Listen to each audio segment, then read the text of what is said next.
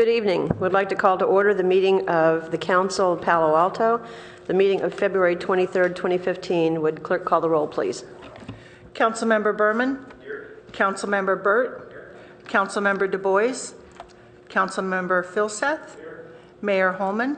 Here. Councilmember Niss. Here. Councilmember Scharf. Vice Mayor Schmidt. Here. Councilmember Woolbach. 6 present. Thank you. So we will be discussing whether to go into closed session regarding a conference with city attorney and legal counsel regarding anticipated litigation with Turner Construction, who is the construction management services for Mitchell Park Library and Community Center. So are there any comments regarding this matter? You need a motion? We do. I would move we go into closed session. I would move. This is Liz Niss talking from the wrong vantage point here, but that's really me, and I'm moving that we go into closed session. So we have a motion by Councilmember Niss, seconded by Vice Mayor Scharf, to go into closed session. Vice Mayor Schmidt? Yes. I'm sorry, Vice Mayor Schmidt. Yes. So are there any other comments? Seeing none, we will vote on going into closed session. I'm not quite sure how to vote. Yeah.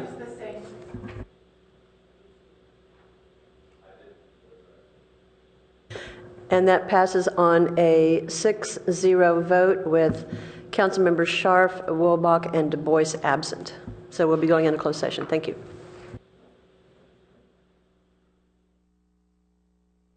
Feel good about it, then turn around.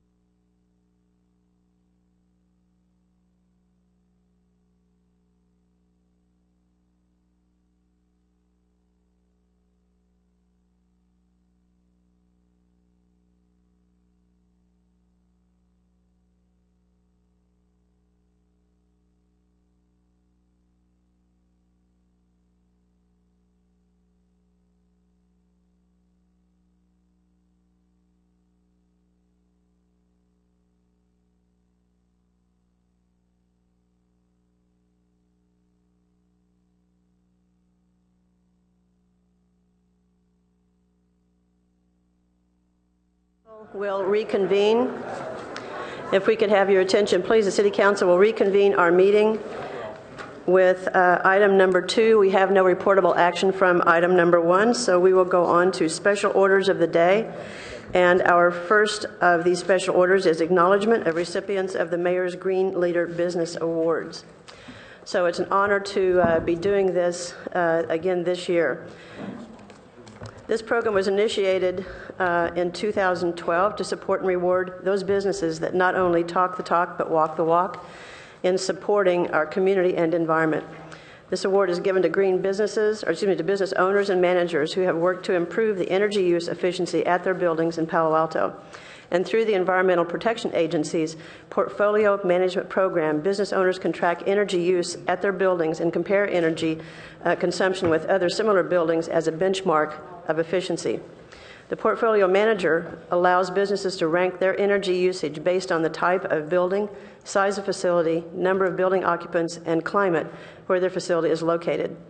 The higher the score, the more efficient the building. A score of 50 means that a building is at a median level for energy use compared to similar buildings across the country. A score of 100 means that a building is the most efficient of buildings of its type and climate zone. A building that scores 75 or higher in Portfolio Manager can become an Energy Star certified facility. On average, Energy Star certified buildings use 35 less energy and are responsible for 35% less greenhouse gas emissions than non-energy certified facilities. A Palo Alto business whose building has received the Energy Star certification in the last 12 months is considered a green business leader. If a building receives a score of 90 or higher, owners are presented with our Gold Level Green Business Leader Award. And we have a number of those buildings and building owners here this evening. 6 Palo Alto businesses qualified for Energy Star ratings in 2014, and we'll be talking about those as we meet down at the microphone.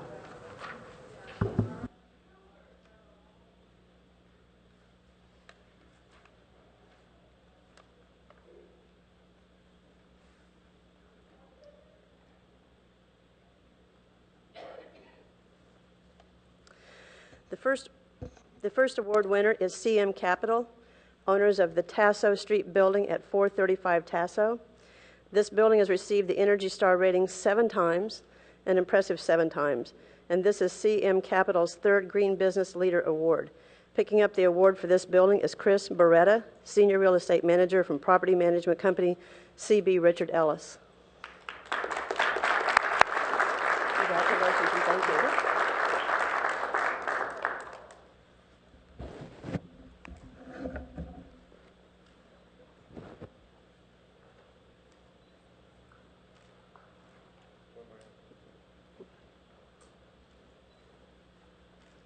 Okay. Thank you very much, and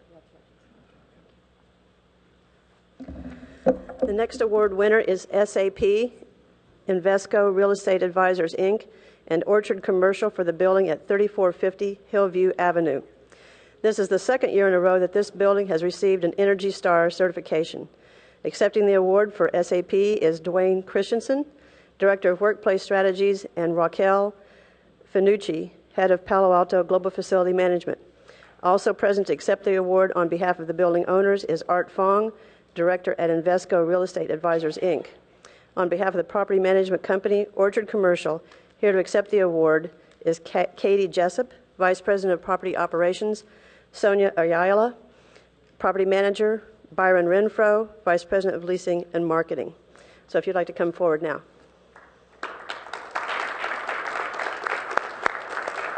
Thank you very much. Thank you.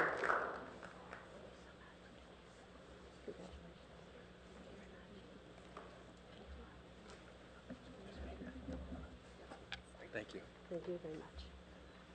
Who'd like to hold this? I guess you're in the center.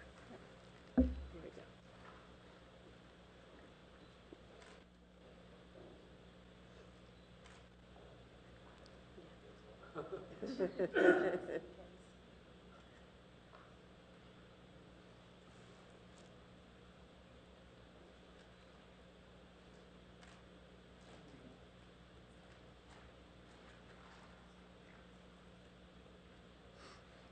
Great.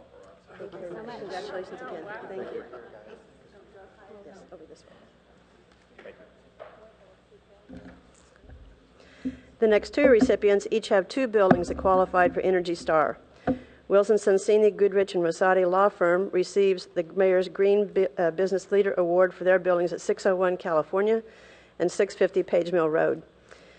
This is the third time the law firm has received the Green Business Leader Award for both buildings in Palo Alto.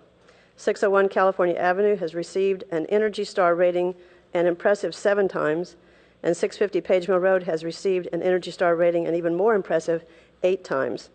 Here to accept the award is Kristen Ashby, Facilities and Sustainability Manager at Wilson Sonsini, Goodrich, and Rosati. Congratulations.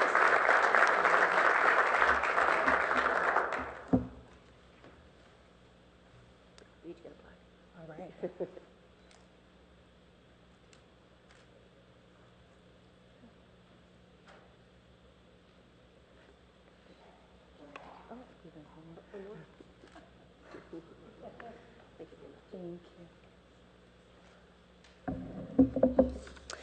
And our next recipient is Stanford Real Estate for their properties at 3210 Porter Drive and 975 Page Mill Road. This is their third time receiving an Energy Star rating and Green Business Leader Award for 3210 Porter, and the second time for 975 Page Mill Road. The building at 3210 Porter was built in 1962 and received a rating of 91, the highest of all award recipients, congratulations, thereby qualifying it as our only gold-level award winner this year. Picking up the award for Stanford Real Estate is Andrew Schultz, Property Manager from Hines Property Management.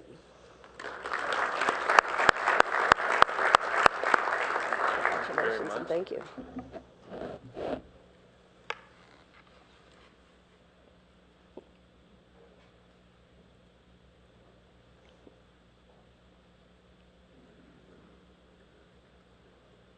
Thank you. Thank you. Thank you very much.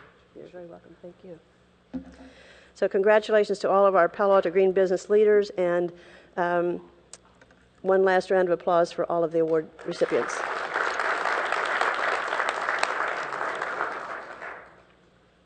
And if you all will join us in front of the podium here for another picture.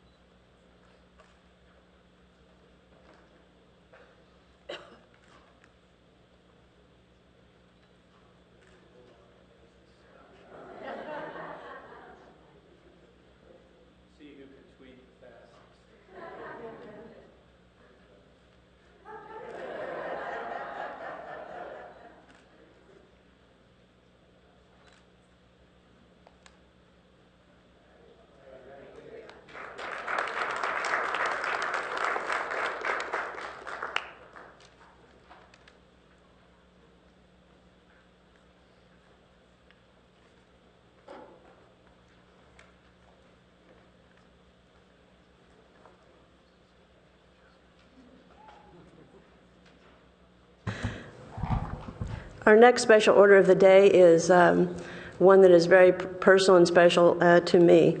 Sean Maloney, as many of you know, was a high-ranking official with Intel, and in 2010 was struck by a stroke. And it is with great pleasure that they are here this evening, Sean and your family, to make a presentation about a project that you've undertaken called Heart Across America, and which will launch a nationwide bicycle ride starting from City Hall Plaza March 22nd. Welcome, Sean, and welcome to start your presentation.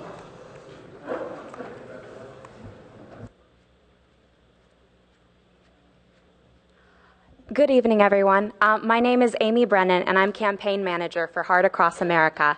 I'd like to welcome our supporters to the podium. First and foremost, of course, Sean Maloney, man of the hour, cyclist who will be going across America for heart attack and stroke. If you could please stand up and join us, we'd love to have you. There's also Mary Brethauer of Stanford Healthcare. Dr. Calvin Kuo of American Heart Association. He is on his way and hopefully will be here soon. From the Pacific Stroke Association, we have Reisvan Mongam and Victoria Thoitz. Also from the Pacific Stroke Association, we have stroke survivor Alan and his wife. I'm looking up here. Help me with your name again, dear. Jill. Thank you so much. In addition, we have Dave Fish, our co-cyclist across the country from Tercera. We have Charlie Za of VMware, who's helping to arrange some riders. We have Ben Cooper of the Palo Alto company Clark Street Associates. We have Nasiba Balamin, strong supporter. We have Gerald, who is here as well, one of our people who's been amazing on the campaign, Margaret Maloney, of course, and the girls all who've been so instrumental in making this ride possible. So if we could get a quick...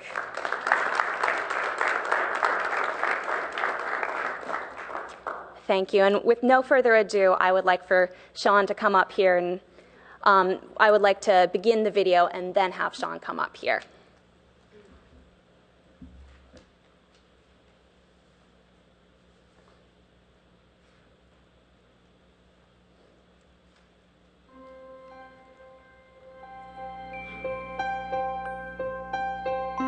This is a film about our friend, Sean Maloney. Sean was an executive vice president at Intel Corporation, known for his incredible energy and great speaking style. In fact, many industry observers thought he might well be the company's next CEO. Sean was a serious rower and had always been in great physical shape. But in late February 2010, he suffered a debilitating stroke. It paralyzed much of his right side and left him in the hospital for more than 6 weeks. The stroke also destroyed the portion of his brain normally used to produce speech. Given the severity of the stroke, it's understandable why some people doubted that Sean would ever return to work at Intel, let alone make it back to a senior position. But then, those people don't know Sean.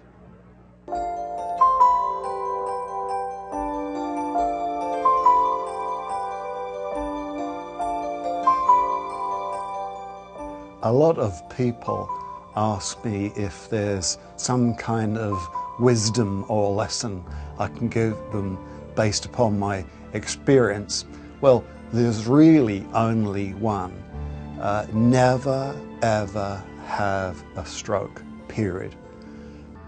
My first impression of Sean was he scared the crap out of me. He was so driven and so well respected in the company.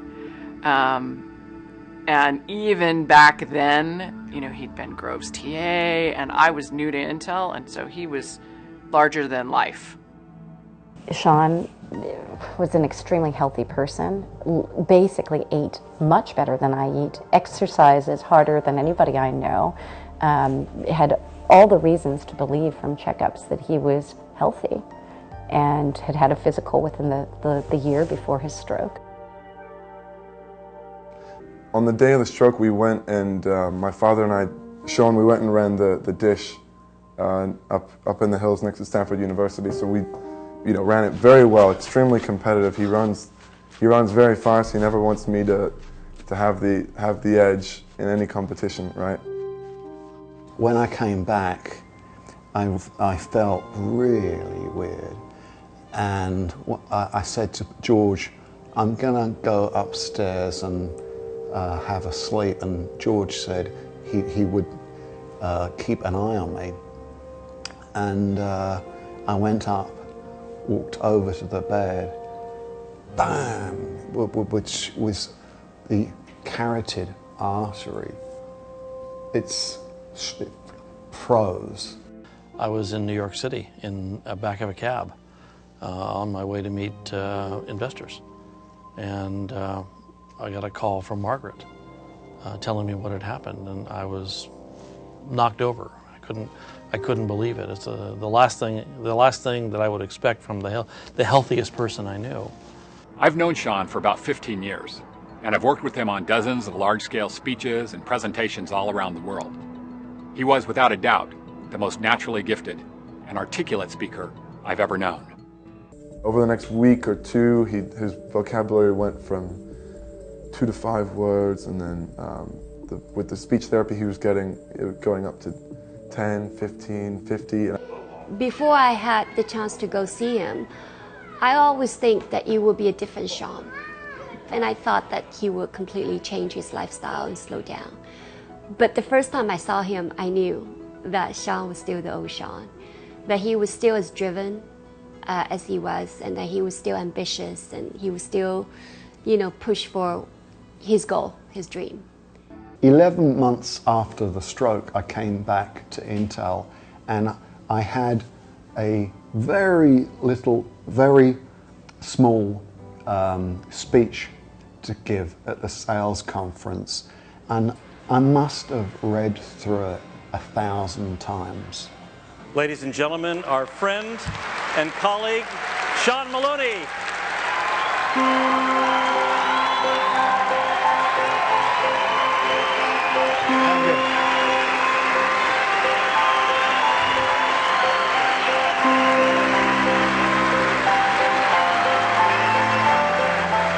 I expected an ovation. I expected some thunderous applause.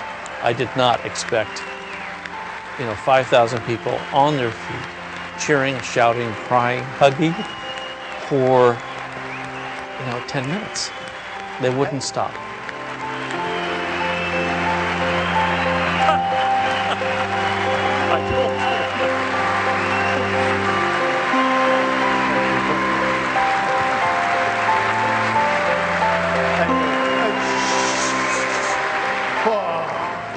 Wow. I am back. Yeah. And you have no idea how good it feels to be saying that. It can be done. It requires an incredible investment in time, energy, and focus.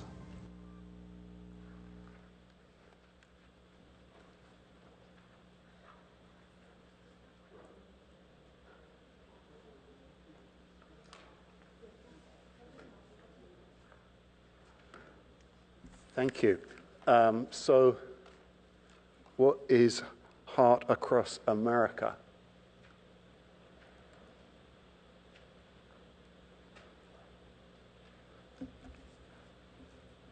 That's it.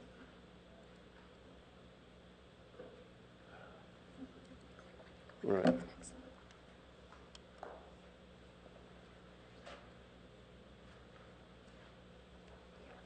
Yeah. Thanks. It's a cross-country bike ride to raise heart attacks and stroke awareness, providing screenings to the public at no cost. This is together with the American Heart Association. So 5,000 miles. I thought it's 2,000 miles.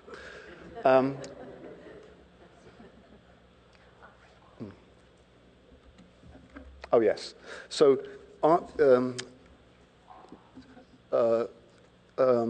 because we are going to all the major cities, we are kicking off in Palo Alto with Mayor Karen Holman, and we hope that many of you can join. It's going off to Los Angeles, Phoenix, Albuquerque, San Diego, Austin, then all the way up to Chicago, then left to Pittsburgh, and then we get to New York City on the 13th of November. Thank you. So why do we think this? I think there are things that everyone could do to improve their chances. When I look back on my stroke, I did what I was supposed to do at the time. I had my yearly checkups. I ate healthily and was extremely fit. But like 70% of people who have strokes and heart attacks every year, I had a blocked artery, a ticking time bomb that I knew nothing about. Heart attacks and strokes are normally created by the thickening of arteries. A simple ultrasound would have revealed that blockage. Heart attacks and strokes are the #1 cause of death worldwide, and the #1 cause of death in the United States, period. Together they kill far more than cancer, far more than automobile accidents or gun violence. It is the #1 cause of death in the United States, period. According to the American Heart Association, 80% are preventable. 80% are preventable. Palo Alto is a leading international hub for heart attacks and stroke prevention, and together we will lead in the attack on heart attacks and strokes.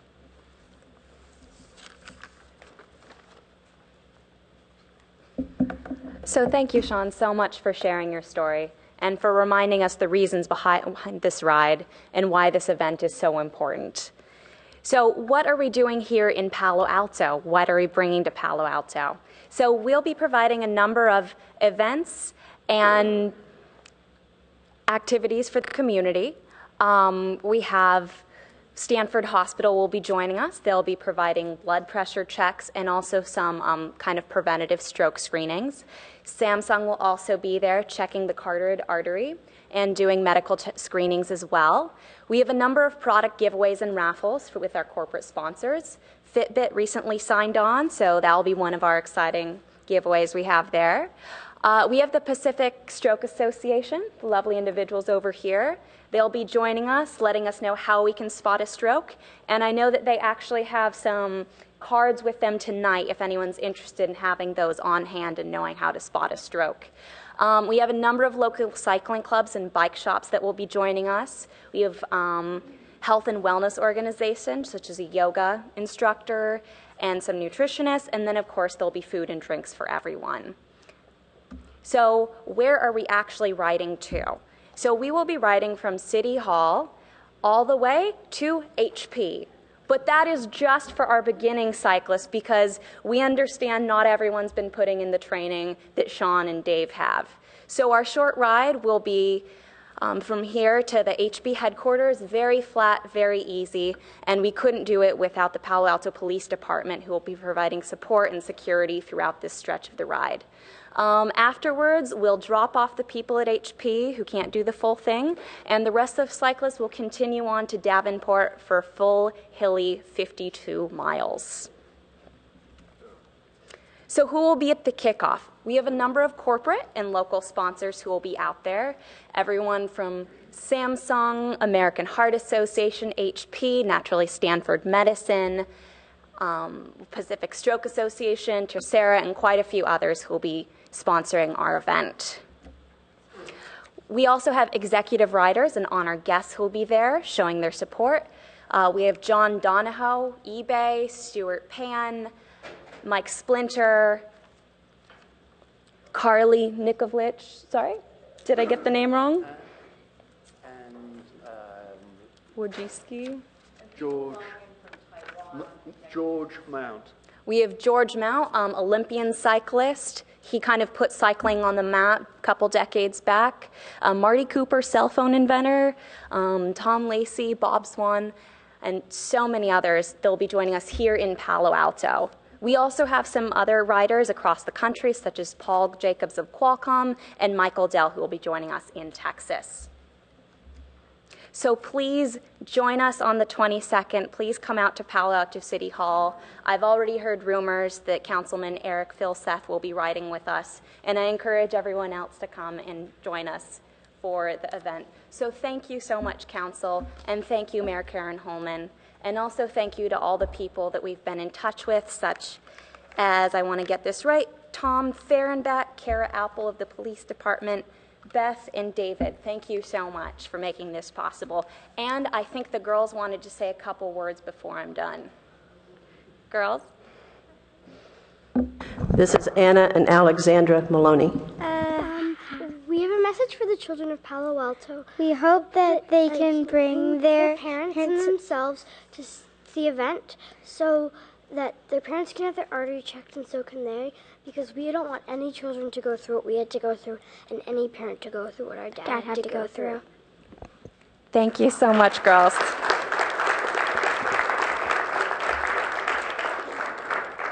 And now we'd be happy to take any questions from the council or the audience.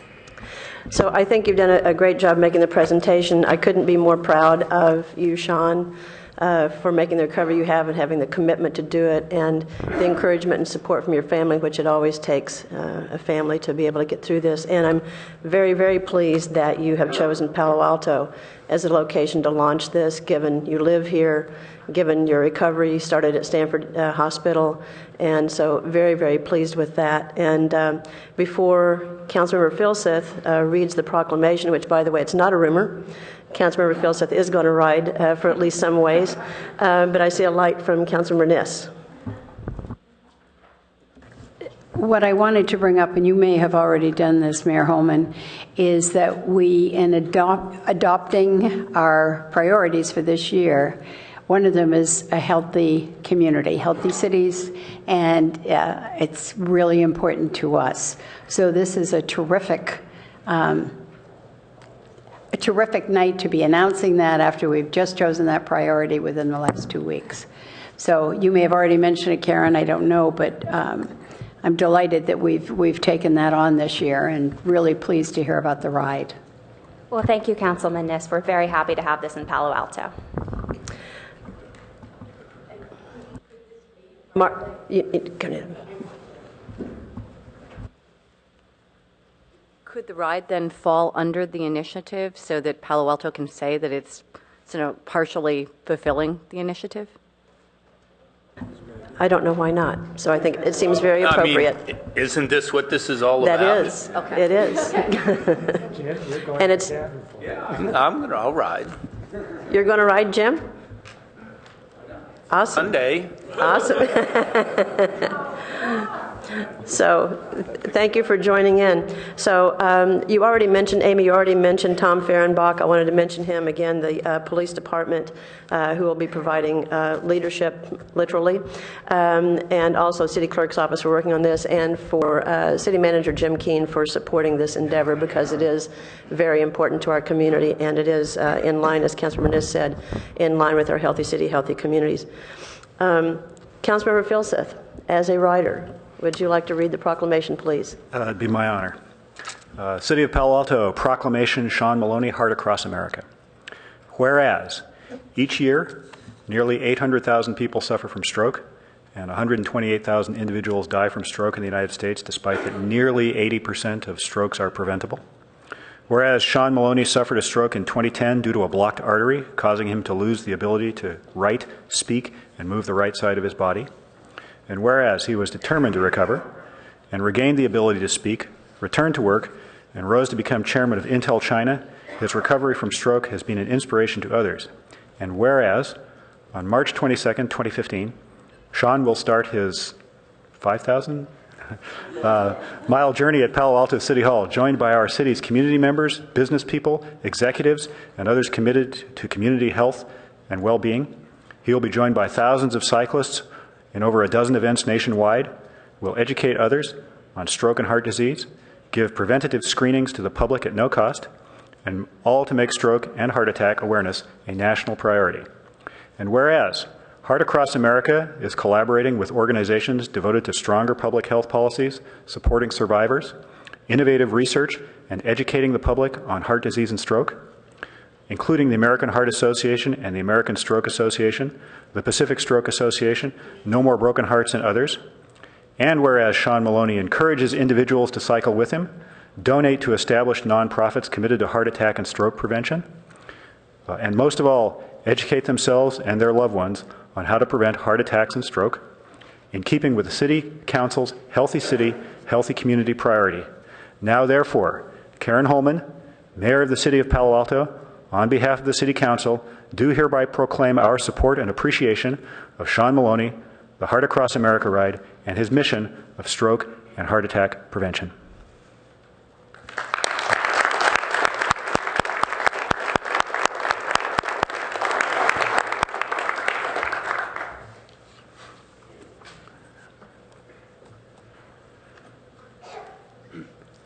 Eric, how far are you going to go? It's going to be brutal. The problem is I'm doing that right the day before, too.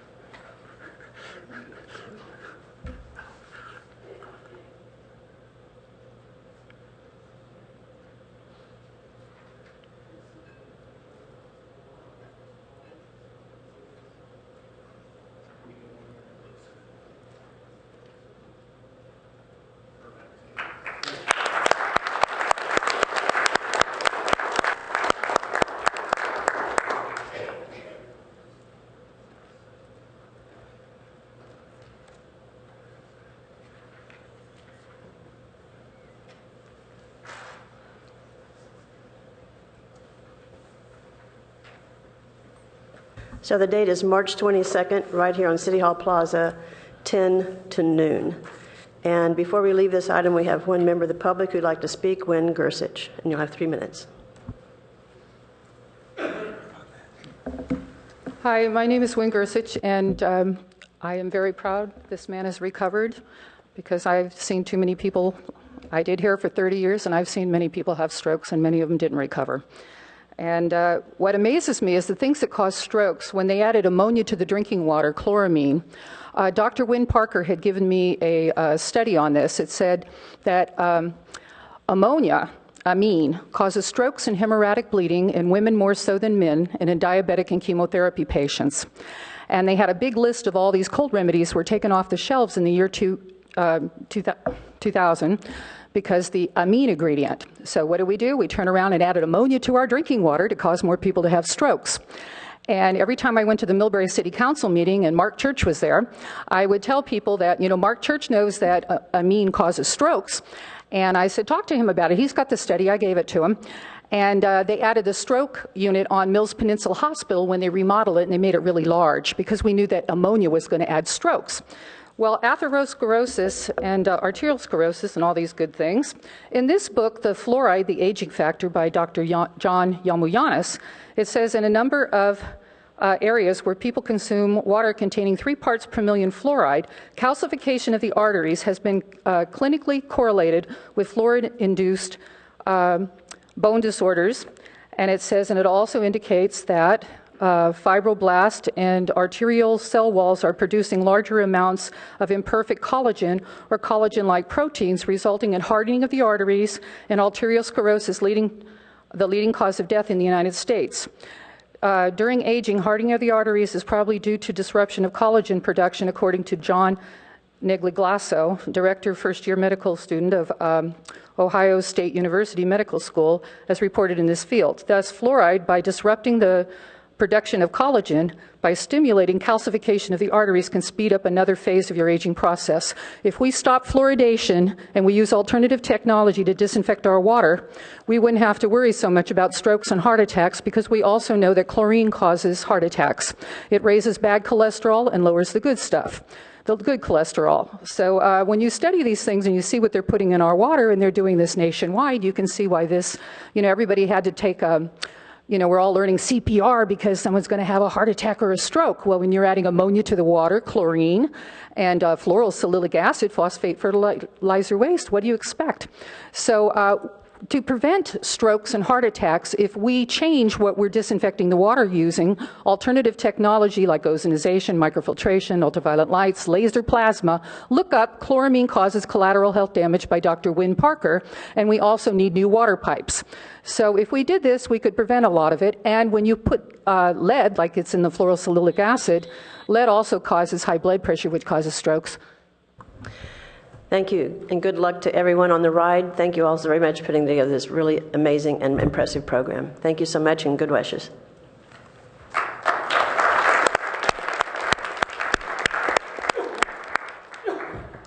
So with that, we move to agenda changes, additions, and deletions. Seeing none, we go to city manager comments.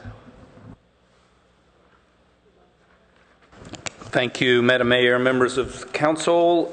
Did want to announce on the heels of your honoring of green business leaders that we already have close to 800 customers signed up, including our new lead certified Mitchell Park Library, since launching the Palo Alto Green Gas program last month.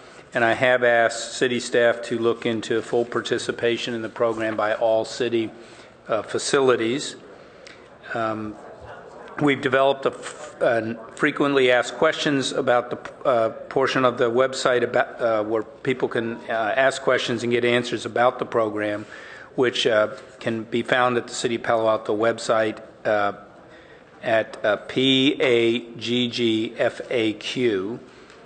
And there are some other positive impacts for our residential and commercial customers who will provide to the community and the environment through the program.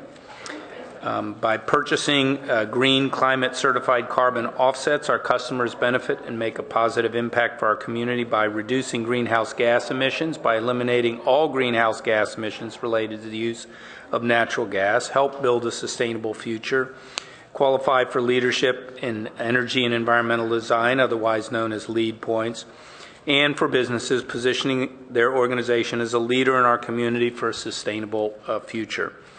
We estimate that participation in Palo Alto Green Gas will add approximately $5 per month to utility bills for the average Palo Alto resident. And of course, that's a voluntary program as far as sign up. I did just, as a sort of follow-up to Peter Kageyama's visit for the love of Palo Alto, and February being, the month famous for love, I did want to announce that the Apple Store does have the Our Palo Alto app, and folks can, in addition to the Android version, can get online and follow our events, but certainly take pictures of places they like around the city or love in our city and send the city a love note.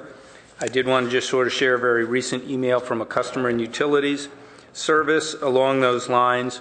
It basically went, hello, George. I'm writing to tell you that your serviceman, Greg Unger, did a fantastic job repairing a broken valve at our house this morning. It was a tough job, and he was patient and walked me through every step. I wanted to tip him, but he is not allowed to accept, so I'm doing the next best thing, which is letting you know how competent and responsible he is. It wasn't signed love, but it was certainly sent with love. Well, in advance of Heart Across America, we have Read Across America Day, which is next Monday, March 2nd. And folks can join the fire department in the Read Across America Day next Monday. Firefighters will be reading to students at the Nixon Elementary School as they join millions of their peers across the country to celebrate the 16th annual Read Across America Day. Please join in and make next Monday Zoosational as they celebrate under one red and white stovepipe hat made famous by the Cat in the Hat. Please pass that news on to Councilmember Scharf, who I think favors that get-up on Halloween. And lastly, Cubberley Community Center Day on March 28th. City staff and the various tenants at Cubberley will host a Cubberley Community Day. It will be filled with demonstrations of the tenants, volunteer opportunities like tree planting. There'll be food, music, and kids' activities. And the event is planned from 11 a.m. to 2 p.m., and it's hosted in partnership with Canopy, Kiwanis, the Charleston Shopping Center, and the Green Meadow Community Association. And that's all I have to report. Thank you. Very good. Thank you very much. So now we have oral communications, and you will have 3 minutes. We have, I think, 6 speakers. The first one is David Carnahan. Welcome, David. Thank you, Mayor Holman and council members. David Carnahan, Deputy City Clerk. I'm here to talk to you about board and commission recruitment, which I know you're aware of and the city manager announced last week, but for members of the community that are here or watching from home, wanted to make sure everyone is aware that the city is currently looking to fill 3 terms on the Human Relations Commission, 3 terms on the Public Arts Commission, and 2 terms on the Utilities Advisory Commission. These are wonderful opportunities for engaged community members to give back to their community and help, change the future of Palo Alto and continue the great things that we do here. There are a few requirements for each one. Human Relations Commission, you need to be a Palo Alto resident. For the Utilities Advisory Commission, each member needs to be a utilities customer or a representative of a customer, and 6 out of the 7 need to be Palo Alto residents. Then the Public Art Commission has a bit of a mouthful that I have not found a concise way to summarize, so you get to hear the whole thing. Members of the Public Art Commission shall be members of the Architectural Review Board, or shall be professional visual artists, visual arts educators, professional visual arts scholars, or visual arts collectors whose authorities and skills are known and respected in the community, and whenever feasible, who have demonstrated an interest in and have participated in the arts program of the city. So again, 3 terms on HRC, 3 on PAC, 2 on UAC. The deadline for applying is March 3rd, and we do have applications in the back of the chambers here and a flyer with some more information. And those the applications are also available online. All of the terms are for 3 years, running from May 1st of this year to April 30th, 2018. Thank you. Thank you, David, very much. Stephen Rosenblum, to be followed by Stephanie Munoz.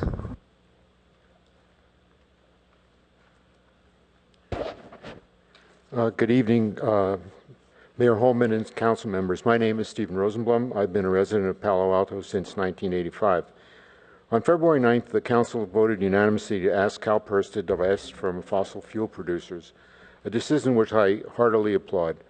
I would like to present you with a petition signed by 155 people, 112 of whom reside in Palo Alto, asking the council to divest city investment funds from utilities involved in consuming coal and investment banks that finance fossil fuel extraction.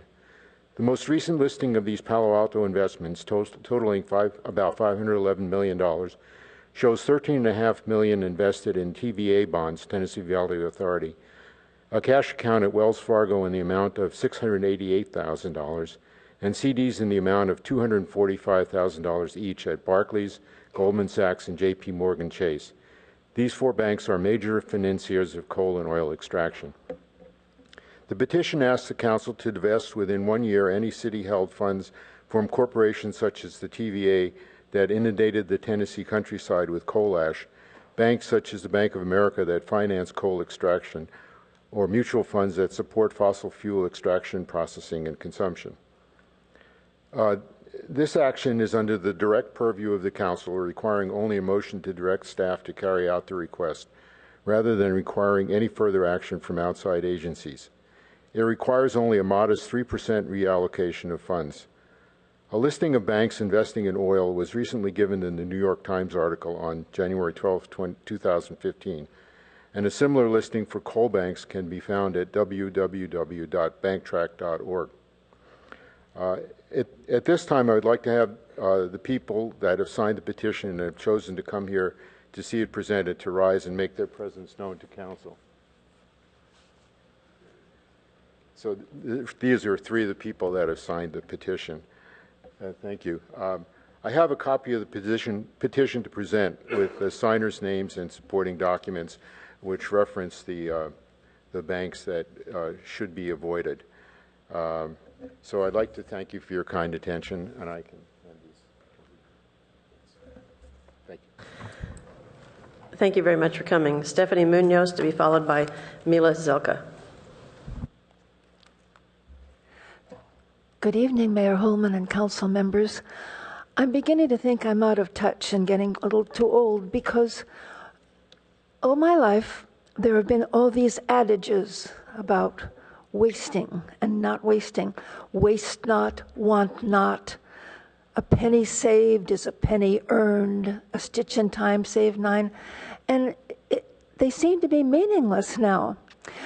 When I looked at the Post at their kind of nasty headline about poor Candace Gonzalez and her husband being the broker for the Maybell property, I thought I was really disappointed.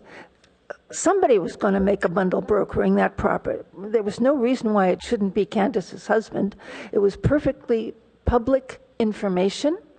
And I got a letter from Candace myself saying, unfortunately, we have to sell the property. The headline that should have been was, that property sold for $22 million. That's what the headline should have been, because Palo Alto, just for its own amour propre, just for its own pride, gave up that beautiful property because they had said, oh, we couldn't possibly afford that without the development part of it. That's what I thought should have been the headline.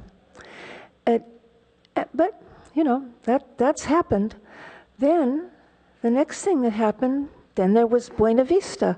And I was horrified. Everybody in town was horrified. Finally, Joe Simidian pulled the rabbit out of the hat and he said, have you stopped to think how many millions in affordable and low-income housing you are going to see just thrown away? And I think that made people come to their senses. That's a good one. The next one, though, was when I looked around, I was looking for some lockers for all those people that had in the jungle down in San Jose. They don't have any place to put their stuff.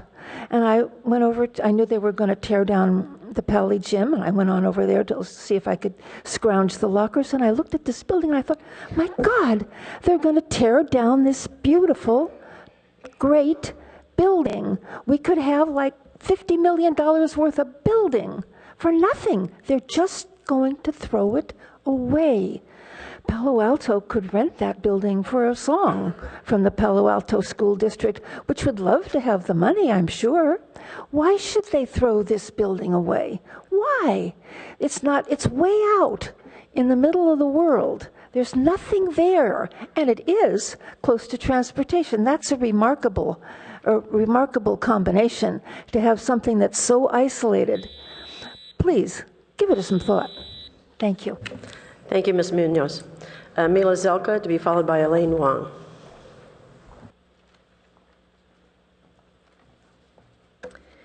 On behalf of Palo Alto Forward Steering Committee, we would like to express our thanks to City Manager Jim Keene for setting aside affordable housing funds for the possible prevention of the relocation of Buena Vista residents and potential preservation of the Buena Vista site for dedicated affordable housing. These city funds, which match the $8 million set aside by Santa Clara County recently, mark a promising time for a renewed community discussion on if and how the property can be preserved as a long-term supply of deed-restricted affordable housing, and as a continued home for the 400 or so current Buena Vista residents, many of whom are children attending Palo Alto schools. Our group, Palo Alto Forward, is interested in housing and transportation options in our city, and we are pleased to share that we have partnered with Friends of Buena Vista. We know that this is a very challenging issue, but we are proud to live in an incredibly compassionate town, and we look forward to supporting this important continuing discussion with our friends and neighbors. Thank you, Elaine Wong, to be followed by our final speaker, Wynn Gersich.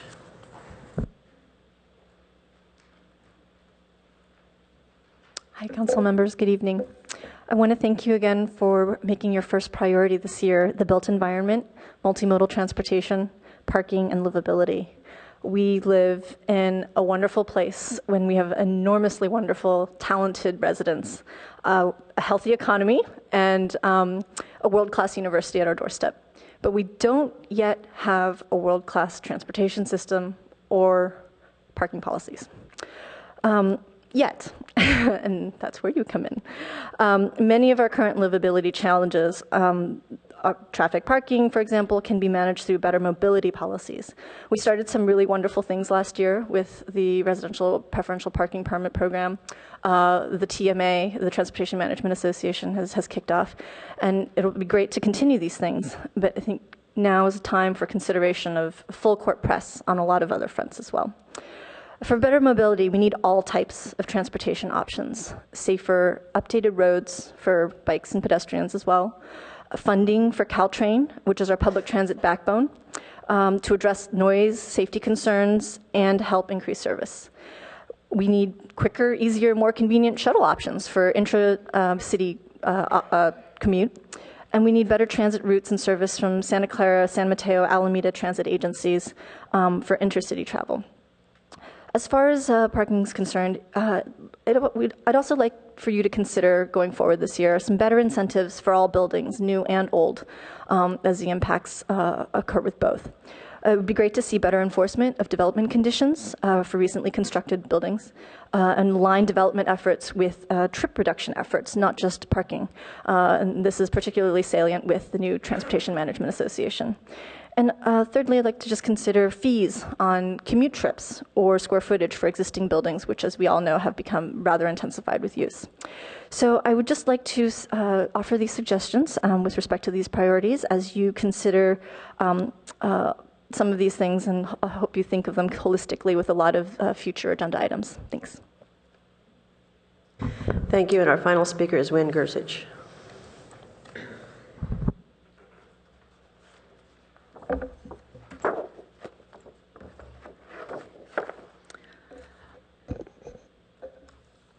I've been going to a lot of different city councils, and recently I went to Millbrae and I went to Sonoma. And Sonoma was, their mayor doesn't want fluoride in their water, and they're trying to get their county not to put it in. And when I was in Sonoma, I was telling them what your city council did, passing the resolution to have the CalPERS pensions to be diverse and not invest in dirty oil fracking, and how great that is.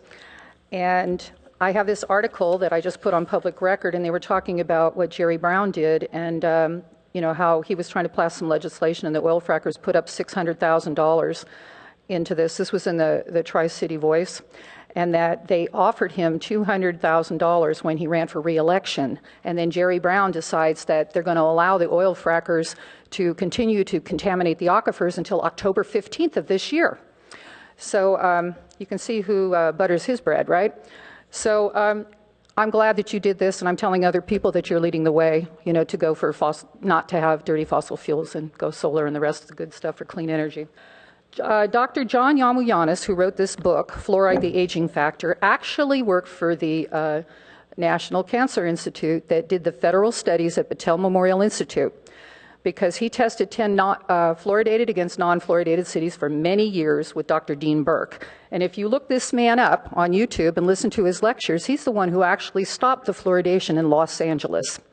And all of his efforts, when you see it in this book and why this causes all kinds of diseases, what amazes me is that when I was in Sonoma, there was 6 dentists that were, singing the praises of fluoridation, even though people take medicine with fluoride in it, which, if a PhD or anybody in medical thing would not give other people medicine through the water who's already taking fluoride and an antidepressant, an antibiotic, a tranquilizer, you're ODing the person. And why would you give medicine to a toothless baby or a toothless senior citizen? And these things that I just put on public record tonight is all of the genetic defect damage from all the studies done. And every single one of them says fluoride causes genetic damage, except in 1979, the National Institute for Dental Research of the USA did a mouse thing, and they claim it didn't cause genetic damage. But if you read the book, The Fluoride Deception, or you watch the video, The Professional's Perspective on Water Fluoridation, which is on YouTube, you'll see that Phyllis Mullenix did the studies on mice, and she proved that fluoridation causes ADD in young mice, and it causes Alzheimer's in old mice. And this genetic damage that she showed, they killed her rats, they flooded her laboratory, they never gave her another grant to do research. And of all these studies, I mean, here's a whole bunch of them. And it just blows me away, the fact that, dentists can get up there and claim drinking a hazardous waste product with lead and arsenic in it reduces cavities and doesn't cause any other health effect. I would think they should be sued for malpractice. Thank you. That concludes oral communications, and we now move to the approval of minutes from November 10, 2014, and November 17, 2014. Do we have a motion to approve? Second. So, Councilmember Berman moves, seconded by Councilmember Niss. I have a light from Councilmember Schmidt. Yeah, I would just note that these minutes are more than 3 months after the meetings, and it is important that we do have timely minutes. So I hope there's a flow of future minutes that come. Thank you. Yes, Vice Mayor Schmidt, there will be a flow. We are now playing catch up with them. So with that, would you vote on the board for the approval of minutes of November 10 and November 17, 2014? And that passes on a 7-0 vote with Council members Scharf and Du Bois absent. With that, we move to the consent calendar. Do we have a motion to approve or any other comments? Motion to approve. Second. Councilmember Niss, motion to approve the consent calendar, seconded by Vice Mayor Schmidt. Any comments? Seeing none, will you vote on the board, please? That also passes on a 7-0 vote with Councilmembers Scharf and Du Bois absent. So we move to our first action item, which is the appeal of Director of Planning and Community Environment's individual review approval of a new 2-story home located at 3864 Carina Way. Staff, care to make your presentation?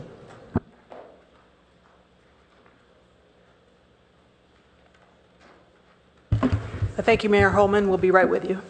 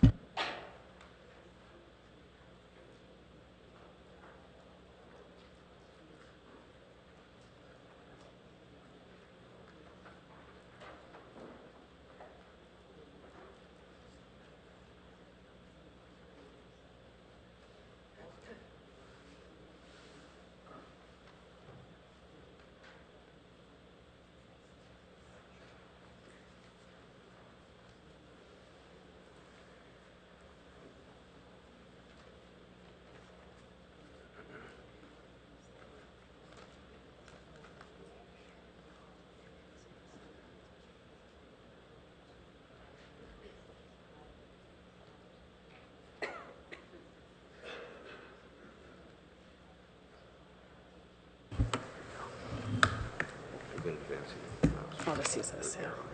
There we go. Okay. Good evening. I'm Amy French, Chief Planning Official, and I'm here to present the item 3864 Carina Way. The project is a two-story home in the R1 zone. It's a flood zone. The site is a vacant lot, you see here. It has its street side property line along the cul-de-sac and its front property line along Carina Way, the local street here. The code required notice for individual review projects is just the abutting properties, those that touch or are across the street from the properties. However, staff sends out notices, courtesy notices, to a 150-foot radius.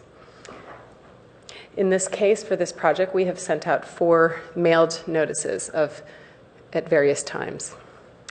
The setbacks, the building setbacks, were determined in accordance with the Palo Alto Municipal Code sections referenced in this slide. The building setbacks required on the applicant's lot are shown in red. The appellants own a pie-shaped lot adjacent. Their rear setback is a pie-shaped setback measured from the rearmost point of the lot, 20 feet. The following photos show the site, the vacant lot. You can see across the cul-de-sac to a newer two-story home that went through the IR process in 2010. And then looking across the lot to the appellant's home and fence. And again, down the lot, you can see down the street, Carina, one-story homes. Looking the other way, there is a two-story home. It's a bit steeper pitched and stucco. Now here's the original design that came in July 2013. Staff could not approve this given the scale, mass, and height, some privacy issues. The applicant revised the plans and met with the neighbors before submitting revisions in August of 2014 and then again in October of 2014. The project is a contemporary two-story home. The revised home changed significantly over time, including reducing the height and mass, adjusting the second floor toward the cul-de-sac away from the appellant's home, increasing the setbacks, obscuring second floor windows, and providing greater articulation and landscaping. Why is it not moving? There. The revised design here meets the individual review guidelines. The Record of Land Use Action, packet page 237, section 3, sets forth the individual review guidelines and how it was determined that the project meets those guidelines. So you're now conducting this hearing, which is set per council action on February 2nd. The applicant has a brief presentation up to 10 minutes to show the aerials, the site plan, and the elevations. And the appellant also is allowed 10 minutes to present with 3 minutes for each party at the end for rebuttal. Thank you. Cara Silver, Senior Assistant City Attorney. I also wanted to mention that for this matter, the council needs to adopt a record of land use action, which is a resolution. And so 5 votes will be needed, either to grant the appeal and affirm the director's decision or to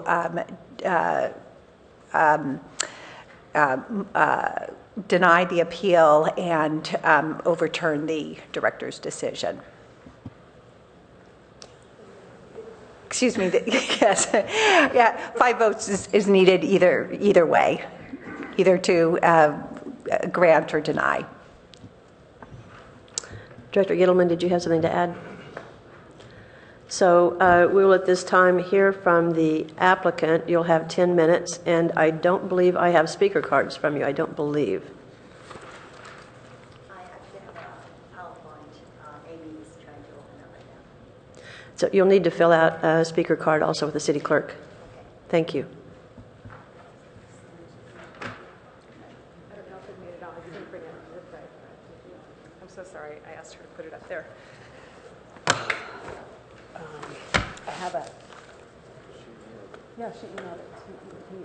While you're doing that, this would be a good time for there to be any disclosures of council members who've had any conversation with applicant or appellant. Is there any disclosure to be made?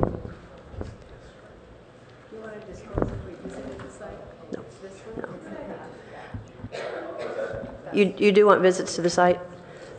You don't mean like Thank you, council drive-bys, members. though? Traditionally, the council hasn't done that, but it is a good idea to do that, to disclose that if you visited the site and took a look. Would you define visited the site? You mean drive-by? Well, I think I'll leave the mode of transportation to you, but In other words, the I mean- idea is to disclose any gathering of information outside of the formal material that's been submitted by the parties or presented tonight. I didn't mean to be flip. I meant as opposed to stepping onto the property with someone. So, okay, Councilmember Niss. So I have visited the site twice. I actually got out of my car. I walked around. I went down the cul-de-sac and to either side of the site. Councilmember Berman. So I visited the site as well. I got out of my car. I did not go down the cul-de-sac, but that was the extent of my visit. Councilmember Burt. I visited the site, and I don't think the details are necessary. No fun. Vice Mayor Schmidt. Yeah, I've been down Corina many times. Councilmember Filseth. I visited the site and I actually climbed up the fence and looked in the neighbor's yard too.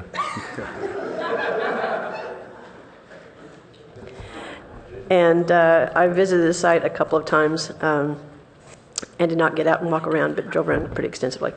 So with that, Helen Koo, who is the applicant, are you? They have hard copies. They have hard copies. Sorry, something happened.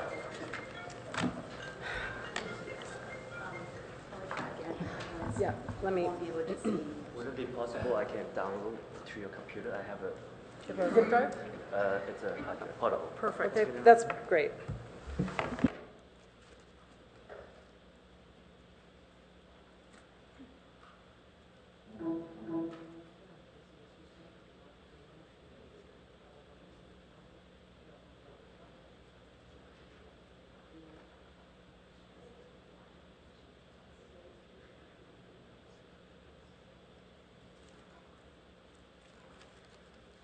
I apologize, Mayor Holman and Council. It looks like our staff loaded 2 copies of the appellant's brief and not the applicant's, so thankfully we're able to remedy that.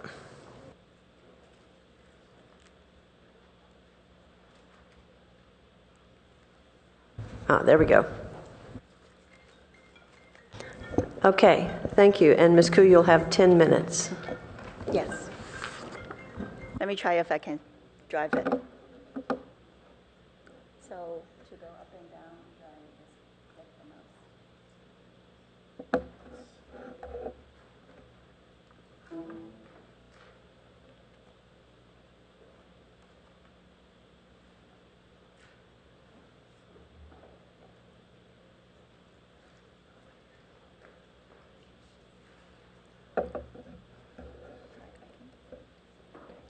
So go back up. Okay. So up and down. Okay. All right. Now we got the technical problem solved. It's really nice to meet all of you in person, council members. Again, my name is Helen Koo. I'm the owner of this property at 3864 Corina Way. As you can see, this is a corner lot have 2 street front. The long street front has about 133 feet, and the short side is about 62 feet. And there's 3 property that's that have shared property line with us. The one that has the longest shared property line is 3860. We have a shared property line of 106 feet.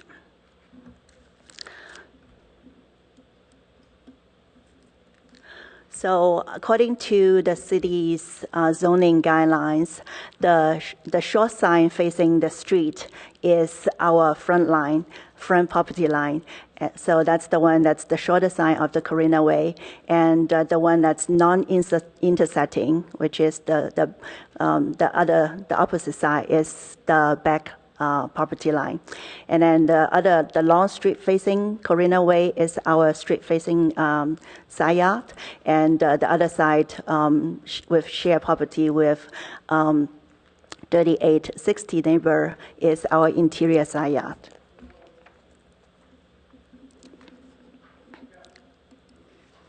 So this one is an aerial view of the empty lot at the zone in. As you can see, the lot is surrounded by mature, tall, heavy trees on 3 sides. On the right, you can see in the top view on the right-hand side, that is the view if you look to the rear lot line and to the rear corner lot.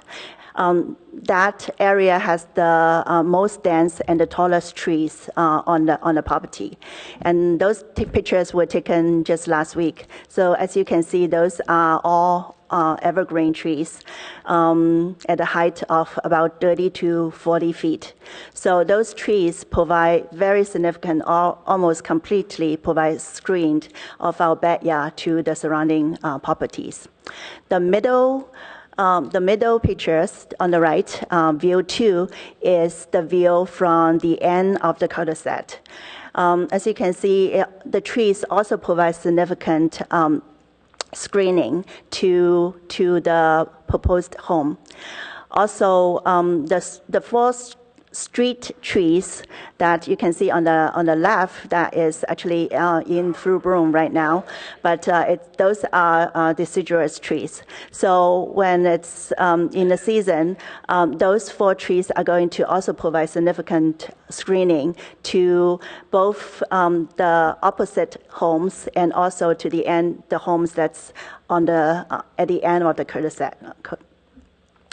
Then the last view, view 3, is the view that is of our interior lot line. That is the side that we share the property line with our neighbor at 3860. There are a few small trees right now, but that there is gap in the landscape right now. But we have proposed to plant 6 evergreen trees along the entire fence between the two homes. Those trees are going to be, when it's planted, are going to be at least 10 feet in height, and when they mature, they're going to be at least 20 feet. So with those trees in place, it's going to provide very significant screening to both sides of the homes and to provide privacy. Oops. Okay, so with the zoning guidelines specification, this slide shows you the building, basically the setback requirement that is per city guidelines. In the front and the back is 20 feet, and our street-facing side yard is 16, and the interior side yard is 8 feet. So basically, the gray area is our building envelope per city guideline. This picture shows the footprint of our proposed home. As you can see, the dotted lines is the building envelope per city guidelines. You can see that the proposed footprint is well within all the building envelope. It's all well within the setback areas. We understand that the most significant impact is going to be to our neighbor at 3860. Therefore, on the interior sideline, although the setback requirement is only 8 feet, we have increased the setback on the 1-story section of our proposed home to 10 feet. And for the majority, actually for the entire two-story section, the setback has been increased to about 24 feet, 3 times the required setback per city guideline. Perhaps I should tell you, just to help you pace, as you have 4 minutes left. Okay. So this is the footprint put in the aerial view. As you can see, the footprint is going to be well within, it's going to be surrounded by trees on all 3 sides.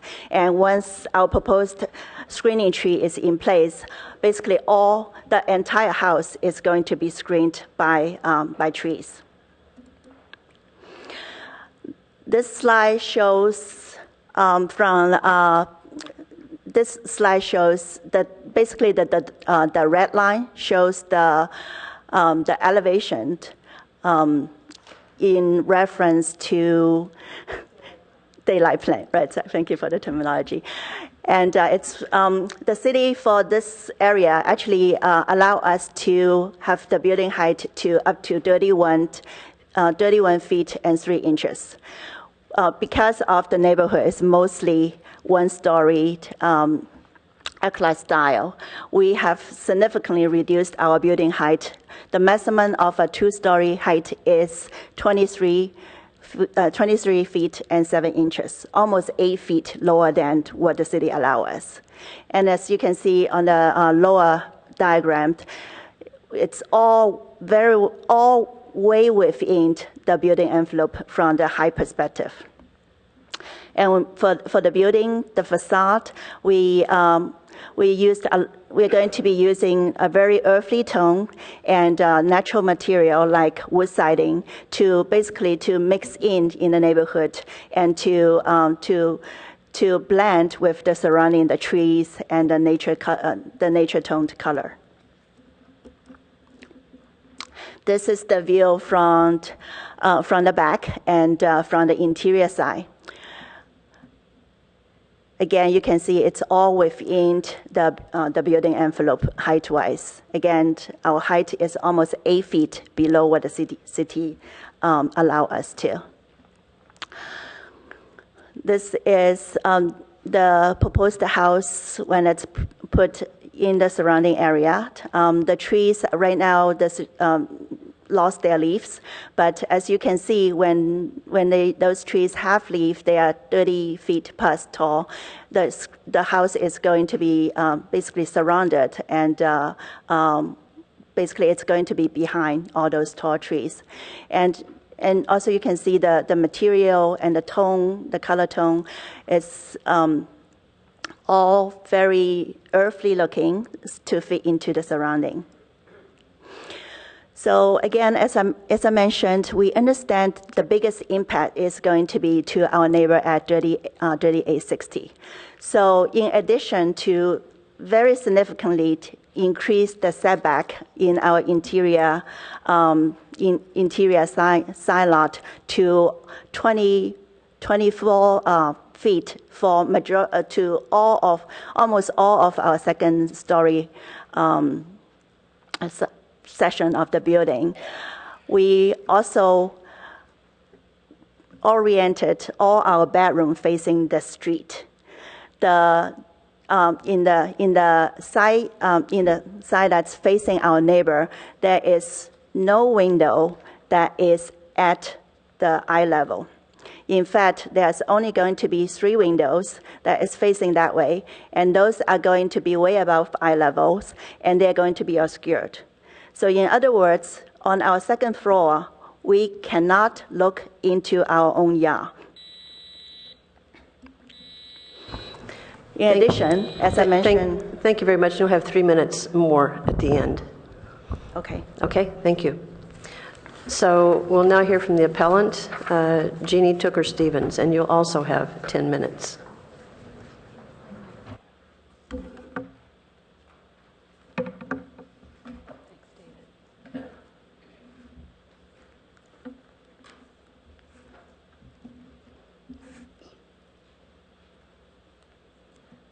Tell me when to start. On your mark, get set. Vice Mayor Mayor Holman, Vice Mayor Schmidt, and council members, thank you for hearing our appeal, and thank you very much for visiting our neighborhood. I'm pleased that you were able to come by and take a look at Carina Way. So tonight our appeal is based on the following. This house is far too large for the neighborhood context. The house does not meet single-family individual review guidelines, which results in adverse impact to the adjacent neighbors. The lot was configured for a much smaller home. Setbacks do not meet zoning goals and intensify the impact to neighbors. The city's failure to follow code and post the second design denied our neighbors the right to comment and significantly damaged our appeal. If IR guidelines are being reviewed and changed this year, our home should have the benefit of that process. We're not asking for a one-story home to be built. We're asking for a reasonable compromise that does not overwhelm our yard and destroy the livability of our home. So you've actually seen some pictures of Carina Way, but here are 12 I'd like to show you.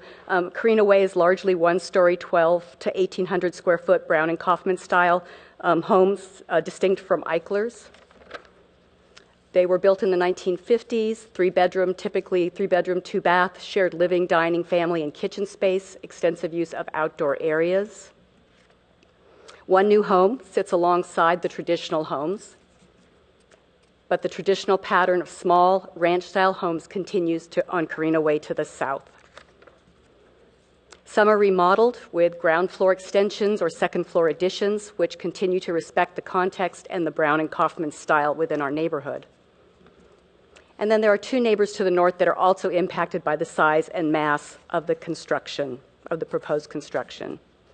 So you've already seen this version of this picture, but I wanted to point out that in this context of the neighborhood, the proposed home is equivalent to two traditional Brown and Kaufman homes. The second floor at greater than 1,200 square feet, and the first floor at greater than 1,800 square feet. This house has 5 bedrooms, 4 baths, separate living room, dining room, family room, and kitchen, 10 to 14-foot room heights, and is 53% larger than the average of the 12 adjacent homes you just saw. And I would point out our home in the background there at 3860 Carina Way. I've also used the streetscapes to address the noncompliance with IR goals and guidelines. A goal is to preserve the unique character of Palo Alto neighborhoods, promote new construction that is compatible with existing and evolving site development patterns. The scale and mass height shall be consistent with special attention paid to adapting to the height and massing of adjacent homes, which may require the house to be substantially lower than the maximum height limit. And you can see a height differential there between the garage to the north and the top of the house. Stacked, overly square floor plans contribute to boxy, high-impact building mass.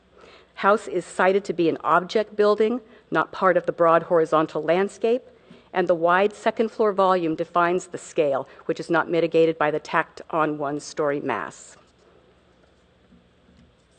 Continuing to the south, noncompliance includes inappropriate height and mass. Eaves, ridge lines extend above neighbors. Tall wall planes, monumentally scaled forms exaggerate contrasts to neighbors. The broad upper floor is almost twice the height of neighboring roof line, calls attention to height compatibility. And again, that variance is shown between my house, which is 12 feet at the tallest point, and the Coos Place home, which would be up almost 24 feet. Again, the noncompliance includes stacking forms, disrupt the massing profile, and that the guidelines state that architectural form and massing should be crafted to reduce visual mass. From the north, the guidelines warn to avoid overwhelming one-story homes with large masses and monumental forms, avoid tall wall planes and strong vertical elements which accentuate mass and scale, avoid forcing building mass and roof lines to fit detailed or interior design-driven floor plans. So you can see projecting out from to the north is a bedroom projection that they've extended out, and to the east towards my house is a bathroom projection. So that's certainly an interior design-driven floor plan. Also avoid stacking forms that disrupt the profile, and again, reducing visual mass is key here. So this also massing impacts neighbors to the north at 3854 and 3856 Carina Way. Both neighbors to the north can see this house, and it is right in their sight of their backyards and the top of their house. To the east is the rear of the home, and that's our backyard. So IR guidelines say foster neighbors' concerns regarding privacy, scale, massing, and streetscape. Balance diversity of style with respect for surrounding context.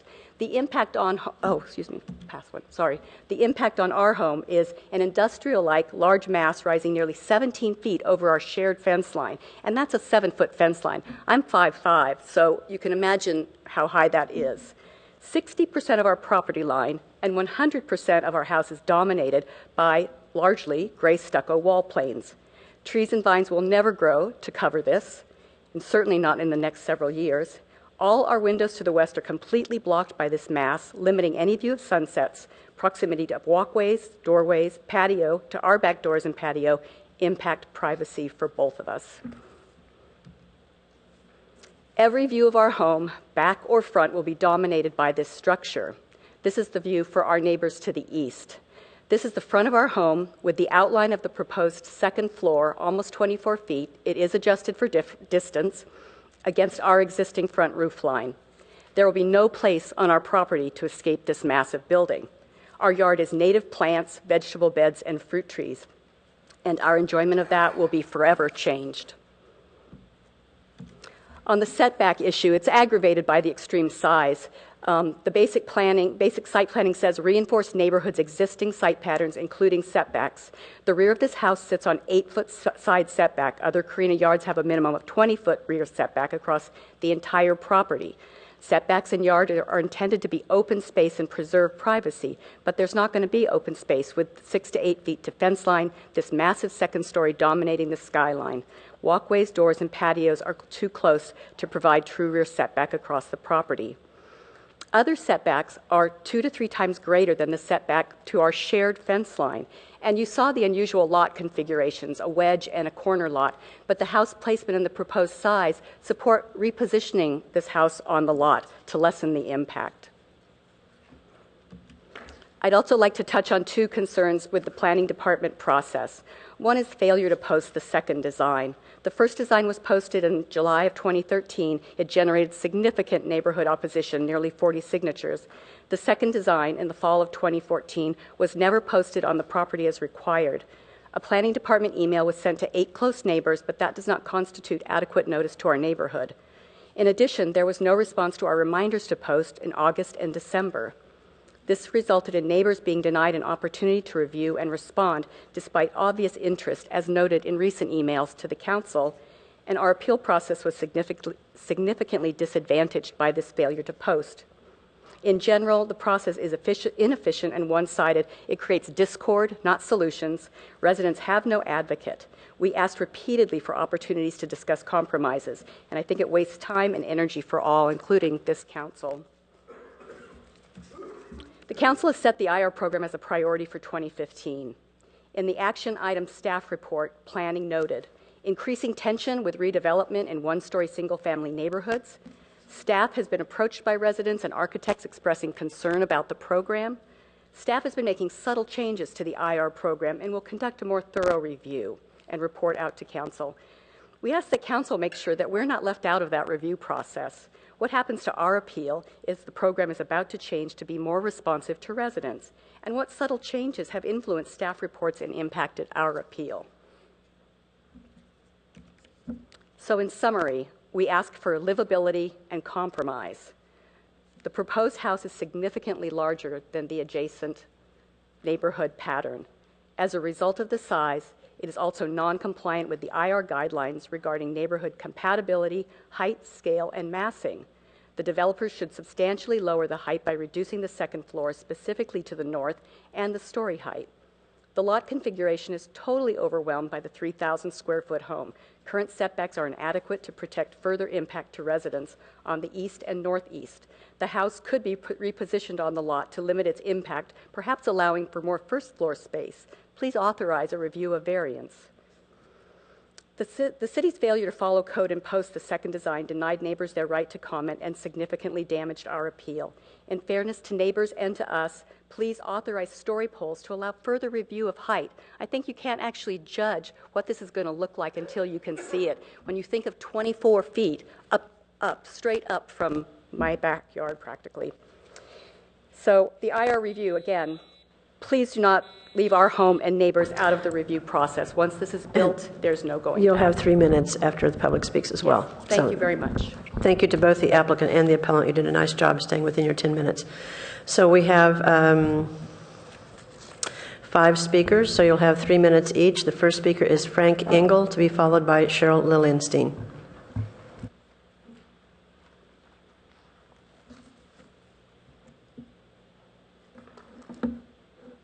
Can you help me get to my presentation?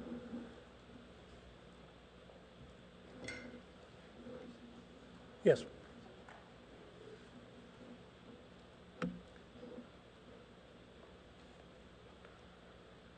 I'm sorry, I need some help setting this up. Okay. My presentation's on the desktop.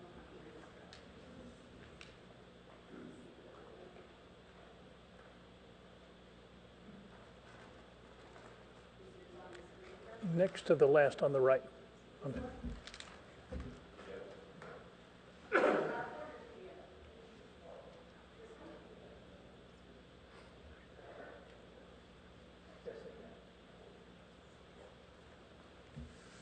I'm Frank Engel, and I want to speak in support of Jeannie Stevens' appeal of the director's decision. I don't have any financial stake in this, and it's just that I just went through this process myself last year and have plenty to say about it.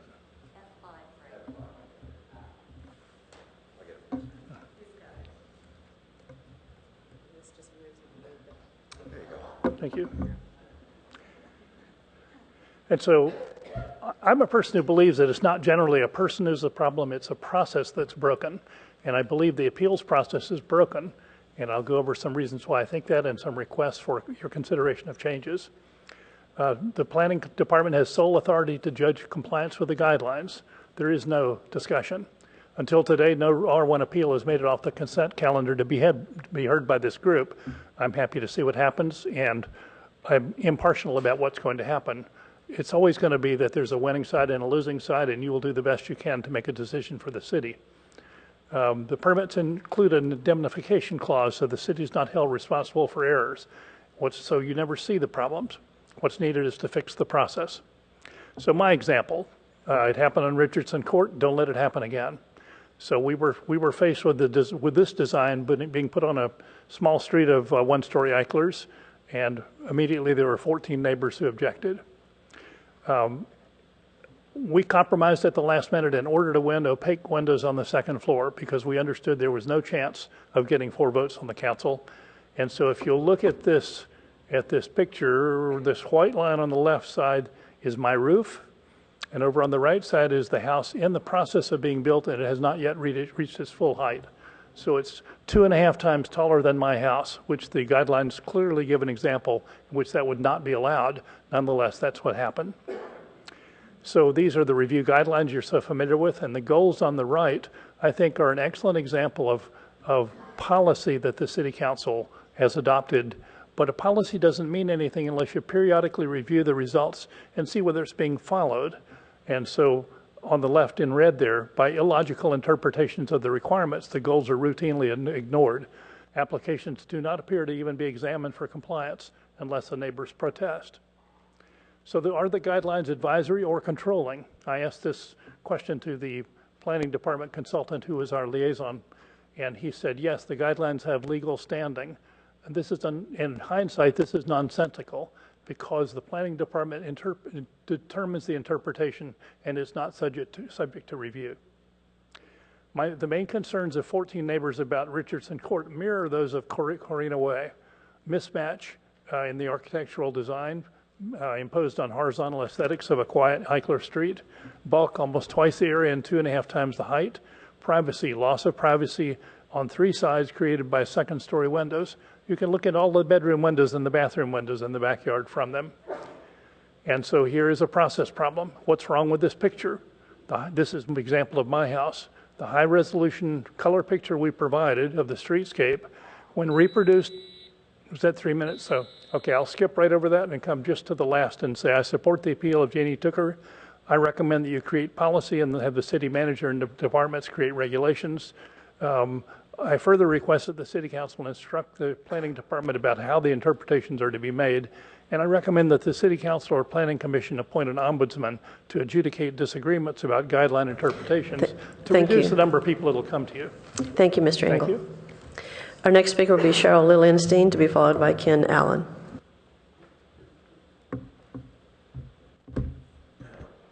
I'm here in support of the appellant.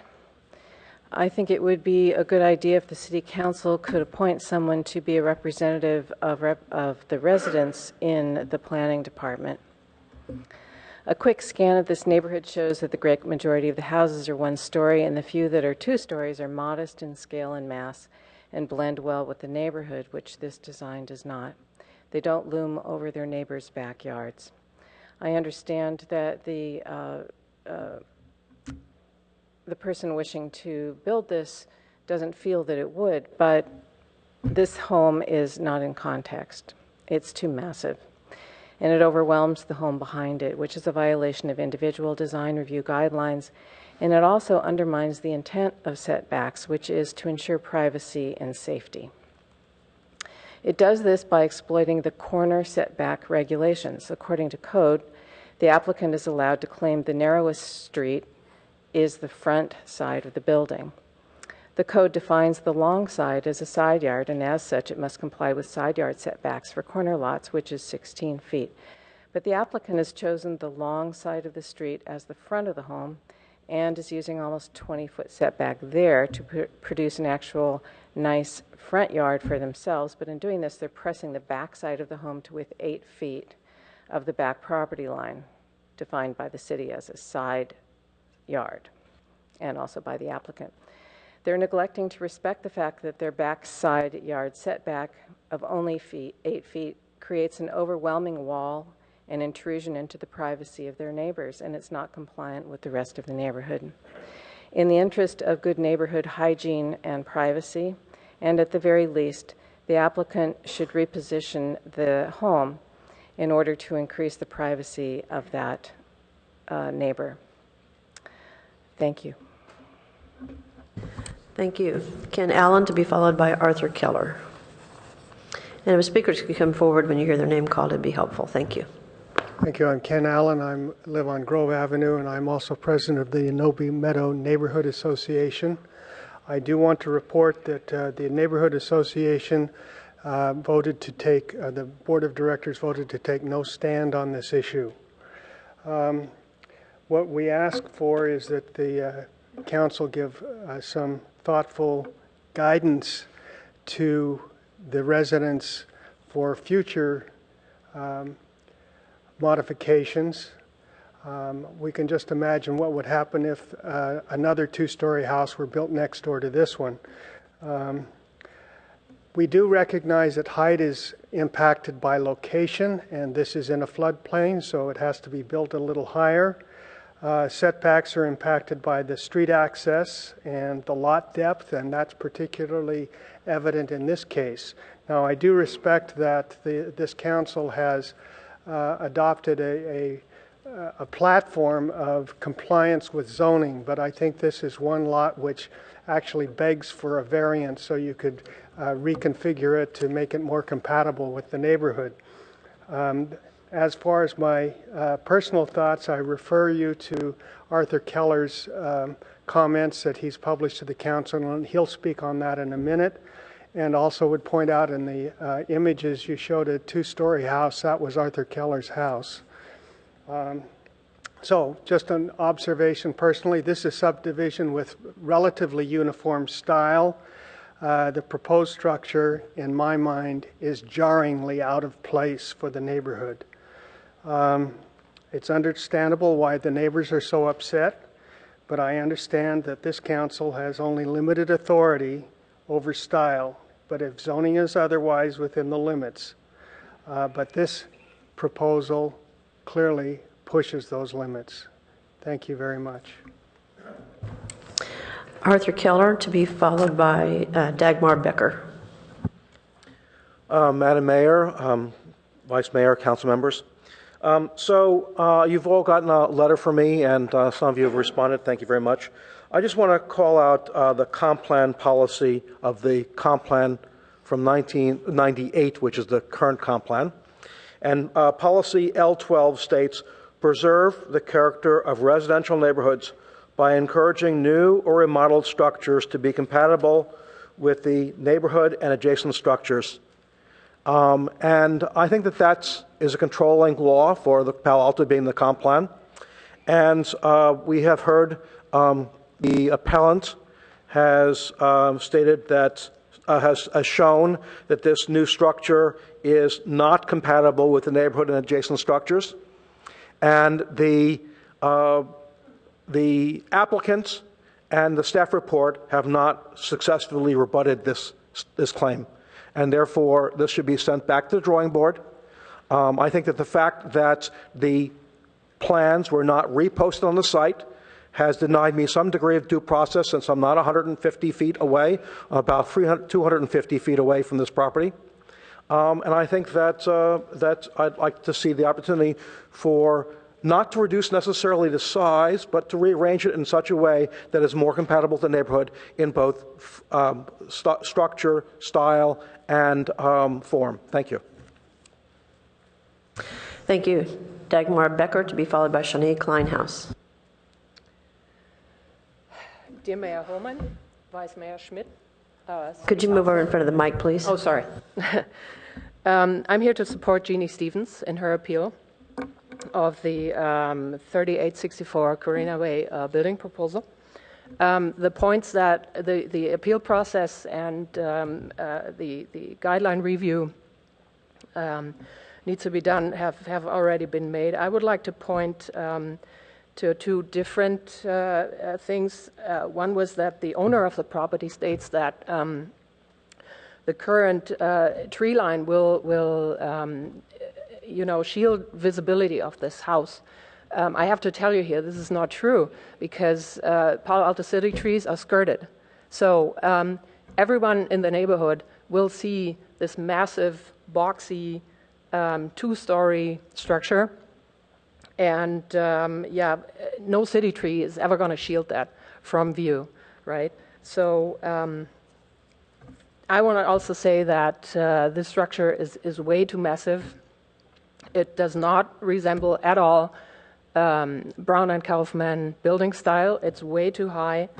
And I also want to point to at least five other lots that are within eyeshot of my own property. I live on the corner next to Arthur Keller's house that either have been sold recently or show significant activity in that direction and might be sold in the foreseeable future. So what I would like to see here is that the guideline review will yield regulations that will make coexistence with new incoming neighbors possible. We do welcome new neighbors, but how can we coexist with people whose home design is offensive even before they have set foot on their own property? Thank you very much. Thank you. Shani Kleinhaus, to be followed by Mike, I believe it's Murnane. Thank you, Mayor Holman and City Council. This time I speak as a resident. I live on the Corina Way cul-de-sac, and I have been there since '97. This street has seen a lot of tragedies and a lot of changes through these years. This particular lot had a house that burnt, and old Barbara Costello died there, and I was really, really sad. And after that, the house was still standing for a long time, a burnt house, until finally it was removed. And then the empty lot became really the heart of the neighborhood in a way, because so many children come to play there all the time. They ride their bikes from everywhere. This is the most active place for children in the city. And it's probably because there was no regulation and no constructed activities. It also became a place for wildlife. Just yesterday was a great blue heron there. We've seen quail and coyote, things that I've never seen in the neighborhood. Were attracted to this gem. I think every city block needs an empty lot in it. Well, the house that is next to us is the biggest house in the neighborhood, and that was built about 3 years ago. And the owner came and told us how he needed a place for his family, and he brought his mother and his children and everybody there, and he said, we really need the house this big. And we accommodated him, and we even took the fence down so they can put the garage really close to our property.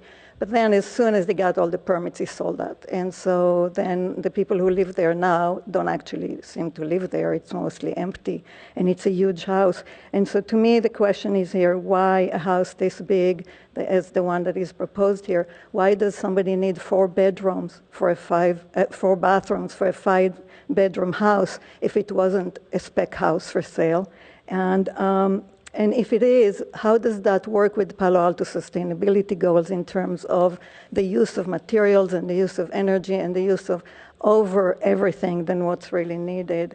So this house is too big for our neighborhood. It doesn't fit the style and it doesn't fit the spirit. And I hope that you develop new guidelines for how to fit homes, like any kind of homes, into the neighborhood. And the Ginny will have the benefit, or will benefit from new guidelines and not have this house approved and really impact her quality of life or her life in general, and whether she can continue living there and enjoying her property or not.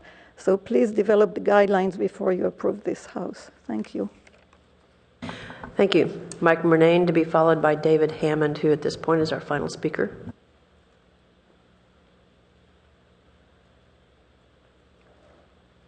Yeah, thank you. My name is Mike Murnane. I lived in Palo Alto for 40 years. Can't believe that. But anyway, that's long enough. So I remember when Liz Niss ran for school board. So she's been around with me, I guess. But anyway, I live on a Metro Circle that's in Greer Park, Eichler Development. And the reason we're here is we want to support this effort to stop the building of this house and get it redesigned. Because we went through the same thing just recently, and fortunately, I think our efforts are going to end in a good compromise and a good result. But what got me thinking was, if you look at South Palo Alto, it was all built by developers. And developers designed the streets.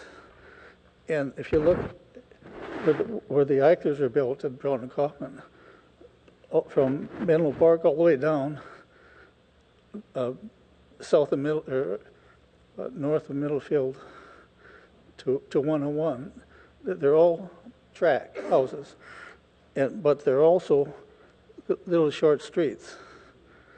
Most cities have a north and south, east and west streets. They tend to be really long. But all of South Palo Alto on that side of town, near 101, is all these little short streets like Carina Way. It's a cul-de-sac.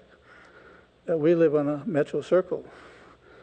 And what I learned was that where they develop these, they design these, if it's a circle, they draw a circle.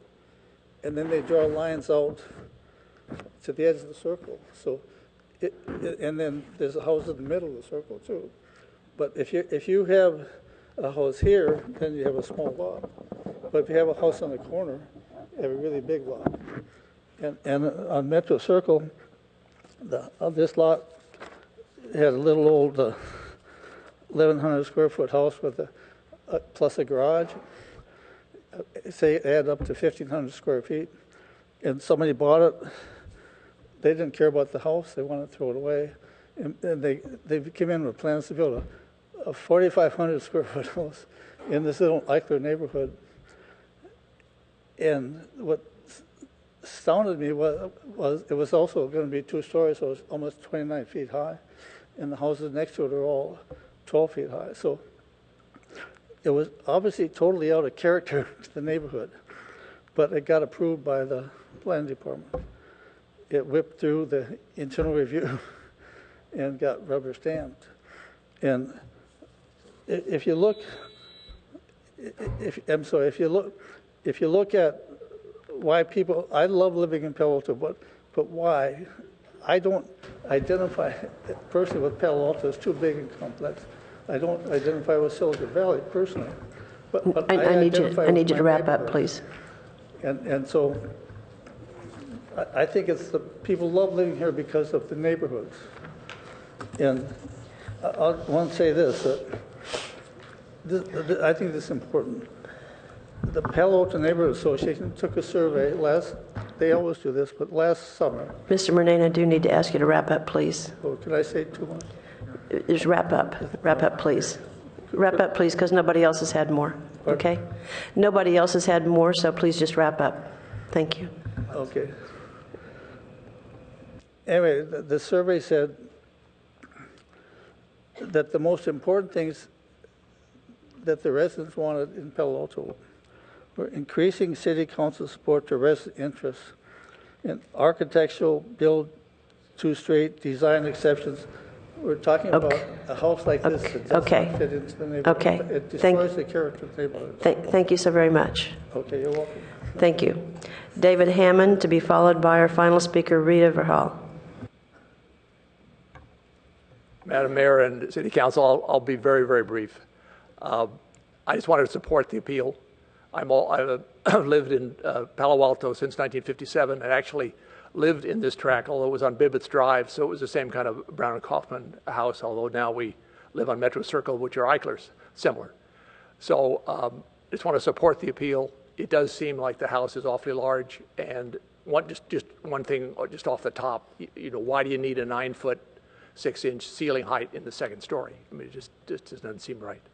So there's all kinds of places where they perhaps can be modified. Thank you very much. Thank you. And our final speaker is Rita Verhal. Hi, I live on Channing Avenue, so I do not live in this neighborhood, but I would support the appeal. I think this is an endemic problem that is occurring in Palo Alto, where people are buying properties, tearing down the existing houses, and requesting permission to build large houses that are not in keeping with the neighborhood. You see this all over Palo Alto. Houses or property is less expensive in South Palo Alto. This is a house that probably belongs in North Palo Alto on a larger lot, and on a lot that doesn't have the option of deciding where you get to put your setbacks. It would be extremely disturbing to have neighbors so close to the back fence. Much was made about the existing trees. What happens when the trees die? The design of the house does not show the trees in place. And as we saw at the Edgewood Shopping Center, things can happen that are regrettable and apparently unplanned, which alter the design of the finished product. I think that there needs to be reasonable accommodation for the residents that already live in a neighborhood. And having been through the building process with the Planning Commission, I feel that all of the assistance is given to the person who wants to have the development or the new home.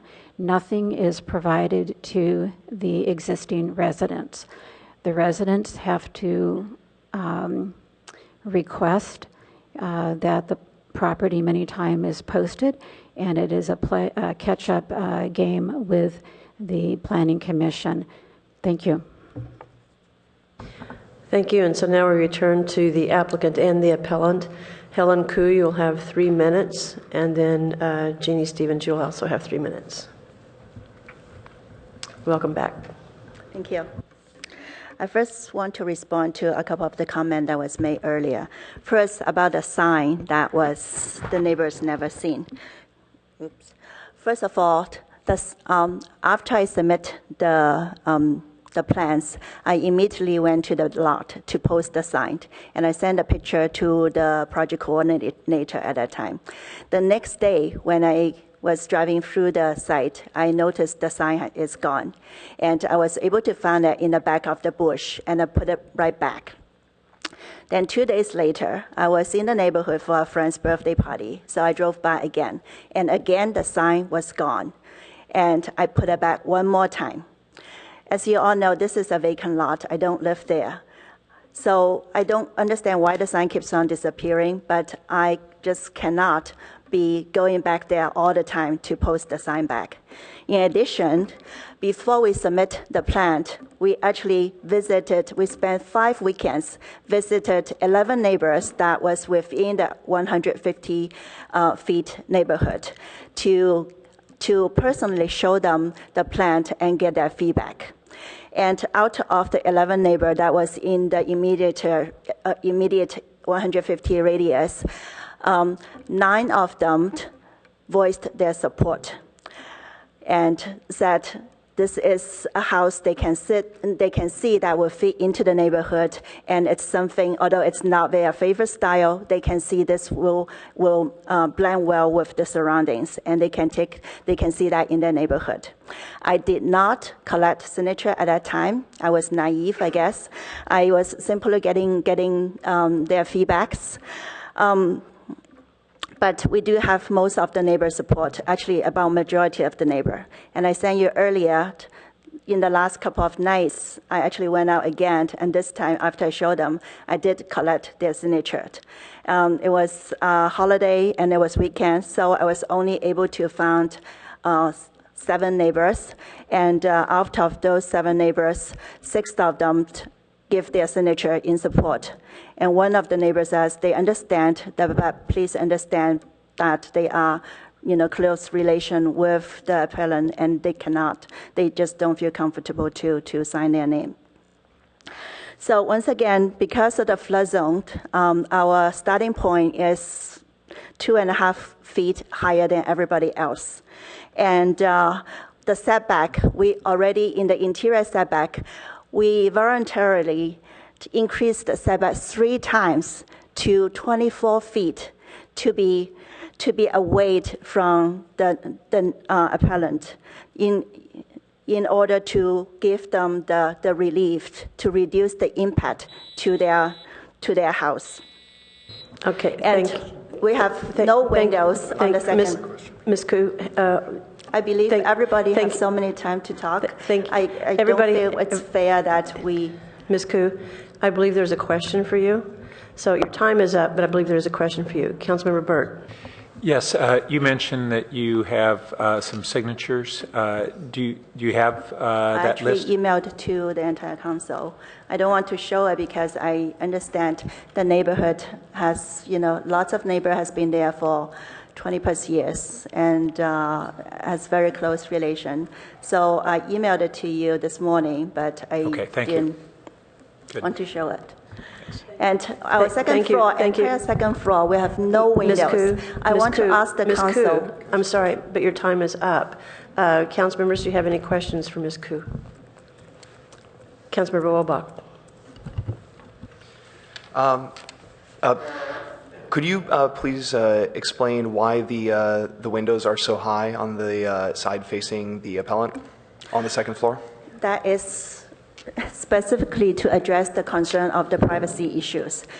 Once again, all our bedroom is actually facing the street, so as to respect their privacy.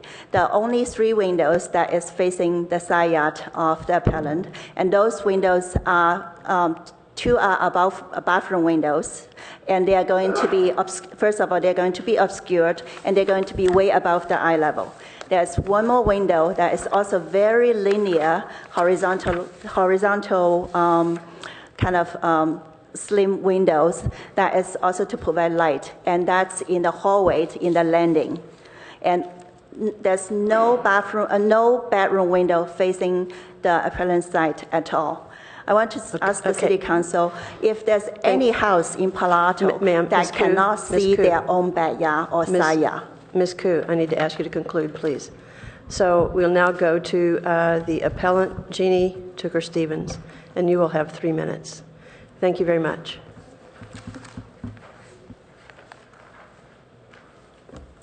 Hi, yeah, a few points here.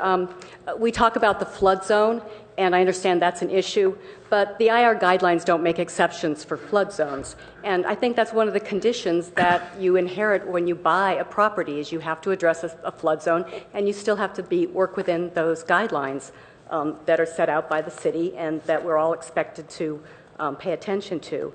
The second one is about, the setback.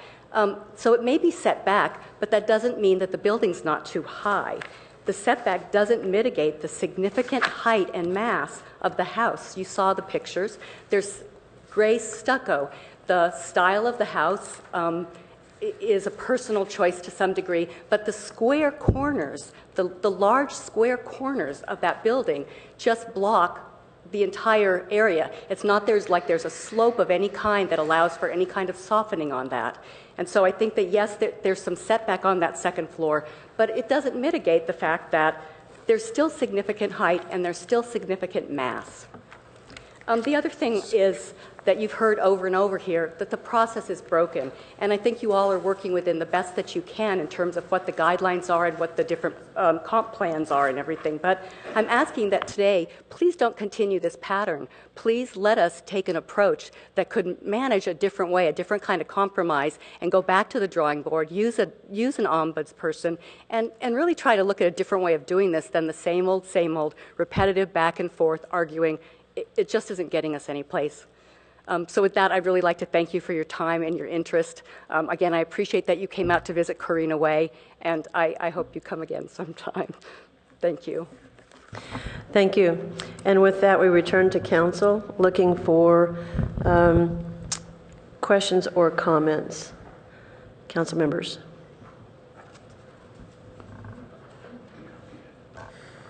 Council members. Vice Mayor Schmidt.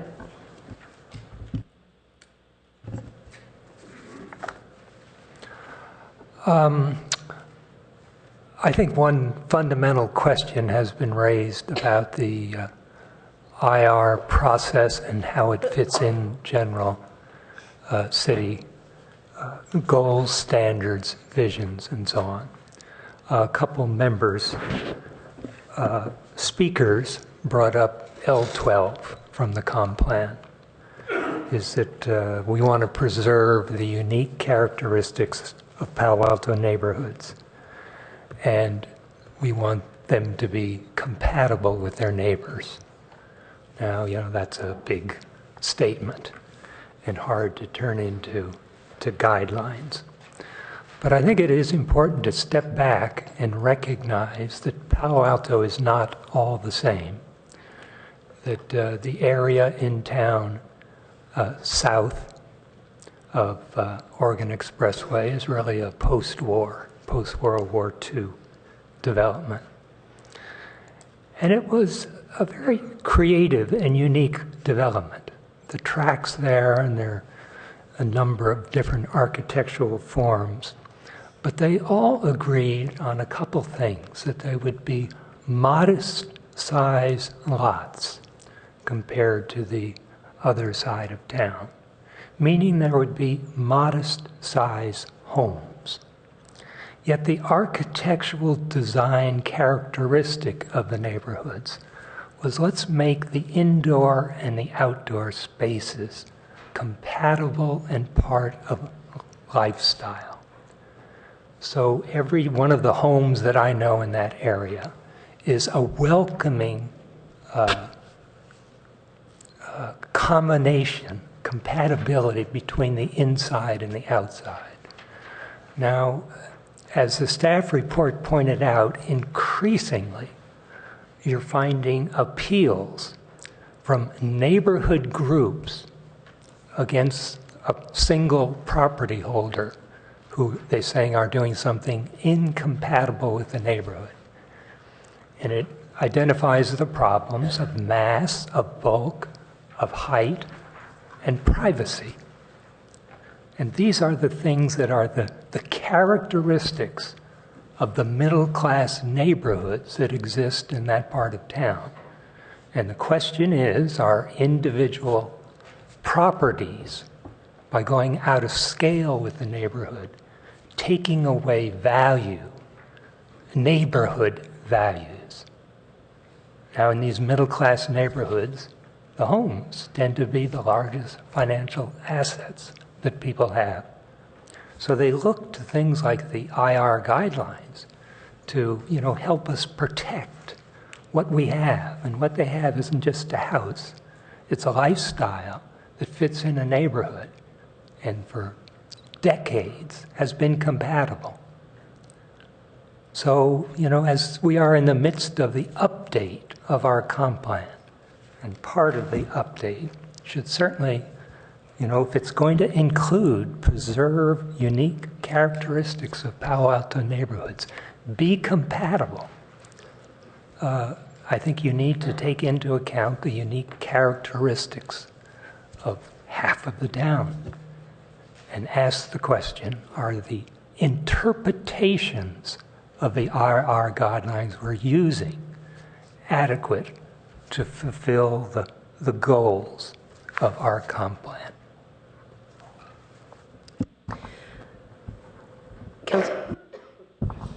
Councilmember Burt.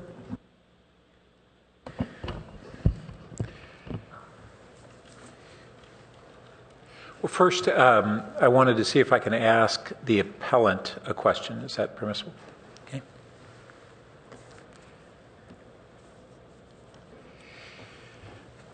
Can you be more clear on what you would construe to be the minimally acceptable changes that you're seeking?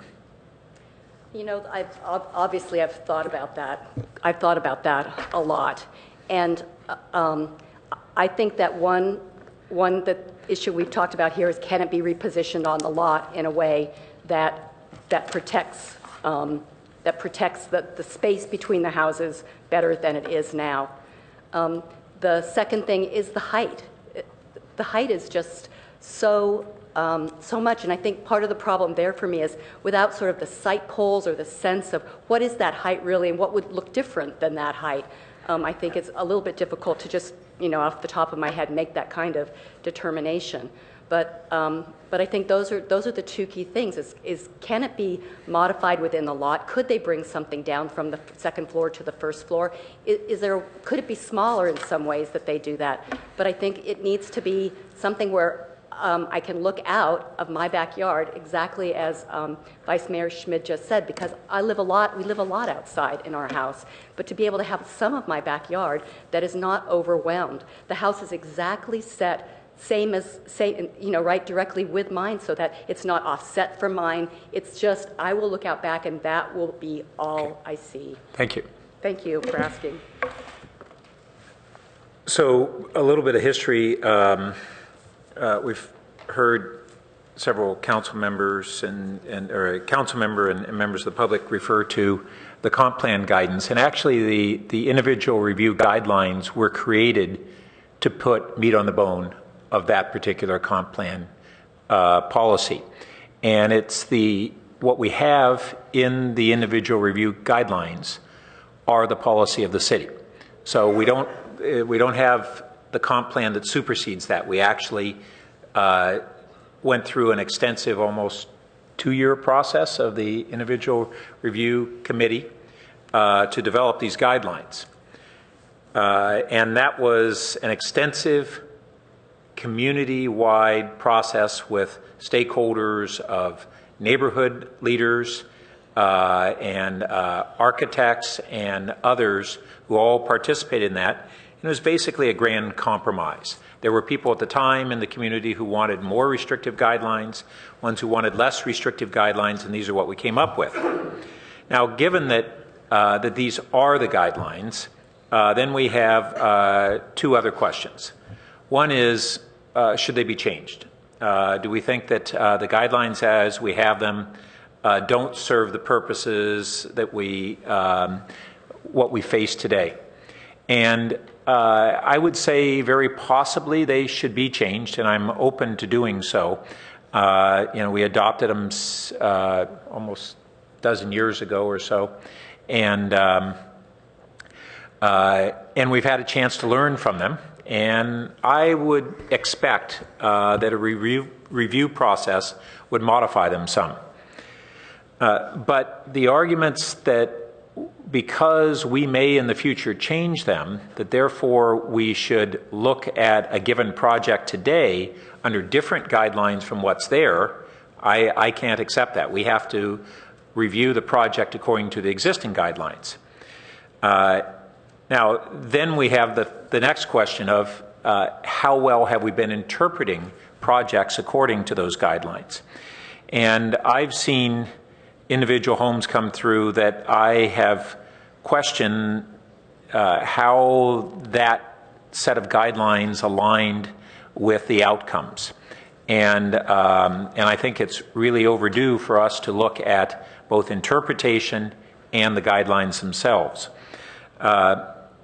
So I do agree that we've had what I would say is some drift in the interpretation of the guidelines. Then we come back to this project. And that's a tougher call for me. I've heard folks talk about the flat roof as being problematic. Well, Eichler and Brown and Kaufman homes are generally flat roof designs. And I would say that a pitched roof would be more out of line with the neighborhood character than a flat roof, and it reduces the height that would otherwise occur. Whether this particular height is the most appropriate, that's a reasonable question, but I think it is appropriate for us to recognize that this is significantly lower in height than our zoning code allows, and so a good amount of effort has gone into that. Whether that's optimized is another question that I'm struggling with. We had folks talk about, essentially that this lot has become a neighborhood natural parquet. And I don't dispute that, but I don't see how that's relevant. We can't ask the applicant to not build there or somehow to provide a parquet for the neighborhood. Separate question of whether we should be doing more as a city to look for locations and opportunities to create those parquets where they don't exist in neighborhoods. And I've been working for many years to do that in several neighborhoods, and I think we can continue that process. The question of whether South Palo Alto's lots are generally smaller in size than North Palo Alto. Now, a standard lot is defined as a 6,000 square foot lot, and this one is how many square feet? About 8,000. 8,000 or so. And so there is greater lot size diversity in North Palo Alto than South, but the average lot size is actually larger than many neighborhoods in North Palo Alto. So it's not a North Palo Alto, a South Palo Alto lot size issue, but we do have one set of floor area ratios that are allowed for any lot in the city of a given size. So then we have this natural struggle and tension that is between what our zoning code allows someone to apply for in a structure and what the other guidelines may restrict, even though they may have that permissibility in the zoning code. Also,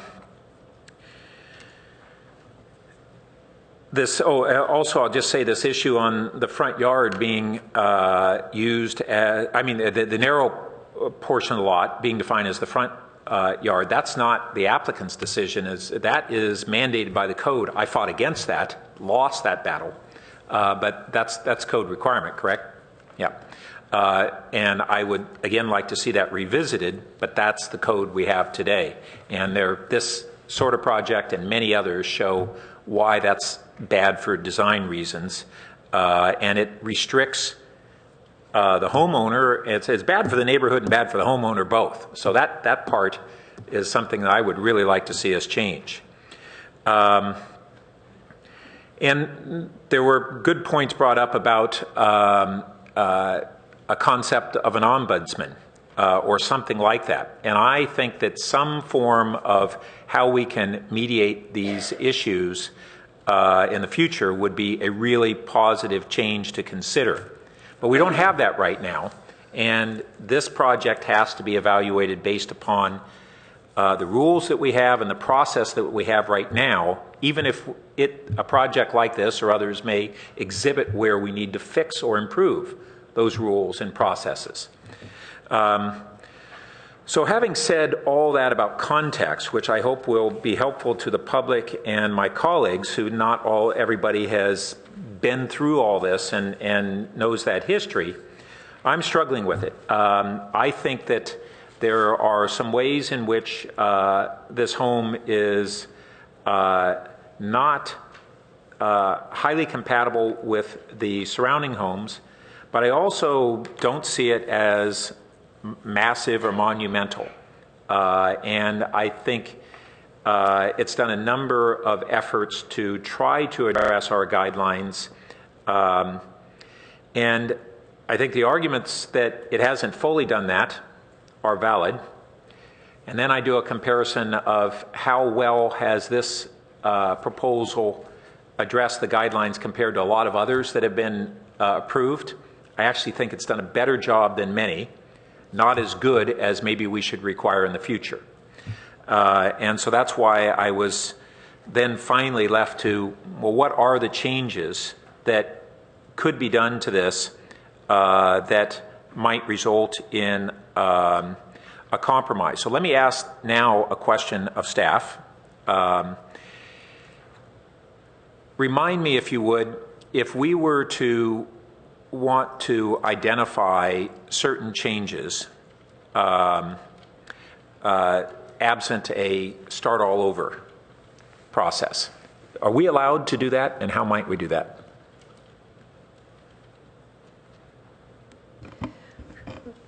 Thank you, Councilmember Burt. I think that to the extent those changes can be identified today and perhaps can be imposed as conditions of approval, you can certainly do them on the dais. If they are more extensive, then it would require going back essentially to the drawing board.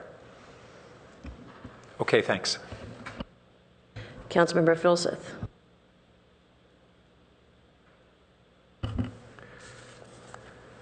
Okay, so this is as Councilmember Burt said, this is a really challenging one for a lot of reasons. And so, before I start here, it's very clear that both the applicant and the appellant and the city staff have put a great deal of time and effort and passion into this.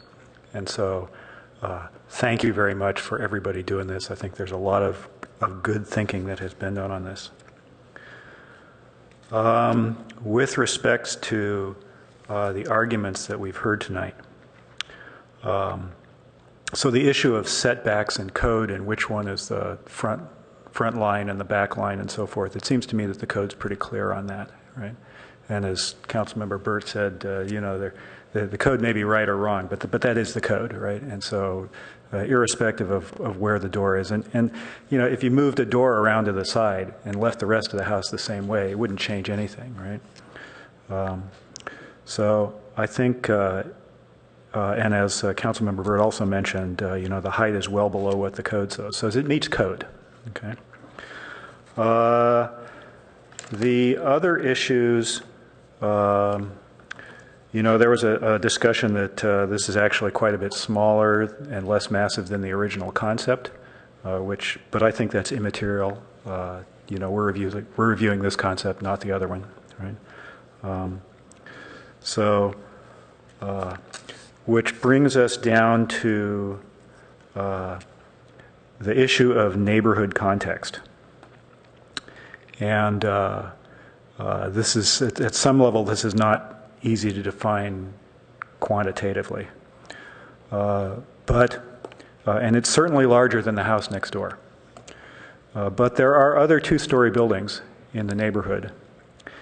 And in particular, there is a large Mediterranean-style two-story house across the street, actually kind of catty corner, which I think actually one of the speakers mentioned, which is nearly as big as this one. And that one has, no similarity to the Brown and Kaufman ranch-style houses around the other places on that block either. So, in my mind, the presence of that house, which I guess is 3-4 years old or something like that, it considerably weakens the argument that the applicant's house conflicts with prevailing style in the neighborhood. I think that from what we've heard, the biggest issue is the style of the applicant's house, and do we like it or not? And I think it's different people are going to answer that question differently. But we don't really have style review, right? Particularly in this neighborhood, we don't have a one-story overlay in this neighborhood and so forth. So the thing that brings me back to, and again, I want to hear what the rest of the colleagues say, particularly some of those who understand style and design better than I do. But it seems to me that the house meets code, and things should meet code. And if we don't like the projects that our codes produce, then we should change the codes, okay? But we shouldn't do projects as a one-off because we like them or don't. Because if we don't follow our codes, then we have no way for the city to manage its land use. And as Councilmember Burt pointed out, the code and the guidelines, may bear change, and we may do that, which is probably the hardest thing here, because if we change something in 6 months, then this project didn't make it. But the fact is the code until there's a new code. And I think we need to follow that. And so, again, I want to hear what everybody else says, particularly some people that understand design better than I do. But I think the fact that it meets code and it's not clear that it violates the IR guidelines is going to be a weighty factor in this consideration. Thanks. Councilmember Berman. So I'm going to be pretty quick because I don't think I can say my thoughts much better than Councilmembers Burt and Filseth just did. One other house, Councilmember Filseth mentioned the Mediterranean. There's another house literally across the street, and I'm no designer or architecture expert either, and I wouldn't be comfortable, pretending that I was. But there's a sort of pink, two-story, very steeply sloped roof house across the street from it, not on the cul-de-sac, but across the other side, that also it seems to be very a different style, both in the proposed home and the normal Brown and Kaufman homes, and that also kind of and other homes around the neighborhood, and that weighs a bit on my thoughts in regards to whether or not there's one uniform style throughout the entire neighborhood or not. I won't repeat what Councilmembers Filseth and Burt just said, but I too believe that this house follows code.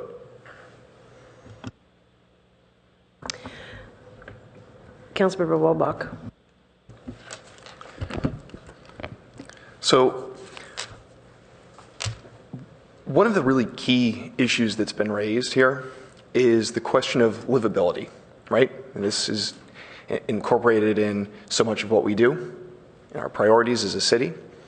One of the key concerns raised about livability is whether the appellant and the neighbors in general will have diminished enjoyment and use of their backyards. The additional setback that the applicant made for their two-story section away from the fence line, I think very clearly was designed as an effort to respect the desire of their neighbors, their new neighbors that they're expecting to live with for perhaps a very long time, to want to enjoy their backyard. Also, the placement and the design of the windows on the second story facing the appellant's property precludes the new incoming residents from viewing their own backyard as a token to the appellant, as a token to the neighborhood. That results in a wall which is criticized also for not having enough features, for not having windows, for not having enough design elements to it, but that's kind of a result of their attempts to respect the privacy and livability of the appellant. And so it's a bit of a catch-22. And what I do want to do, I'll be honest, I'm undecided, but I'm leaning towards approval because I think in this case the applicant has seemingly gone out of their way to try and respect the neighborhood, to try and respect their neighbors. A city is about people living together in close proximity in fairly fixed structures for a fairly long time. And I would like to see more construction and design in the city, trying to accommodate neighborhood interests. Now, this comes back to the question, right, whether this design does respect the neighborhood context. And I think it's important to remember that compatible does not mean identical. And respecting the context does not mean that things have to be homogeneous.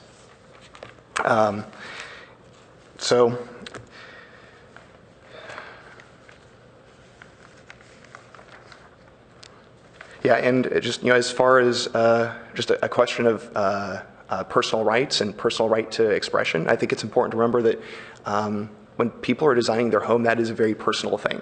That's an important matter of personal expression, and it's an important matter of their own livability.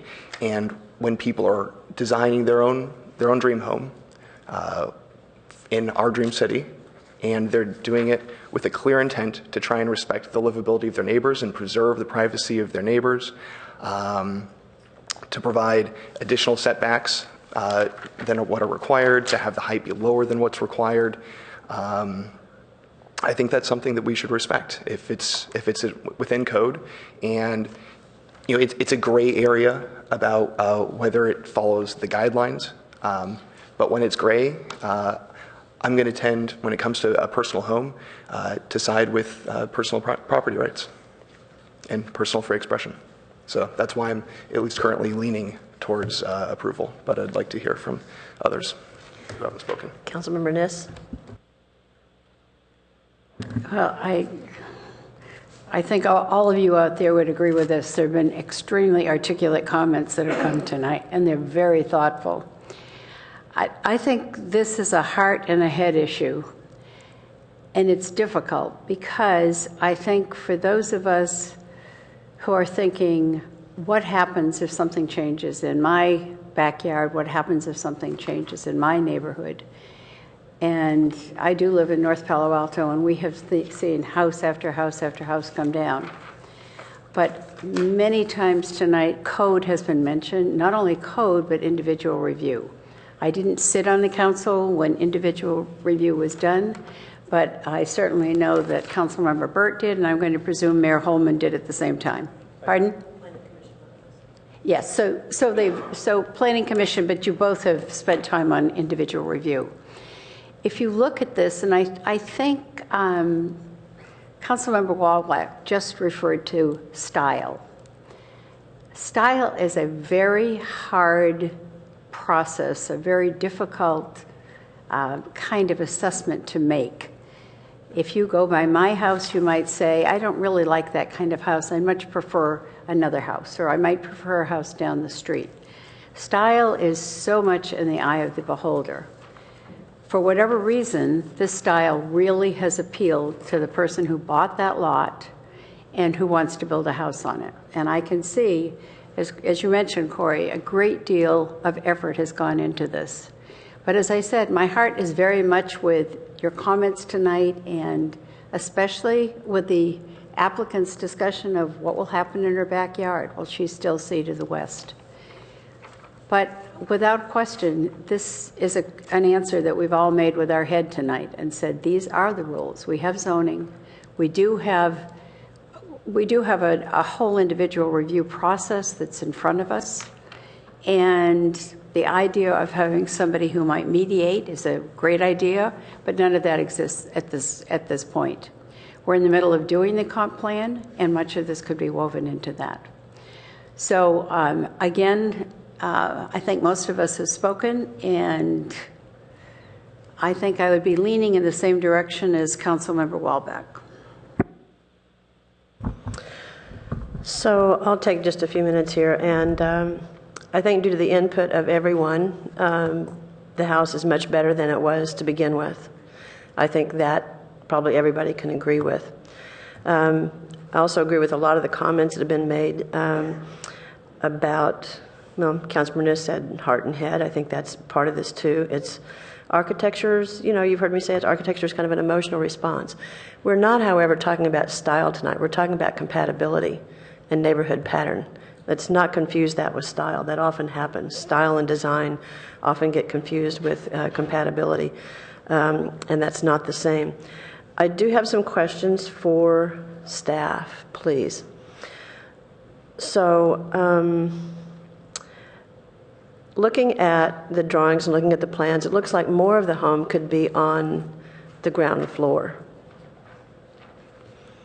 And how much did staff work on that with the applicant and or appellant to reduce some of the height, reduce some of that mass to get it on the ground floor? While you're looking for that or thinking about your response, this is also another one of those trade-offs. If there's more on the ground floor, that means there's less setback. So it's a trade-off. So we have to go into that conversation understanding that. So I'd like to know what was explored in that regard. The project planner left the city some time ago, and so I can't say I was there at every step of the way, knowing every detail over a year plus process. But I know there was lots of feedback at the beginning because of the original design. The applicants went away and came back much later, having gone out and talked with folks, and that there was an increased setback in the rear, as has been mentioned. The second floor, much setback from, even greater than the 20-foot rear setback would be if that was the rear yard. So I know those have been pretty big efforts. I know that there's a tendency to suggest that applicants consider putting more on the first floor as a method, as a way to try to mitigate second floor mass. But again, as you said, if more was put at the first floor, it might come closer to the appellant's yard. The first floor wall, which is taller because of the floodplain. So that would be a choice, and it wasn't a choice that was made in this case.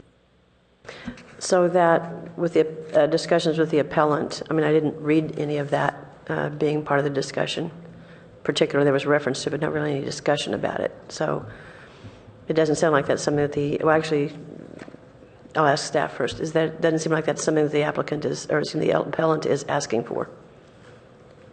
Yeah, I haven't heard, looking through the emails between the project planner, I didn't notice anything about, asking that first floor wall come closer to her property.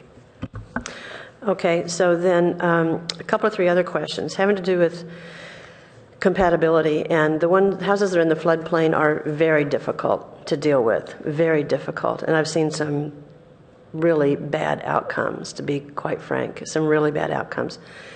I have a couple of questions about this one. I can't really tell what is going on at the ground level. Is there a belly band or a change of, it doesn't look like a belly band, is there a change of materials, or what's happening a little ways up from the ground? And the reason I ask is, I think council members don't all know what a belly band is, but the reason I ask is because one of the things can be jarring about houses in the floodplain is if there isn't something that breaks up that wall that tends to be taller, it really makes for a jarring effect. So I couldn't quite tell what was going on at that lower level. And are you referring to the east elevation that faces the appellant's home? I'm actually looking at on the cul-de-sac side and the street side, the Carina Way side. This is where you are, Carrie. Well, there are any number of directions that would get you there. The west elevation and the south elevation would get you there. Mayor Holman, we could let the applicant respond to that question about the design. while the applicant is coming up, I'm grateful for the opportunity just to interject one or two things on the IR guidelines themselves. They've been talked about quite a bit. And in general, we find them as staff to have been to have served the city well. They've been in place for about 10 years, implementing that comprehensive plan policy that Councilmember Burt referred to. We do about 70 different IR approvals in the course of a calendar year. Over the last 4 years, there have been about 70 a year. Out of those, a handful become controversial like this one. And I'd say that's a pretty good ratio. So they're serving us well. There are things such as this issue having to do with construction in a floodplain, where I think we would like to look, as staff, we would like to look at some adjustments in the coming year if we can prioritize this and resource this planning effort. I'd be happy to say more about that if you're interested, but I think the applicant can respond to your specific question. Okay, thank you, Ms. Koo.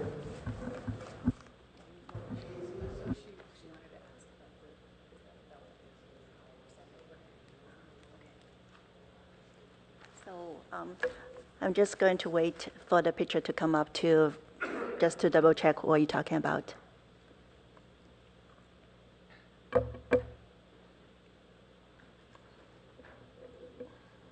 Yes. Can you see from this one? What can you point out to me? That one would work. So where the shrub line is, because we can't always know that the shrubs are going to be there, right? Unless we put something in the record of land use action. So what's going on in this drawing? It has the shrubs there. What's going on behind those shrubs? And on the, looks like the Carina Way side, I can't tell that there's anything going on there, even shrubs. In the front? Is there any differentiation of materials there? I don't believe so. That's the building is the home is mostly going to be smooth stucco, wood siding, and the parapet is most likely going to be dark colored metal. And we're going to have a lot of those horizontal lines on top of the windows to create some more interesting features to solve the look of the buildings and to basically break up the mass. Okay, all right, thank you. Then going back to staff,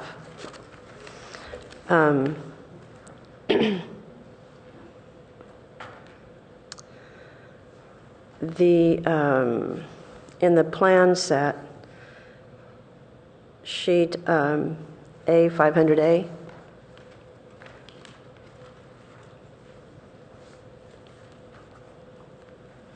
so if you look at the south elevation, which is the Carina Way side, one of the things that happens with both sometimes flat roof buildings or homes, but also with especially buildings that are in the floodplain, everything's raised up. So what you have here is you have windows that are essentially at the height of the roof eave of the single-story house next door. So was there any consideration of, or would it be feasible to lower those windows? And then the structure that, I can't tell what the material is here, I don't remember that from reading it, that the larger rectangular portion is a fairly large wall that might work in a more commercial setting. Was there any thought about breaking that up more? So do you find what I'm talking about? Oh, yeah, so looking at, again, the south elevation on page A500, those windows appear to be the kitchen, family room windows, and then the dining area is the small, square window. So you ask, could those be lowered? I would say, would the applicant consider that? Would be the question. I mean, I don't think we see that as necessary because, again, it's not a privacy concern on that side. I see it as a compatibility issue, though, from my perspective. Yeah, so, I mean, the applicant's here. Maybe you could ask what. Councilmember Burt wants me to repeat. So on plan sheet A500A, I'm talking about the south elevation, for instance, that if you look at the windows on that south elevation, in other words, on the Carina Way side, those window heights are really at the same height as the eave of the of the single-story house next door, which gives a different mass impression than if the windows were lower, if that were feasible to do from a livability standpoint. Does that make sense, Councilman Burt? I think so. Okay. And then, Hillary? Yeah, Mayor Holman, if I can just interject, it seems to me that the issue is that the floor height on that new building is 2.5 feet taller than the floor height of the adjacent structure. So you could bring the windows probably down, but then the windows would go down to floor level. And I question whether that would improve the compatibility. It might even, make the situation more jarring. To have I'm not talking about dropping them down to floor level. I'm just saying, so I don't know how much latitude there is there, how much workability there is there in terms of mitigating that incompatibility. And if you drop the windows down in their current, bandwidth, then you're going to have a heavier piece above it, a thicker horizontal thing. And I don't know, proportionally, I think within the design, it's better the way it is than I can imagine. So that leads me to the next question. So someone mentioned about the ceiling height in this part of the house. So could that ceiling height be lowered along with the windows to again? So basically, take the element and just lower the whole thing again to hopefully end up with more compatibility.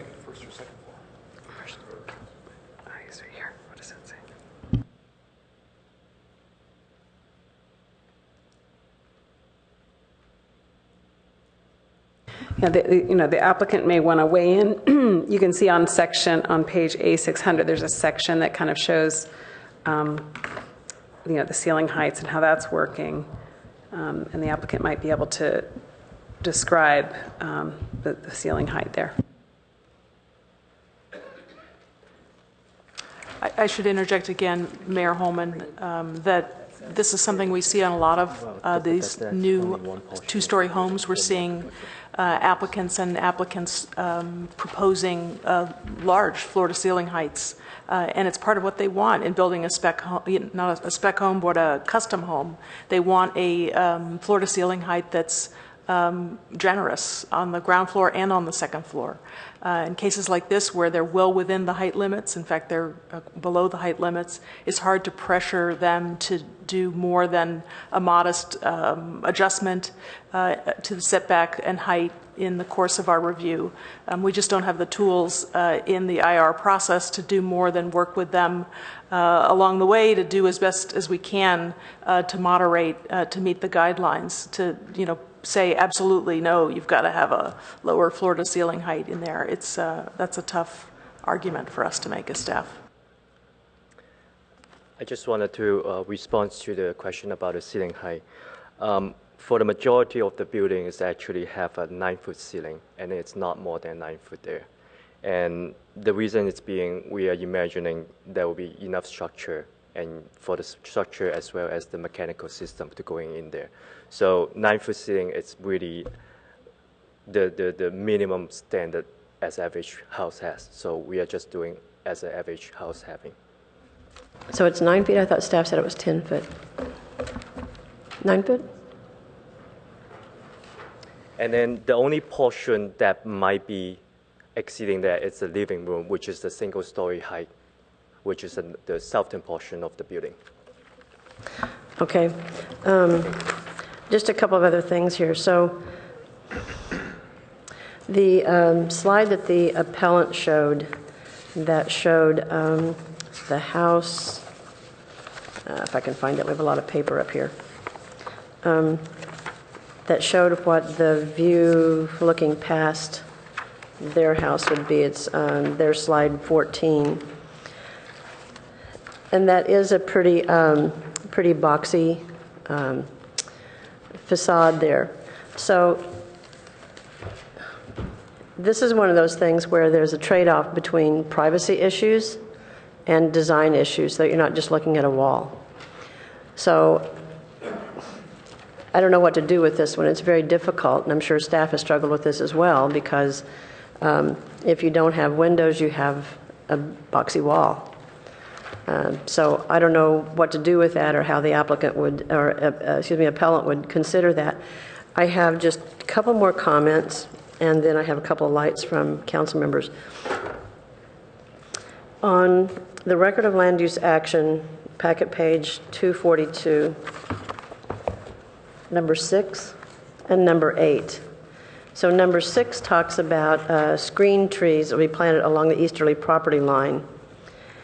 And this is one of the things that I find fairly regularly as lacking in conditions of approval or record of land use action.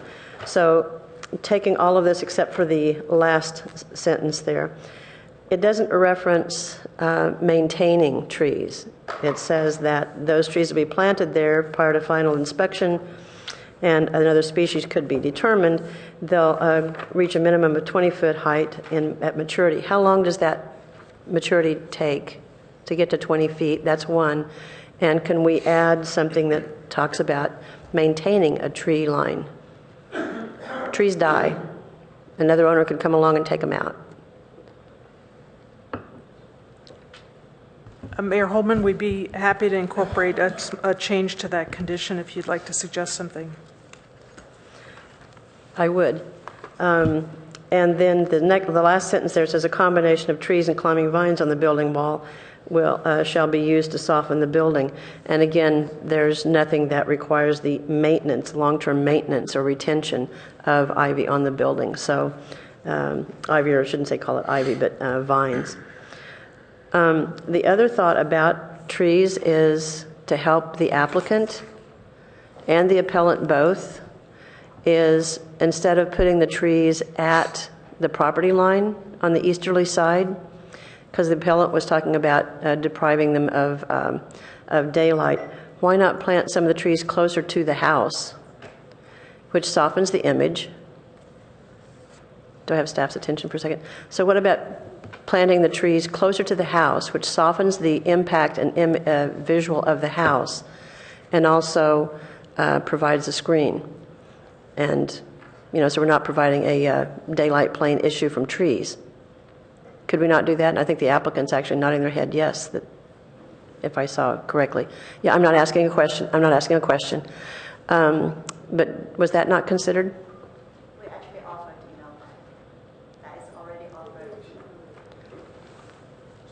That's actually already offered in the plant. We're going to plant tall trees against the wall that is facing the appellant's side yard.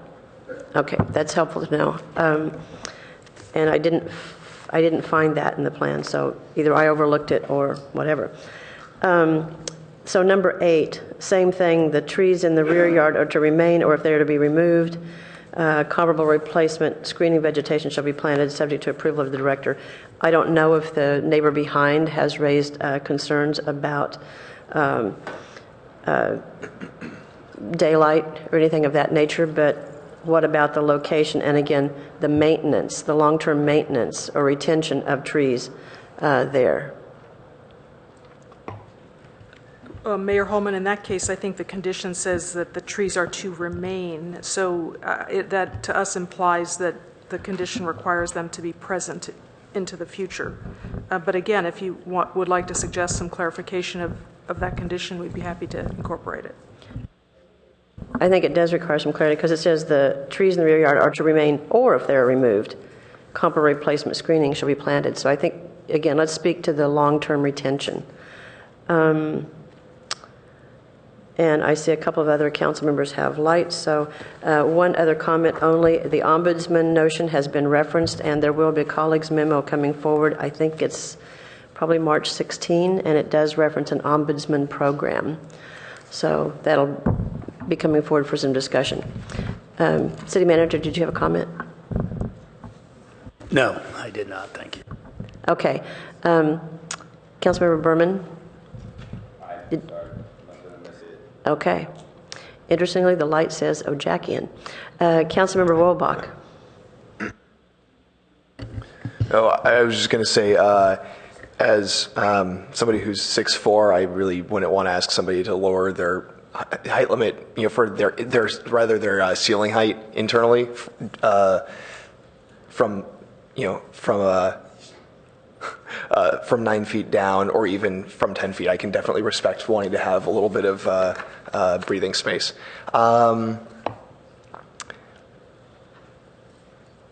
If we were, a question for staff, if we were to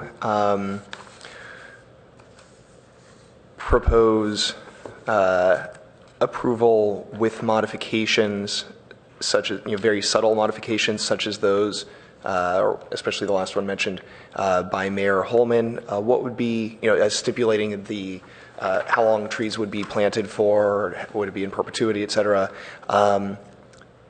What would be the process going forward to make those modifications? Could we do that tonight? Would we have to bring it back?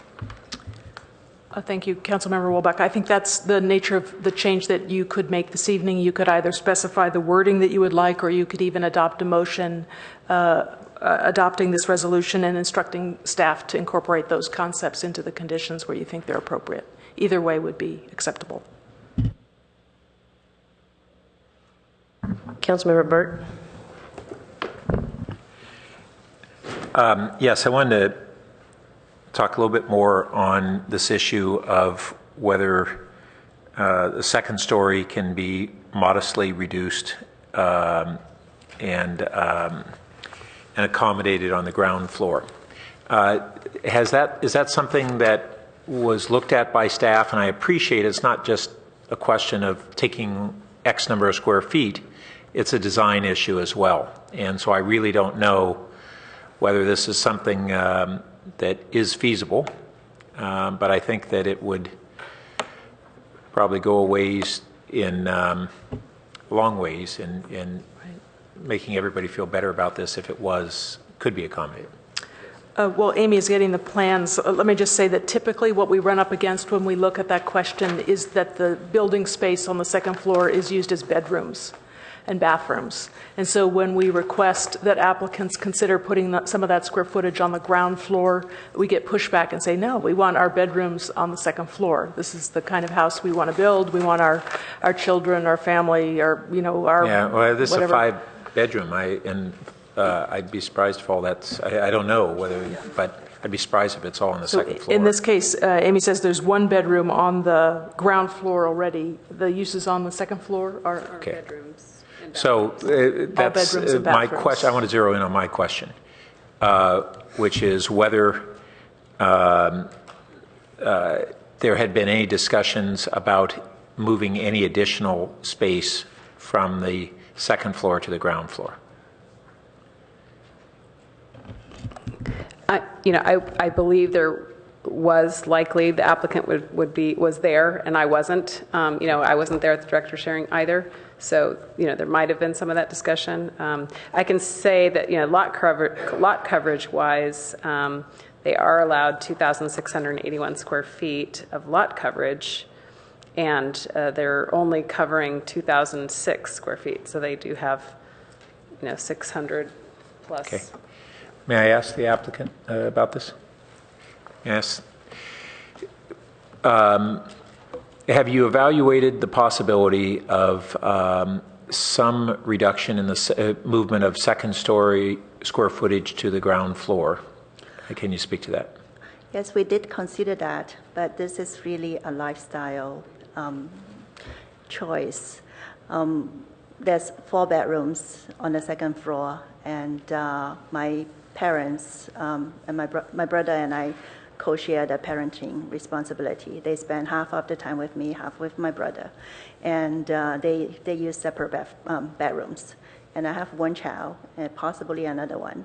So really, I want the family to be together, sleeping together on the same floor, on the second floor. When my parents become really at an old age, there is one that's downstairs that is currently we planned as a guest room / office. But I foresee they could be going down when they no longer climb the stair. But as of right now, that's really a lifestyle consideration. We want to be together. But if the choice was denial of the project versus moving some square footage to the ground floor, what might you consider in that choice? Well, it's really, we've made so many compromises on this project, and it has taken. We've bought the property 5 years ago, and this whole process have been dragged on for 3 years. Originally, we bought it when my child is only 3 years old, and with the intention that she will start first grade in Palo Alto, and now she's 8 and in 3rd grade. Right. So if you had the we opportunity to get it approved tonight, and to do so, you had to move one of the other bedrooms, say, to the ground floor. It's a complicated redesign, and it's going to take months. Because basically the whole thing needs to be reshuffled to do that change.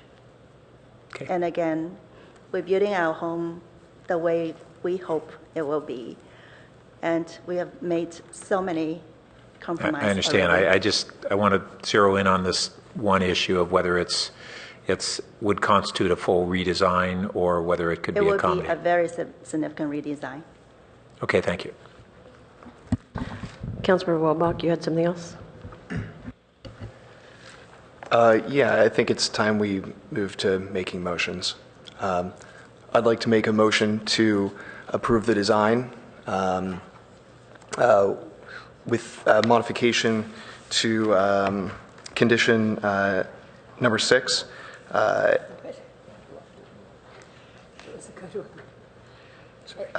your recommendation, though, Corey? Yeah. Okay. So I'm moving approval of the project with a slight modification to condition number 6, which is on page 242 of the packet, that the trees and climbing vines shall be maintained in perpetuity. But I'm open to amendments. Corey, is that your motion? That's my motion. I will second it. Councilmember Walbach, would you care to speak further to your motion? Yeah, actually I would. I actually, even though I was ill the night of the meeting when this was pulled from consent, I actually initiated the effort to pull it. I reached out to 3 colleagues, only 3, in accordance with our city policies and procedures, which direct council members to do that in advance of pulling something like this from consent. Gennady and others have written about how there were some inadvertent emails sent, and we've been very transparent about that. But because I did intend to initiate this and was looking forward to making the motion to pull it, I would just speak to my reasoning, since I wasn't here then, and I think it's important since I'm making the motion now to approve it. I wasn't ready to approve it then. I felt that the community's discussion and the city's analysis of it was not ready. I was certainly not ready to approve it at that point. I'm very glad we've had the opportunity to discuss it in depth this evening with the applicant, with the appellant, with a number of residents, with a range of perspectives. It is not an easy choice. There are clearly strong arguments, as I think we've all acknowledged. There are very strong arguments all around, and so for me, it comes down to whether the livability of the applicant and the livability of the appellant, or which one would be more negatively impacted by approval or by denial. Yeah, I'll leave it at that. But I'll just say I think that again, as I mentioned before, I think that the applicant has done an admirable job of trying to provide a project which fulfills their dream home design while respecting the privacy of their neighbor, so that their neighbor, the appellant, can continue to enjoy their backyard in perpetuity without being watched from the second floor of their new neighbor's house, because their new neighbor won't be able to see them from the second floor of their new house. And I think they've also done an admirable job creating something that is compatible, though not homogeneous, with the rest of the neighborhood. Councilmember Niss, would you care to speak to your second? Yes, but I want to make sure that included in the addition to the motion is also the portion about the trees in the rear yard. You had asked about that, Mayor Holman. Is that sufficient as it's currently listed? This one says, or if they're to be removed, comparable replacement, screening vegetation shall be planted, and so forth. I don't believe it does address the retention issue.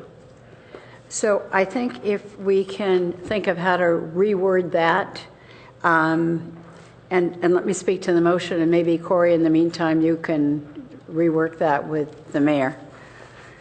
So I think this has been an extremely thoughtful discussion tonight. And I don't know that, I think in many cases the outcome is going to be not a happy outcome for many people who came. At the same time, though, at about 5 o'clock tonight, I went over to the neighborhood, walked around, and I was surprised to notice that within, I'm not very good at feet, but I'm guessing within 500 feet of this house are 7 two-story houses that are all completely different in style. Some with very peaked roofs, some with a big addition on to one side. They are extremely different.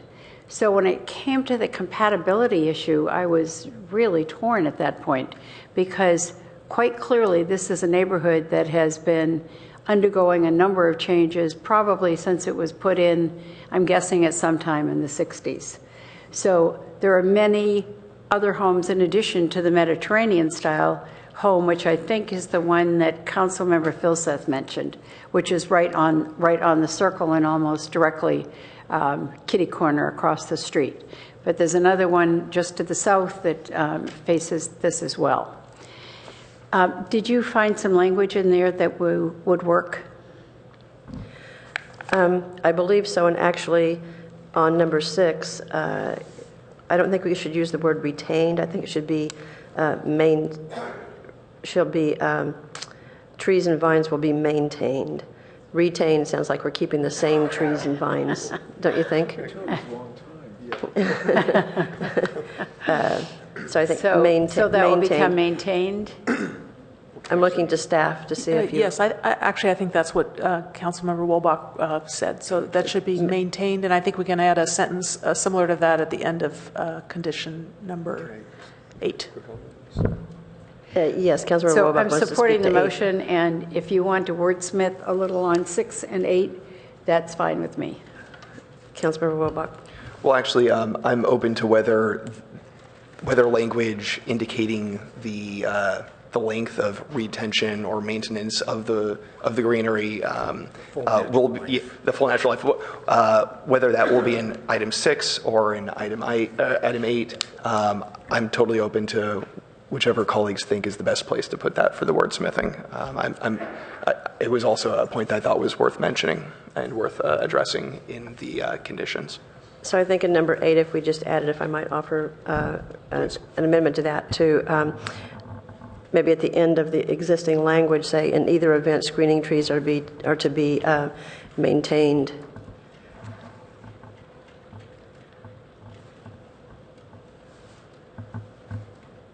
Is that agreeable to staff? Did you want to say in perpetuity like the other? Sure. Well, perpetuity, maybe for the natural life of the home. How's that? Well, but we don't want a tree to die and then, all trees don't live the same amount of time. So I'll look to staff to maybe wordsmith that a little bit while we're trying to do this in real time. Councilmember Wolbach. Yeah, and actually, if we're adding it there, then I think we could remove the amendment I'd offered before from item 6. Probably, I don't think we'll need it there because we've got it in. Oh, you think we need both? Yes. Oh. Councilmember Burt.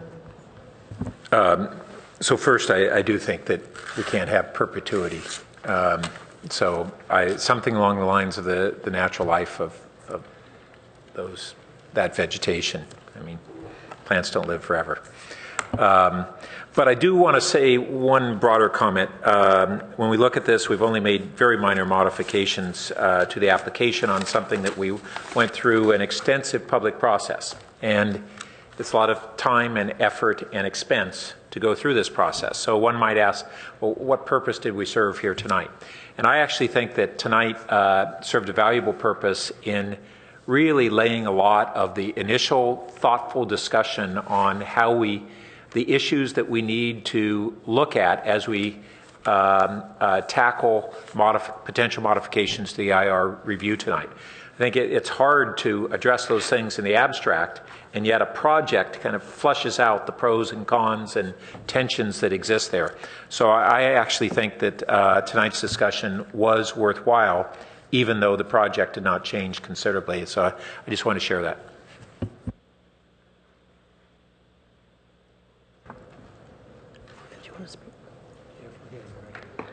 Vice Mayor Schmidt.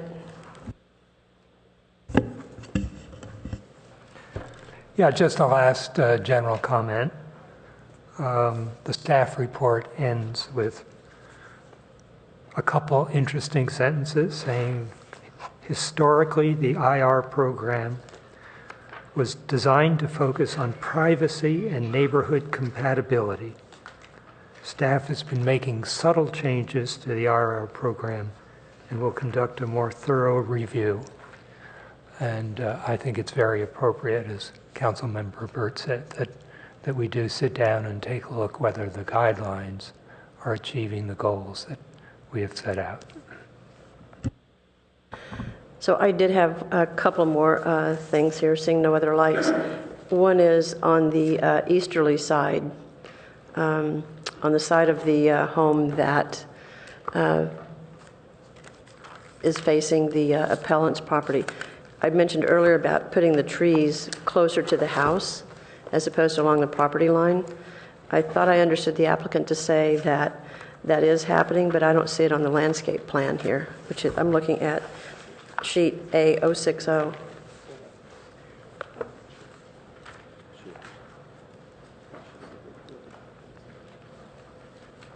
Councilmember Holman, I'll let the applicant speak to the landscape plan, but in that same condition number 6 we've been looking at, that last sentence is referring to trees and climbing vines on the building wall to soften the building. So I think the intention of this condition was not only to memorialize the screening trees along the property line, but vegetation along the wall of the home. I understand that. Part of my concern was that the screening trees, I don't know this, it's something for you to explore, but I understood that the screening trees, and one of the concerns of the applicant, of the appellant, was that they were being deprived of some daylight playing. So if the trees are not at the property line, it would still allow them more daylight playing, or more daylight. You mentioned plan sheet A060. So there's vegetation, new vegetation indicated in this area. There are the 1, 2, 3, 4, so there's 6 trees along that, between the outdoor patio area and the property line that abuts the appellant's property. There are also 7 shrubs that back up to the garage, and so those are certainly right up against the building. But those are shrubs, they're low level. They don't, provide some mitigation for the height of the building and the blank wallness. Mayor Holman, if I can try and understand where you're headed, are you suggesting that those trees should not be planted along the property line? I mean, they are intended to screen at the property line. If there's a concern that those should be pulled in closer to the house, it starts to impact the patio area and the yard area of the home that's in the L of the building form. What I'm suggesting is that staff work with the applicant and the appellant to try to resolve that, because, just what you said, I agree with it. And it's also not just the applicant's home and enjoyability. We're also talking about the appellant's livability and enjoyability of their property. So what I'm trying to discover here, and we won't know here, is for staff to follow up about placement of those trees to see what mutually satisfies both concerns. And those were added as part of the director's hearing. One thing about keeping them closer to the property line is whatever height they are, they'll be taller for the appellant the closer they are, and do more to block the home. Well, I leave that to staff to work out with the applicant and appellant, but you know where I'm going with that. Well, Mayor Holman, if I can think just you do. interject, I think that this screening along the property line grew out of our conversations with the appellant and others about the desire to screen the two-story portion of the house. It was something that was added during the process. So I think what you're seeing is already the product of conversations between staff and the applicant and the appellant. That's clarifying. Thank you. I had a different impression. That's helpful. And then the other thing is, it doesn't sound like, but I'm going to throw it out there, to add an amendment to look at locating an additional bedroom on the ground floor in order to reduce second floor mass. Is there any support for that? To locate an additional bedroom on the first floor to reduce the second floor mass. I don't see any second for that. Oh, well, okay. So seeing just you and I on that, we can vote on that probably pretty quickly unless anybody else has any comments on it. So all those in favor of relocating or locating an additional bedroom on the ground floor in order to reduce second floor mass, vote on the board.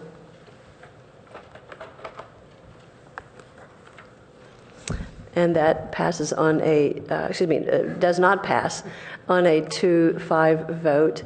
Councilmembers Mayor Holman and Vice Mayor Schmidt voting aye.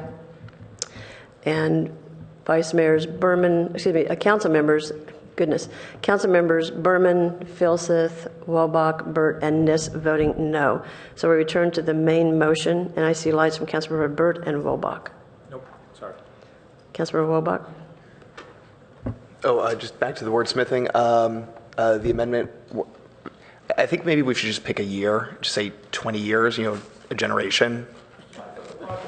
Well, it could be life of the project, could be like, I've heard life of the project, life of, well, right now we have two different options up there. One's life, and the one for item 6 still says perpetuity, and I agree. I just threw that out there to get the conversation started.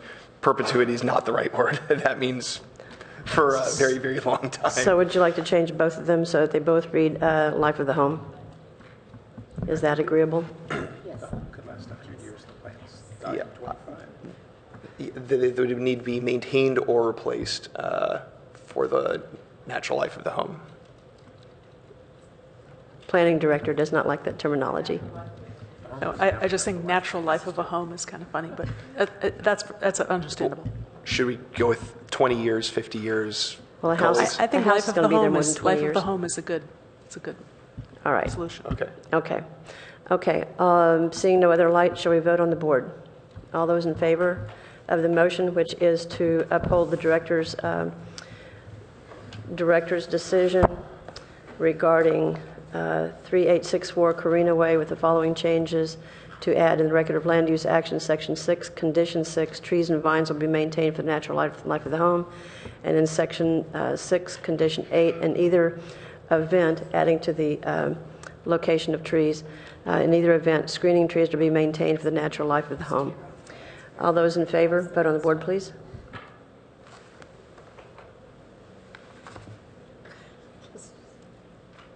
Works. And that passes on a 6-1 vote, with Vice Mayor Schmidt voting no and Council members Du Bois and Scharf absent. So thank you to everyone for your coming, your participation, for highlighting these issues and understanding that not everyone's going to leave here happy. And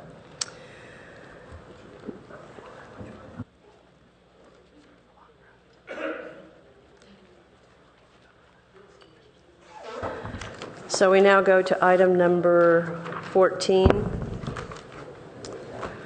Policy and Services Committee recommends the City Council amend Policy and Procedure 1-48 ASD, procedure for sale or transfer of surplus city-owned real property to address unsolicited offers and provide for broad marketing of city lands through use of electronic media. Vice Mayor Schmidt.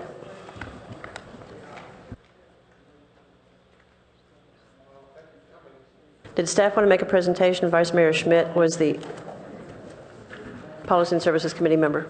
We don't have a formal presentation. We had some opening remarks. We can defer to whichever order you like. If you have opening remarks, please. Thank you. And if we could ask members of the public to please step to the lobby for your conversation, that would be helpful. Can we ask members of the public to please go to the lobby for your conversations? That would be really helpful. Thank you.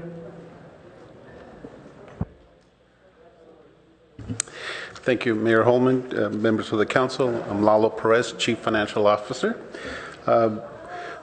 Back in September, the then council reviewed and discussed the Santa Clara County Civil Grand Jury report titled Reduced Transparency and Inhibited Public Input and Scrutiny on Important Land Use Issues. As part of that review, the council referred to the Policy and Services Committee Policy and Procedure 1-48, which relates to the sale and transfer of surplus city-owned properties.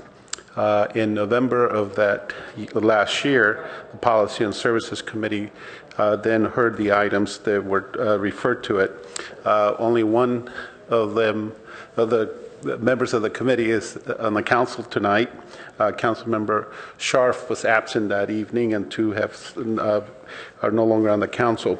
The committee at that point discussed the procedures and made two recommended changes. One, to specify that unsolicited offers will be referred to the council if the city manager recommends it. This had to do with occasionally staff being provided with requests to either inquire or to find out if a particular property would be available for sale.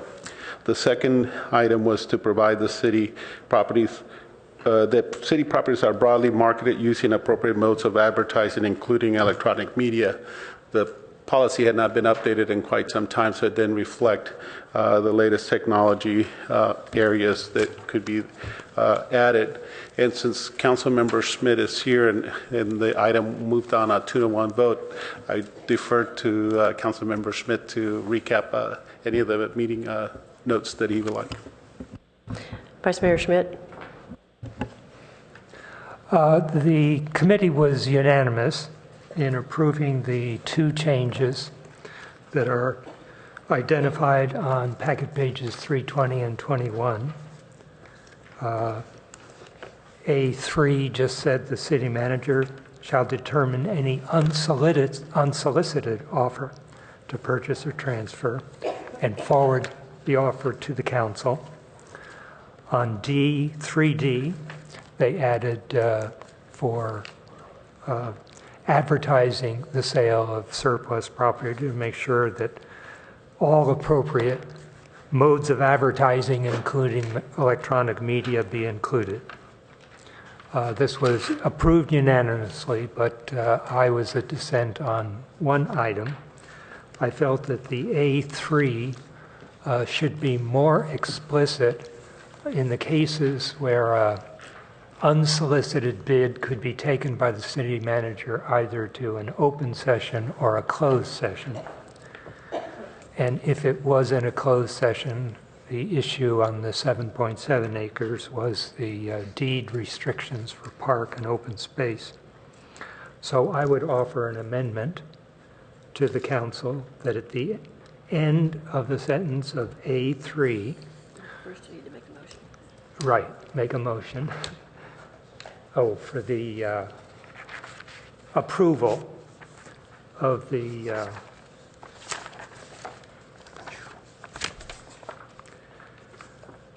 amended Policy and Procedures 148 ASD as shown in Attachment B with one amendment at the end of the sentence A3 where it says council period, I would put council and shall provide public notice of any deed restriction on the property.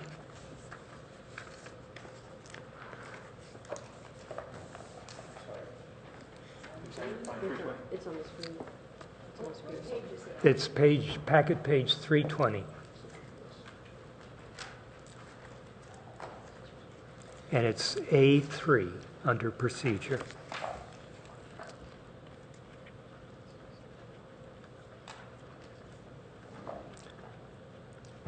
And I just want to make sure that before we go into closed session, both the council and the public knows that there is a deed restriction on the property. So, looking for a second to that motion? I will second. Would you care to speak further to your motion? This applies specifically to the grand jury report on the 7.7 acres. And I think council has moved ahead by asking for a list of all properties and donated lands, and the staff is currently preparing that. And 2, the council has agreed to do public votes before closed session. My amendment is merely intended to deal with a specific case where there is a deed restriction on property, that is publicly noticed before the council decides to go into closed session. So the motion actually should be to include that the council is amending the whole policy and procedure per the recommendation by Policy and Services, and then what's up here as the amendment as a motion is actually only the amendment to the main motion. That's right. It's to approve. The amended policy and procedures as stated on packet page 284. If I could help, Madam Mayor, I think the motion is to approve the amendment to Policy and Procedure 1-48 as recommended by Policy and Services, with the additional change that the phrase stated by Councilmember Schmidt would be added. Yes. Yes, sir. At the appropriate moment, just may I make a comment in response? Of course.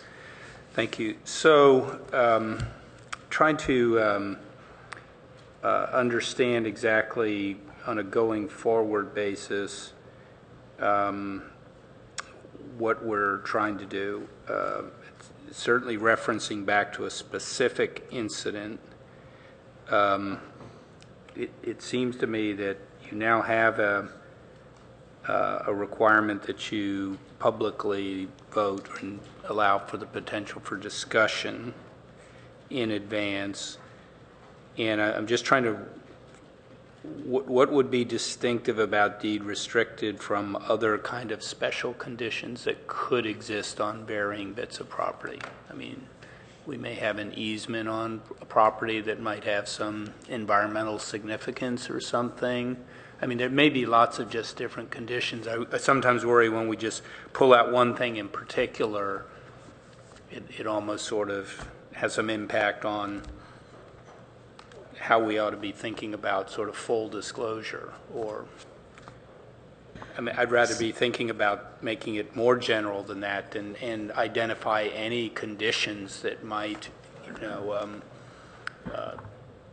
this is more for somebody 8 years from now who reads this, you know what I mean, who just says, okay, we did that, check, versus the larger 10 materials. So would the maker of the motion and the city manager be comfortable then with it said deed restrictions, easements, or any other encumbrances on the property? Yes. So perhaps it's helpful to clarify that for real estate closed sessions, the property must be identified on the agenda. Now, there was an issue that some council members have expressed concern about that particular property, very rare, did not have a street address. So when the council met, it was identified by the assessor's parcel number, which is a specific identifiable number, but it's not very user-friendly to the public. And so what actually happened that evening is the then Mayor Yahweh Ye read a description of the adjacent properties into the record, but that wasn't on the council's written agenda because, frankly, we hadn't thought of it until shortly before the meeting started. So that added a degree of helpfulness, which we would incorporate that in a future agenda item that was on this type of very rare property with no street address. But in any case, before you go into a real estate closed session, you'll have the address listed, and you now have a procedure to take a specific vote to go ahead and convene in closed session, and that can be an opportunity for council members to inquire of the staff. Is there anything special about this property? Where is this property? Can we see it? Has the public had access to it, et cetera? You can have a discussion and an exchange about the nature of the property that could be fairly broad and may, in fact, accomplish many of the same interests that Vice Mayor Schmidt has identified. Was that Councilmember Filseth? Did you have your light on, or was it Councilmember Berman? No, I did. And it was because I wanted to get an understanding from staff as to whether or not, why not to do this. And I hear what the city attorney is saying, but I'd almost be more comfortable if that we actually had a policy. I mean, why would we not just say up front, what, and so I guess I'm asking, is there any reason why we wouldn't do that? Or is there any reason why, would that be too onerous from a staff perspective? Or? No, absolutely not. I think the city manager's comment is it's possibly too narrow. Sure. So what you want us to do is think. And sometimes we fall a little short, and I think we've been having a community-wide reflection on some ways in which we perhaps did not fully accomplish that in that period when these items were coming before the council. But I think even if we put very specific, 3 specific items, you would still want us to think and provide disclosure of additional items that were relevant. I agree with that, and I also think it's, full disclosure to the public up front kind of issue. So we always want staff to think and want to help prompt that however possible. But if this, if this isn't going beyond the pale, if this isn't creating some particular hardship, then I'd support it. Vice Mayor Schmidt. Yeah, just a note. I tried to think of, would this ever come up again in such a situation?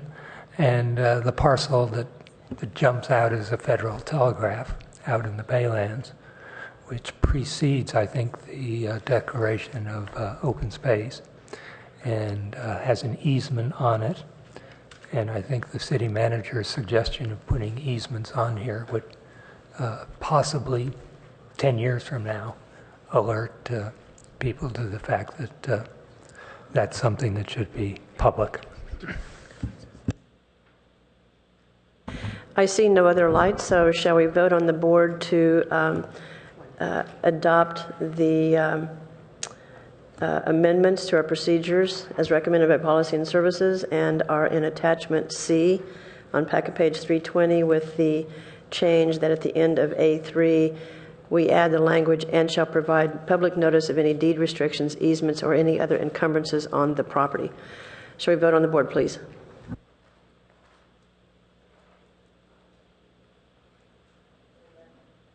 And that passes on a 7-0 vote with Councilmembers Scharf and Du Bois absent. With that, we move to item number 15, which is draft legislative program manual and draft semi-annual legislative strategic initiatives. And we have a staff presentation. Yeah, while I'm waiting for Richard to, I think, quickly put together presentation that we did not have at the opportunity to at the last meeting. You recall when we were last scheduled with the council? This item? Yes. It's been rescheduled. Okay, yeah, I know that, but the last one I think was January 9th. Shall I continue, Mr. Vice Mayor? Okay. So we had both this item and the utilities policy guidance action item for the council in early January, and it was one of those nights that we ran late, so we moved both of these forward. We're actually bringing forward separately the utilities policies on a consent calendar in the next 2 meetings. Theirs is actually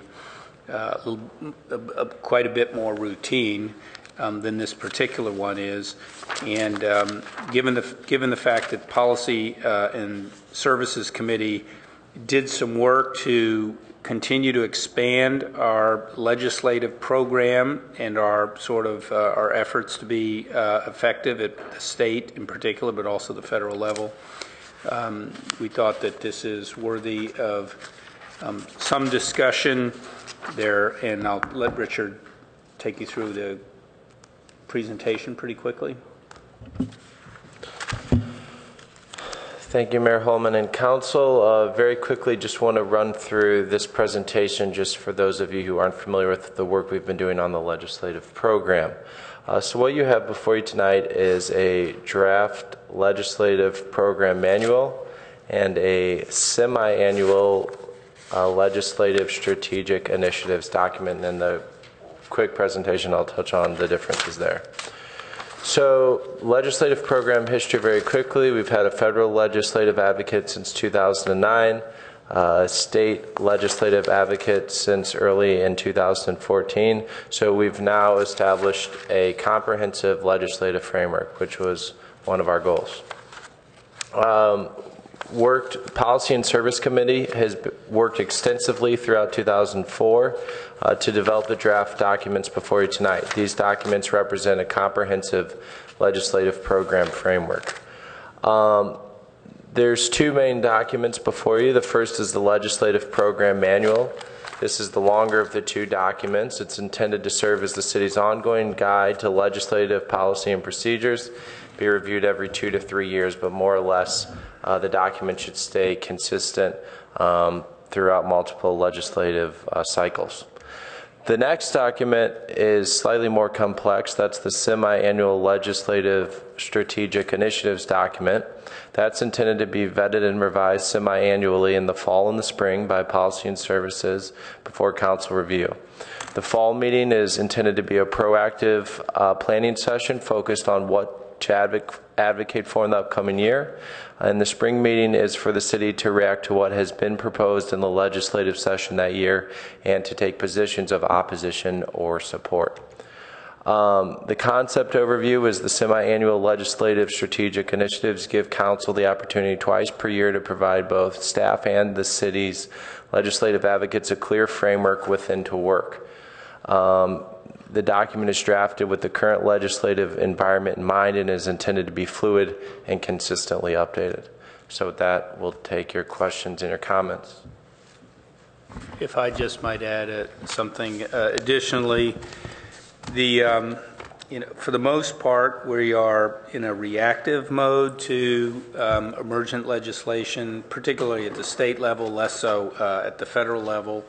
The idea is of the basic manual itself and the council's basic policies and philosophy can inform us pretty routinely on, I'll just make it up, 80% of the bills and things that can come forward, and pretty easily we can either just respond if need be on what the city's position is or just go directly to the mayor to sign a support letter.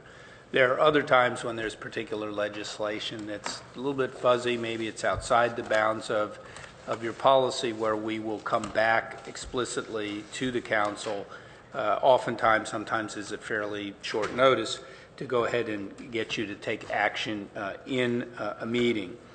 The concept that was developed this year that Richard was speaking to about developing a particular annual legislative strategy twice a year was for the city to begin primarily at the state level, but a little more proactive in starting to formulate where you might want us to put our emphasis as it relates to some legislation. So if we actually want to work with our legislators to propose legislation or more pointedly advocate for things to do that.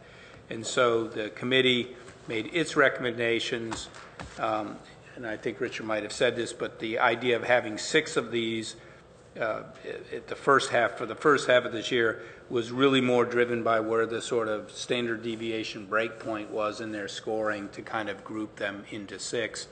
Then there are a bunch of other ones that you could take a look at that sort of informed where they are.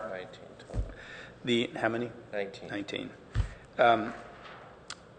Councilmember Wolbach will know from his daily work that we're already at the end of February, so we're a little bit behind the curve as it relates to the start of this year. So I certainly would advocate adopting some initiatives and some guides for us, make sure they're roughly the right ones, but look at the fact about how we kind of get ahead of the game next year even more so and get an earlier jump on the legislative year.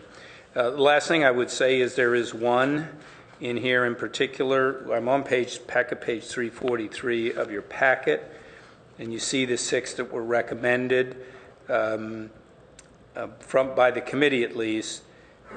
Number 5 is a general statement related to ABAG housing mandate reform via a revised formula for housing allocations.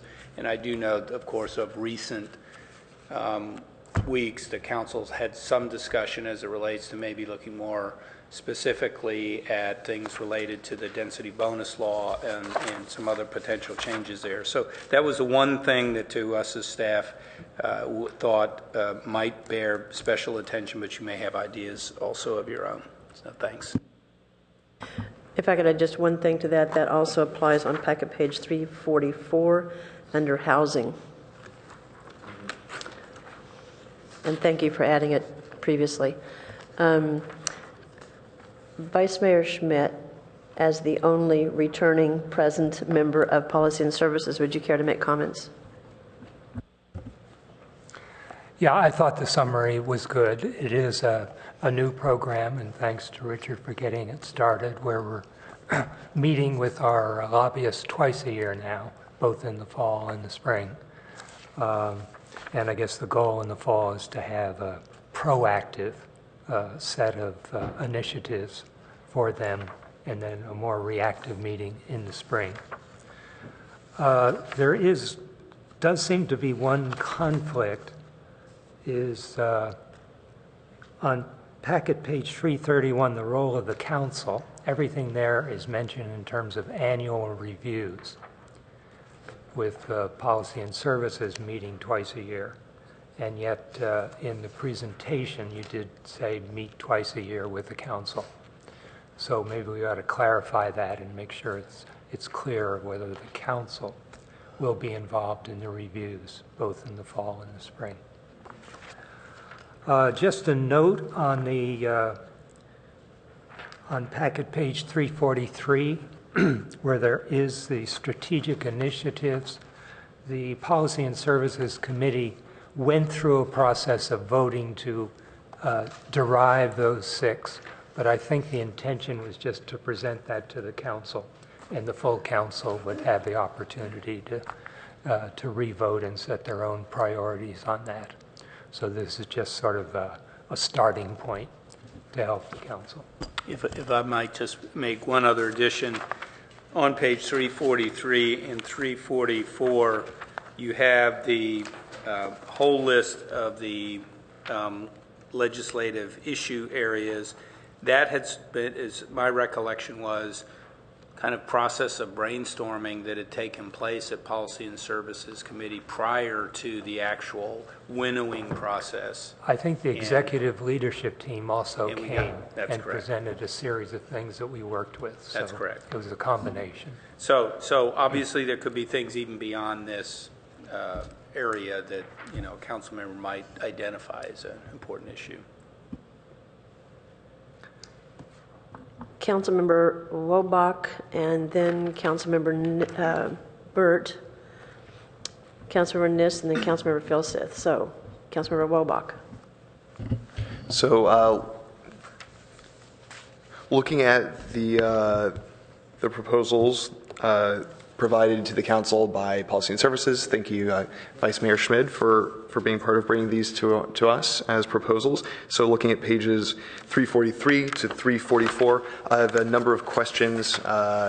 I don't want to offer them just yet as proposals, but I think they're worth mentioning. I'd like to hear colleagues' thoughts on each of these. The first is a couple of issues related to climate change. Because Palo Alto is at extreme risk for sea level rise and also at severe risk for water security or water insecurity, I'm wondering if we want to strengthen language referencing climate change and renewable sources. I noticed that in the top 6, it says advocate for environmental initiatives that promote the use of alternative energy sources. I'm wondering if maybe we should strengthen that to have stronger language advocating, particularly at the federal level, for very strong climate change initiatives at the national and international level, and also whether we should include something at the both state and national level, maybe expanding on the reference to infrastructure on page 344 to specifically refer to things to protect ourselves against sea level rise, which is almost inevitable at this point. Something else we might want to include there when we're talking about obtaining funding for public safety, affordable housing, et cetera, on page 344 under financial. Something else we might want to include there is specifically for rainwater capture and other efficient water use initiatives at the local level to increase our water independence. Something else to possibly include in that same area is seeking grants for single occupancy vehicle trip reduction.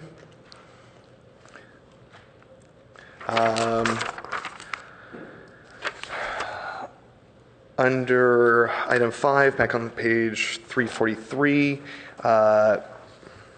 relating to that, perhaps we should include something about clarifying or changing the state density bonus law to ensure it does not encourage worsening of jobs housing imbalances in areas with a surplus of jobs. What else? Under regulatory, on page 344, I'm wondering if the current status requires this being a top priority, or if things have improved enough we could drop this. I'm curious to hear staff's and colleagues' thoughts on that. Also wondering if we want to include anything about CEQA reform under regulatory. Under transportation, so this is a tricky one. 2 parts. One relating to what we have there. All we have under transportation is a proposed California high-speed rail project. I'm wondering if that's still a top priority for Palo Alto, since we got the blended system. The California high-speed rail project is tied to money for electrification for Caltrain. We're talking about grade separation. We're talking about trenching. I'm wondering if opposing high-speed rail in general is still a top priority for Palo Alto. I'm open to colleagues' thoughts on that. Whether we keep that or not, I do think that we should add some affirmatives under transportation, that we should advocate for Caltrain electrification, that we should advocate for grade separation of Caltrain, that we should advocate for state and federal policies which promote regional, sub-regional, and municipal initiatives to improve public transportation and reduce single occupancy vehicle trips. And regarding ABAG, and it's really not just ABAG, but it's housing mandates in general, given Palo Alto's extreme dearth of housing compared to our surplus of jobs. I'm wondering if we want to make it a top priority to sound like we're opposing housing here, or at least to clarify what we mean by revised formula for housing mandates. I'd like to hear or see more clarity about the how and the why of a revised formula. I'm open to that, but I'd like to see greater clarity either or hear about it from staff and colleagues. Those are my thoughts for now. Not ready to propose them in a motion yet, though. Councilmember Burt. Well, there's 2 levels at which we have this framed. One is kind of a value-based level, and that might apply to, we certainly are very supportive of advancing legislation on climate change initiatives. But for me, the most important thing is getting into more concrete areas that where our legislators might actually take initiative on some of the things that we're advocating for. So align with many of those values. For instance, as we began to have discussions on our climate action plans next phases, and that this would entail fuel switching, our utilities director had over a year ago, when I first started raising these issues at Finance Committee, had expressed concerns that current state law may have certain barriers to being able to implement those plans. So I think I would specifically like to ask our utility staff to identify any barriers, and this would be our utility staff and our Director of Sustainability, identify any barriers that exist and then support changes. And I've already had discussions with our Assemblyman and State Senator who have said if those are there, we'll be receptive to supporting those legislative changes, but we have to tell them what the problem is specifically.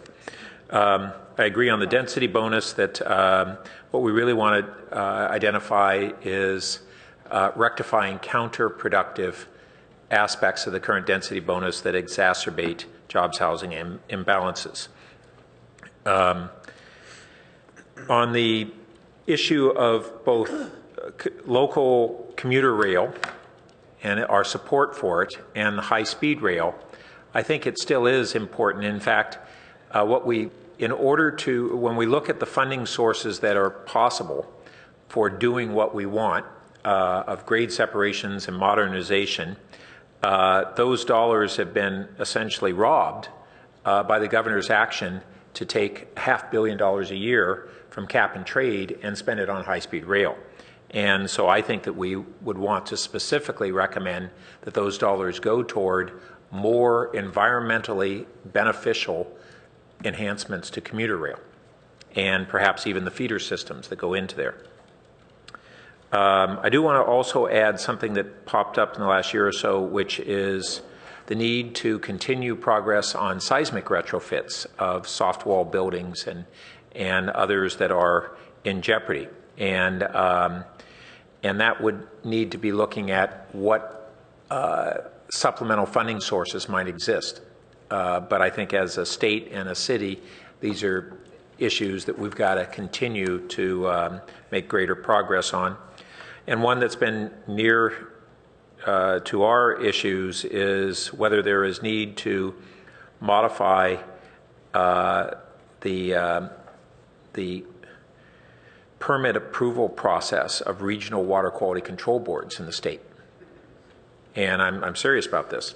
And I know that Assemblyman Gordon has expressed a willingness to look at that sort of legislation.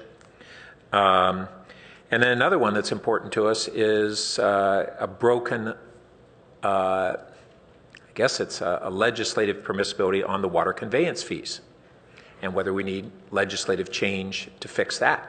Because right now, as water districts can charge jurisdictions for water they don't receive, they have legislative permission to do that. And it seems that needs to be changed as well. So I don't, let me ask now, that's my list of concrete recommendations. With our process tonight and where we are this evening, I'd want to get certain things actually folded into this agenda. And so I want to ask the city manager what he thinks would be the best process, whether it's my recommendations or others from colleagues. How do we move this forward while upgrading it and recognizing that this is basically, probably we should be thinking of as a rolling 2-year agenda. There's certain things we're looking this year, and really to accomplish something, it's going to take 2 years at best. So thank you. If I just may make a couple comments and restate some things. So first of all, just practically, even though it's mostly housekeeping, we take care of the house based on the housekeeping policies that you've set, would be to, at a minimum, just get the council to adopt the basic legislative manual that we have here tonight that does not include these specific semi-annual legislative strategic issues. That's just a broader framework and it's sort of the rules of how we sort of will operate during the legislative session. So, and I don't think there's any issue on that. The second issue, again, is that we're talking about right now is to try to build a more formal strategic process on a regular basis that, and I can certainly be over a multi-year period, where we really begin to focus on where we want to proactively push or advocate for legislation. That's really what we're doing. There's everything in many ways that is on this list and others. We wouldn't be necessarily throwing those out if we heard about legislation or anything, or somebody said, would you guys support that? You know, we can pretty much decide, oh yeah, okay. High-speed rail isn't hot now, but if something new came up on it or something, you know, we would at least have a prior position. So I think the real question does get to both near term and going forward. How do you want to build your legislative platform with an eye to some practical aspects too? What Councilmember Burt said is start to get it concrete enough so that we actually have some way to convert it to some possible legislation. But again, as you all would know, any jurisdiction is limited by a couple of things. One, there's only a certain number of bills or whatever which we might be able to push and advocate for. I mean, if we went to our folks and we said, we've got 50 bills we want you to carry, they say, forget it. And then secondly, we want to qualify them by what is practical. Is it really timely? So, I mean, I would just say our first item up here is advocate for Prop 13 reform, et cetera, et cetera. And we've already talked with some of our folks, and they go, well, forget it. Nothing's going to happen on this right now. And actually, this is more of a constitutional issue at times. So we may identify some things, but no, we have to sort of park them because they can't. And I might add that there's a distinction between those things that we may actually be emerging in the legislature that we would support versus things that we might have a leadership role, or our local legislators on our behalf might take a leadership role. And I think it's the second thing that is most important to us. So they both matter, but I want to focus primarily on the second. And that's what I'm trying, and I appreciate that help. This is what we are trying to get to on this whole piece of this, on this semi-annual process, is to winnow this down, focus, so we could actually really begin to try to push for legislation, or certainly get on some bills, or you know, be part of a lobbying political effort with some other folks in a very active way. So I would just, if we're going to lead to needing to refine this, I think that council could look at action on this tonight as iterative, adopt at least a basic policy framework. Then you can decide whether or not, you know, some degree of what we have here is acceptable in the form it is, but you want more detail, and you may give us some more instruction to come back to you to add that.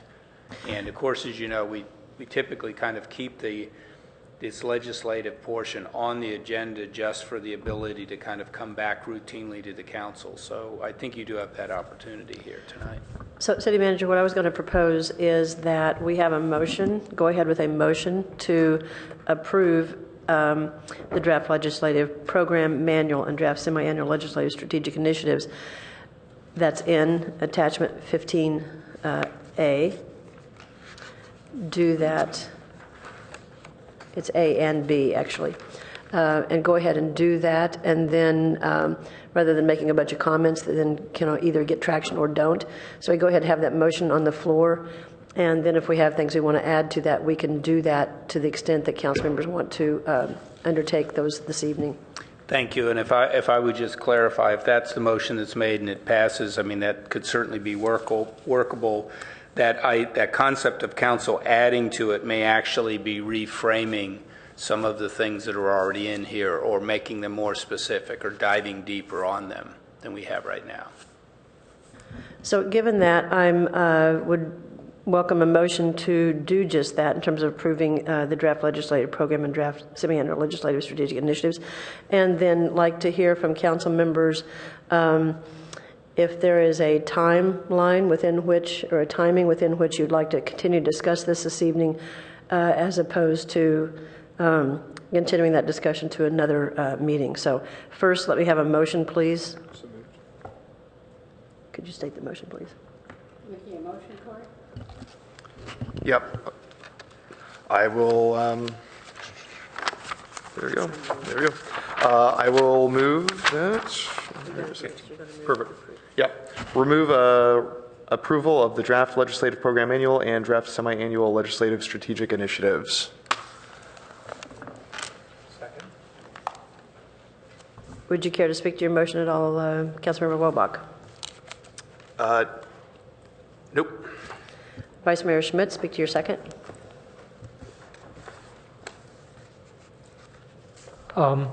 It seems as though maybe a way of moving forward with this is to approve what's here. We've already heard 2 council members add 10 or 12 specific points they'd like to make. Maybe staff could gather from council members ideas for elements that are not on here, and then we could come back to have a vote to update the strategic initiatives part of the document.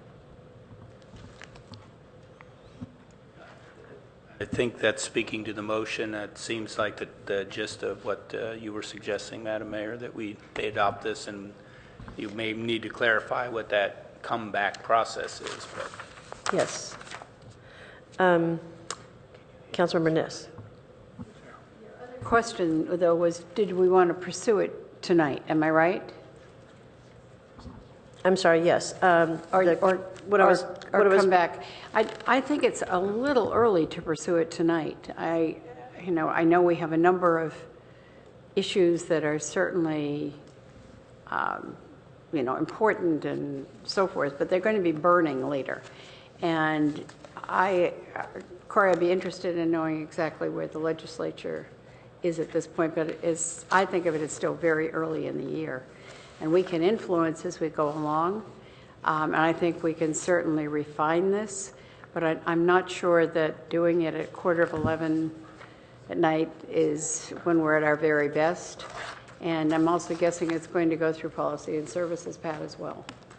I'd be pretty sure. So just partly to respond to your... Right, and just one other thing. Our representative who's in Sacramento, whose name just escaped me. Nicolo De Luca. Yes, right, Nicolo, is going to be interacting with us directly or with Policy and Services, or in what way? I know we've discussed this before, but where are we with dealing with him directly?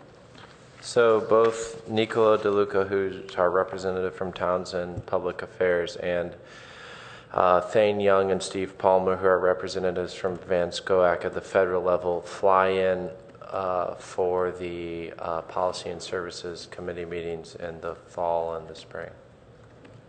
So they will be coming in. So they come in person.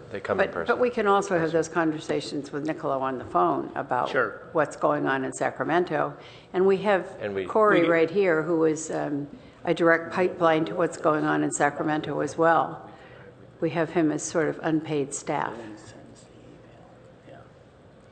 We get a weekly to bi-weekly update directly from our state lobbyist, of course. Right. And I mean, being here, I mean, he lives in Oakland, so we can have him here pretty easily at any time. Right. So because this is not brand new to us, but it's something we haven't pursued quite as directly before. I think it would be great if he did come to one of your meetings, or, perhaps even to a full council meeting at some point before too long.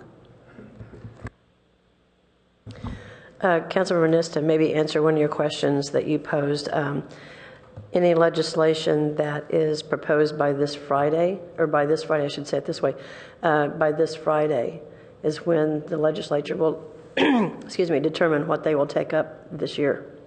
So we really are looking longer term with this list. Councilmember Filseth, you had put your light on and have not spoken yet. Yeah, just briefly, the list on page 343 and 344 is pretty long, and as you point out, we're not going to get all this stuff, and if we ask the lobbyist for 50 things, we don't know which ones he's going to push for and so forth. I just want to make the point that, lobbying in Sacramento is funded by taxpayer dollars in Palo Alto. I think we ought to make sure that, we're focused on stuff that directly impacts Palo Alto on this list. That should be where the gravity is. I mean, there's stuff on here like biodegradable cigarette butts and things like that. It's not like it's a bad thing, but, you know, we're going to run out of bandwidth before we run out of ideas. So I think just make sure we're weighting it according to what's really relevant for Palo Alto. Councilmember Berman. So let's cut the tail end of Councilmember Fulseth's comments, but agree that, you know, with a lot of the good ideas that were suggested by other colleagues tonight, I think that we should be knocking things off the list as we add things on. You know, this list could get really unruly pretty quickly. My understanding is that the window for introducing legislation is closing in 4 days. Yes, Friday. And so, you know, clearly we're not going to make that. And so I think it makes sense to be, you know, having these conversations with the strategy of, you know, it's a way for us to let our legislators know what our priorities are. And that's not a bad thing because they can, you know, take that into consideration with the bills that will be introduced by Friday. But also we can, you know, identify the tangible 3 or 4 or 5 issues or initiatives that we want to really target, and start working now on this time a year from now, and start cobbling together coalitions and you know, these types of things. If we identify a couple of actual pieces of legislation that we want our legislators or other legislators to carry. I think you know, obviously the density bonus, the housing density bonus law is a big one. I was talking with a developer who I met through work actually about our situation in the Page Mill proposal from the other day, and this developer said, I've never heard of this type of thing being taken advantage of for commercial, for increased commercial space, for instance, and they do both commercial and residential, and he just said they'd never thought about that. So, you know, I think that, and now he knows. Now he knows. He didn't sound like he was inclined to start using it.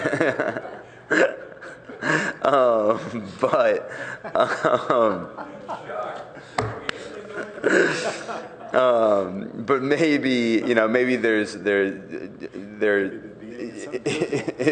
if other legislators, you know, have that same reaction, I mean, maybe this is something that can be firmed up legislatively that could help us. So anyhow, I won't go into details because I think we're going to be diving into more discussions later. But we definitely are smart to start devising a January, February 2016 strategy for this conversation. Councilmember Welbach, did you have something to say or add? Yeah, actually, so to go to this question that you, Mayor Holman, had raised earlier, and that others have started to dig into about what we want our process to be going forward, I'll just say a couple of things. One, you know, we did just start a 2-year legislative session. You know, there are bills introduced this year, which if they are not successful by the end of this year, they could come back again next year. The deadline for this year is rapidly approaching. The idea that we are going to propose legislation, find somebody to carry it, and have it introduced in the next 4 days, very, very astronomically small. The idea that if we have shared our legislative priorities with our legislators, that they will keep that in mind, as you know, whether it's in Sacramento or in DC or even at the county level, that they'll keep that in mind, as Councilmember Berman mentioned, as things come before them, that will be at least one thing, one data point for them as they consider whether to support something, oppose it, work to amend it to make it better for Palo Alto and other municipalities, or at least less damaging if it is damaging. That's very important. And that's something you don't want to wait on if you're ready to be clear about it. Also, over the course of the year, sometimes bills are radically rewritten. You know, they call it a gut and amend, right? It happens.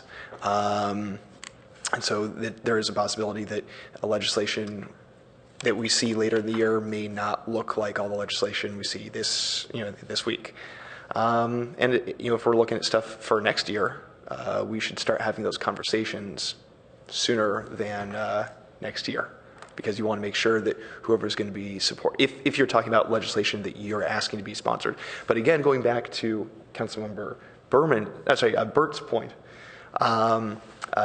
we have a couple things already delineated here. We have we have a section for top priorities, but then we also have other things, right?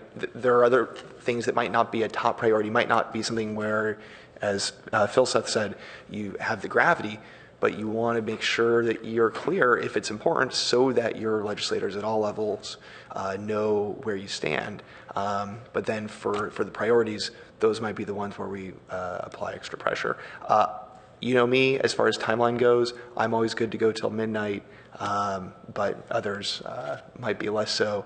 I'd be okay with offering and talking about amendments to 15B here to the initiatives, to add things, remove them, and go through a lightning round to do that tonight, and then we can continue to iterate it going forward. But at least we'd have something going, for our staff and lobbyists to work with, and also for ourselves to work with when we communicate with our legislators. So I would be happy to go through that in a lightning round and make some additions and subtractions tonight. So I have a couple of 3 questions. So this talks about semi-annual legislative strategic initiatives. Councilmember Niss mentioned coming to council, full council. Was it Policy and Services or full council?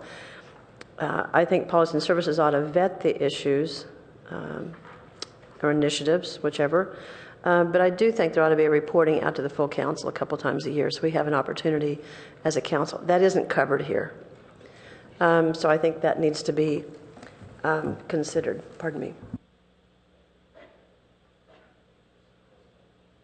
I guess I'm allergic to that recommendation. The other thing, too, is I think we ought to, rather than look at this as semi-annual, I think we ought to look at, City Manager, I think, if I could, please, I think rather than just looking at this as semi-annual, this says that Policy and Services Committee at their November 13, 2014 meeting, it gets very hectic at the end of the year. I think we ought to set some points in time when these policies, initiatives, strategies ought to go to Policy and Services and Council.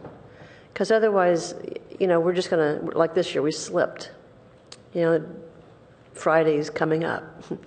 And we're not going to be able to influence other than conversations we've already had with our legislators and things that they might carry based on other communities' interest as well. State density bonus law being one of those. Jerry Hill was very familiar with that. He'd been watching the Palo Alto issue. You probably know that, Councilmember Wolbach. Assemblyman Gordon is also well aware of it. I don't know if it has any legs or not. So as we look at this, and we don't have any, and I think probably what we ought to do tonight too is say when this is going back to Policy and Services, we ought to direct it to go back to Policy and Services to clean up some of these things, like what is the timing, where does it go, does it come to full council, does it just go to Policy and Services, and like I said, set some timelines so we hold to those and in an effective way so that we actually address these issues in a way that can have some influence.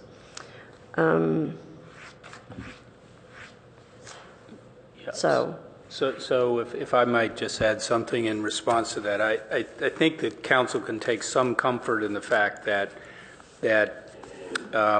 this is more of a framework than a decision point, so it's different than some of your other items that come before you. Again, if you pass the motion, what it will give us at least is what the council has formally told us is of interest, which gives us some latitude when we're working with our lobbyists to be able to sort of speak on, well, yes, our council has a position on this or they're interested in it, even if it isn't very detailed. That said, if all of a sudden there was some reform on density bonus law working its way through the legislature, we already know the interest, even if you haven't taken it up. We would bring that to council, just directly with the ability to have some discussion. So I think in addition to this idea of sort of having some batch processing maybe at Policy and Services, we could take some comfort in knowing that on the what bills are we going to carry specifically piece, if there are things happening in the legislature, we'll have the opportunity to individually come to the council so something doesn't fall through the cracks. So I think that ought to assuage some of your concerns. I just think the bigger issue is how we do get to building what you were talking about coming earlier, let's say right after the break rather than at the end of the year at that 6-month point. And as Councilmember Walbach was saying, well, we ought to be building a 2-year cycle or something from the get-go. And everything's going to move around the board, up and down in priority, but we're looking for a long-term strategic focus, but we'll still have the opportunity to kind of tactically interject with the council if something pops up. So I think it's two edges or two sides of the same sword sort of thing. It's, as you say, City Manager, that if something comes up about, using as an example, state density bonus law, you can bring that to our attention. What we're also doing is trying to set a framework by which we can influence what's going to be brought up. So that's where I am with that. Look forward to the updates, but also how can we influence?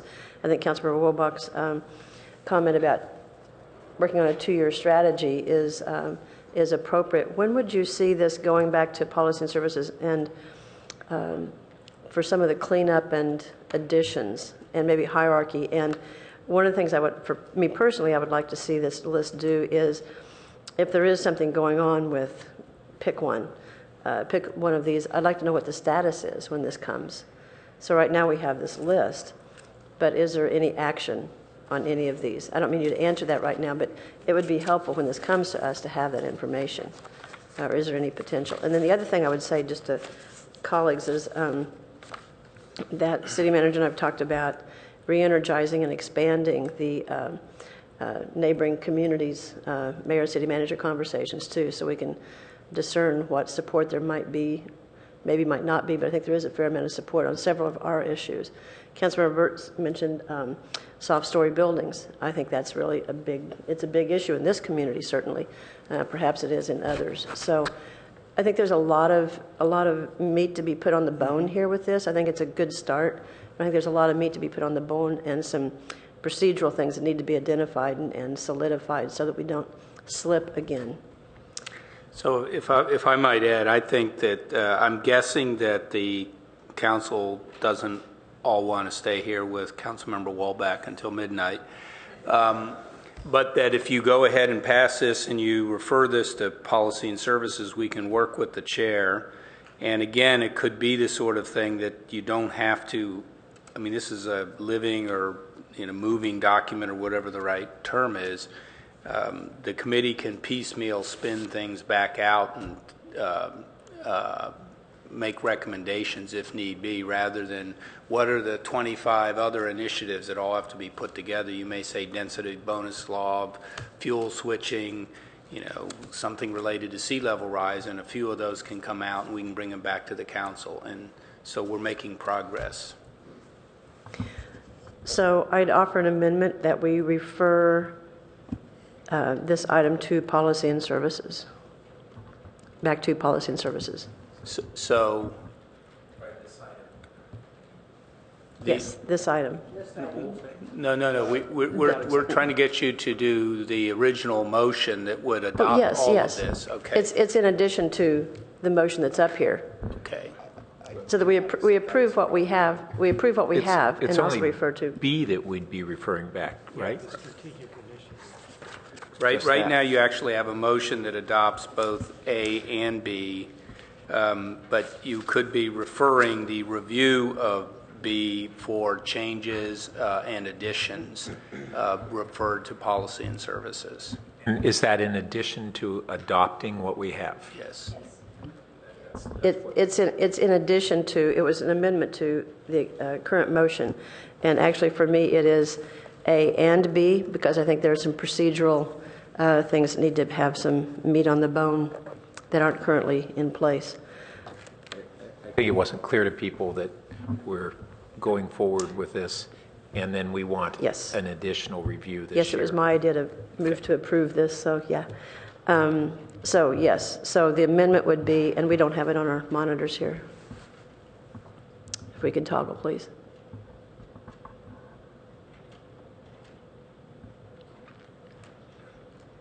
So does Councilmember Wolbach accept?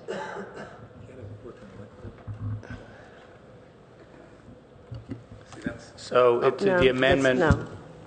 the amendment, you need to strike the, Yeah. refer the attached, just say, refer the adopted Yes. 2015 semi-annual legislative strategies to the Policy and Services Committee for additional review and changes and recommendations.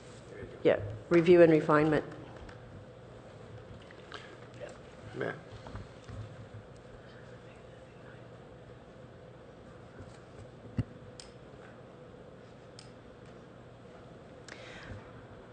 So I think it actually looks like two different motions because we haven't yet adopted the spring 2015 semi-annual legislative strategic motion initiatives. Corey, do you want to accept that? Should you add an and before refer? Yeah. Okay, Councilmember Wolbach. Okay, well, first I just want to point out that this has been to Policy and Services. This came out of Policy and Services to come back to the full council. We're here now. It's on the agenda. We're here. It's here. I mean, the idea that it should annually at least go to Policy and Services for review makes sense. But there are obviously ideas on the table to improve this list. I don't think it's going to take us till midnight to make a couple tweaks, and I think we should continue to make those, and I'm happy to start offering them as amendments, but I just want to make sure we remember that this has been to Policy and Services. It's now here at the full council. I don't want to kick it back without taking a look at these proposals because they were put out, as Vice Mayor Schmid mentioned, just as proposals to start the conversation. I think we should have the conversation. It's been agendized, and we're here. So I will accept the amendment, but I'll probably make a couple more. So, Vice Mayor Schmidt, will you accept the amendment? Yes. Okay.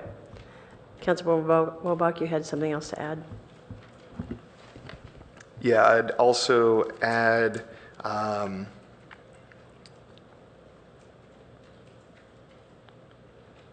under our top 6 legislative priorities, I would add advocate for policies at state and federal level to provide protection against sea level rise to local communities.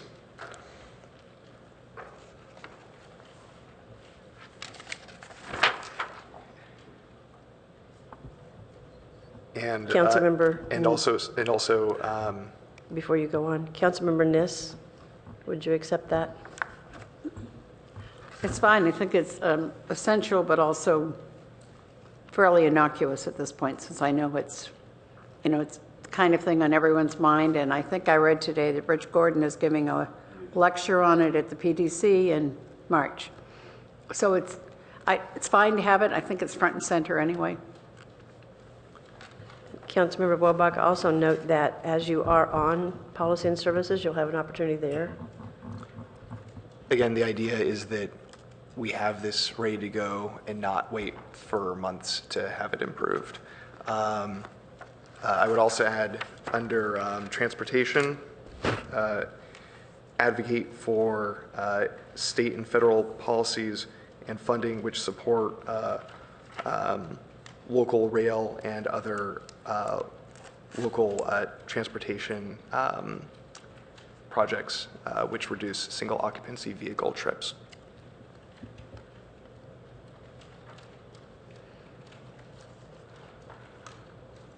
Sounds pretty neutral. I'm an apple pie. So Councilor Menez accepts that? Uh-huh. Okay. I do note in the earlier amendment that was accepted is that it's not just the semi-annual legislative strategic initiatives, it's also the legislative program manual. It's both things going up to what was added in? Next to last line of the main motion. Next to last line of the main motion. Yeah. No, next to last line. Before legislative strategic, before the semi-annual, it's the draft legislative program manual and draft semi-annual.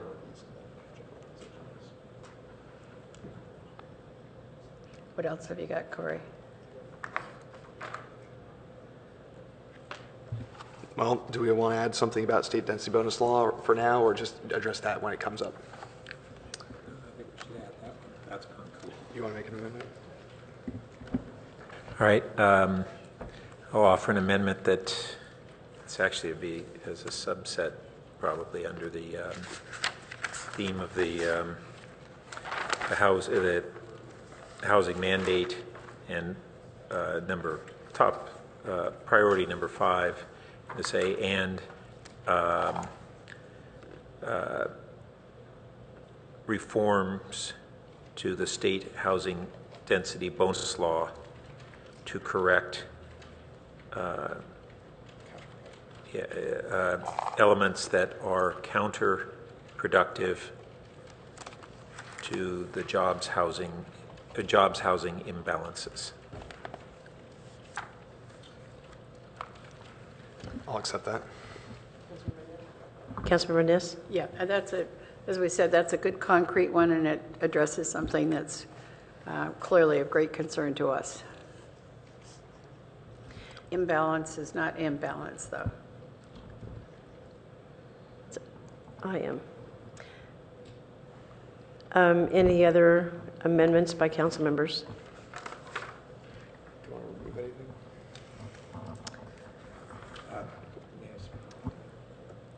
Councilmember Burt? Yeah, I think there's a fair amount of other reworking of this to either look at things that are superfluous or should be grouped differently, or some of these specific things that I think that I was suggesting that I think we want to have a little more discussion on before putting in. So I'll defer both these additions and any other modifications to what's already there until we bring it back to you from Policy and Services. I think on the last one here that you're working on, it's advocate, so there's a misspelling there, but I think it's other transportation. Is your word there modes? Councilmember Wilbach? Microphone. Other local transportation efforts or programs. But it should be, other local transportation programs. Okay. It should be reduce, not reduces, but no big deal. I don't see any other lights. Question for staff is when might this go to Policy and Services? Adopt this tonight. We'll have some good specific direction, and then the other stuff will go to Policy and Services. So we will line it up on the runway with the the other items and work with the chair on the schedule. Yeah, I'm actually scheduled to work with Cash on beginning to look at what got loaded from our committee as a whole. Excellent. Thank you very much. So all those in favor? So we are voting to approve the draft legislative program manual and draft spring 2015 semi-annual legislative strategic initiatives document, and refer the approved, once we approve, the legislative program manual and spring 2015 semi-annual legislative strategic initiatives document to Policy and Services Committee for review and refinement.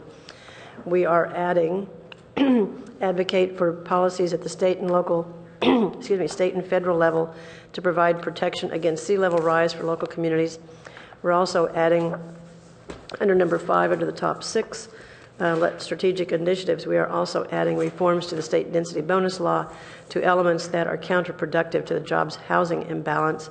And under transportation, we are adding advocate for federal and state policies that support local rail and other local transportation programs that reduce single occupancy vehicle trips. Vote on the board, please. And that passes unanimously with council members Scharf and Du Bois absent. Madam Mayor, just before you leave, just as a note coming forward, as I mentioned, in the next 2 or 3 meetings, we do have the utilities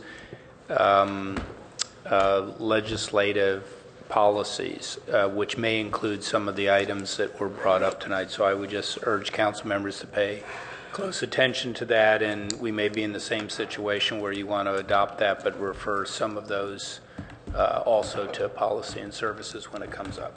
Thanks. Our last item on the agenda is council member questions, comments, and announcements. Are there any?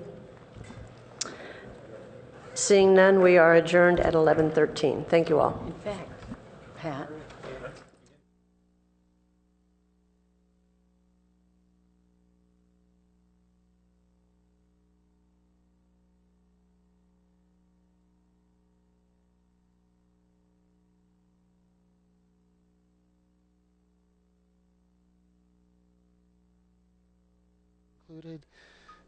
For this evening, and we are here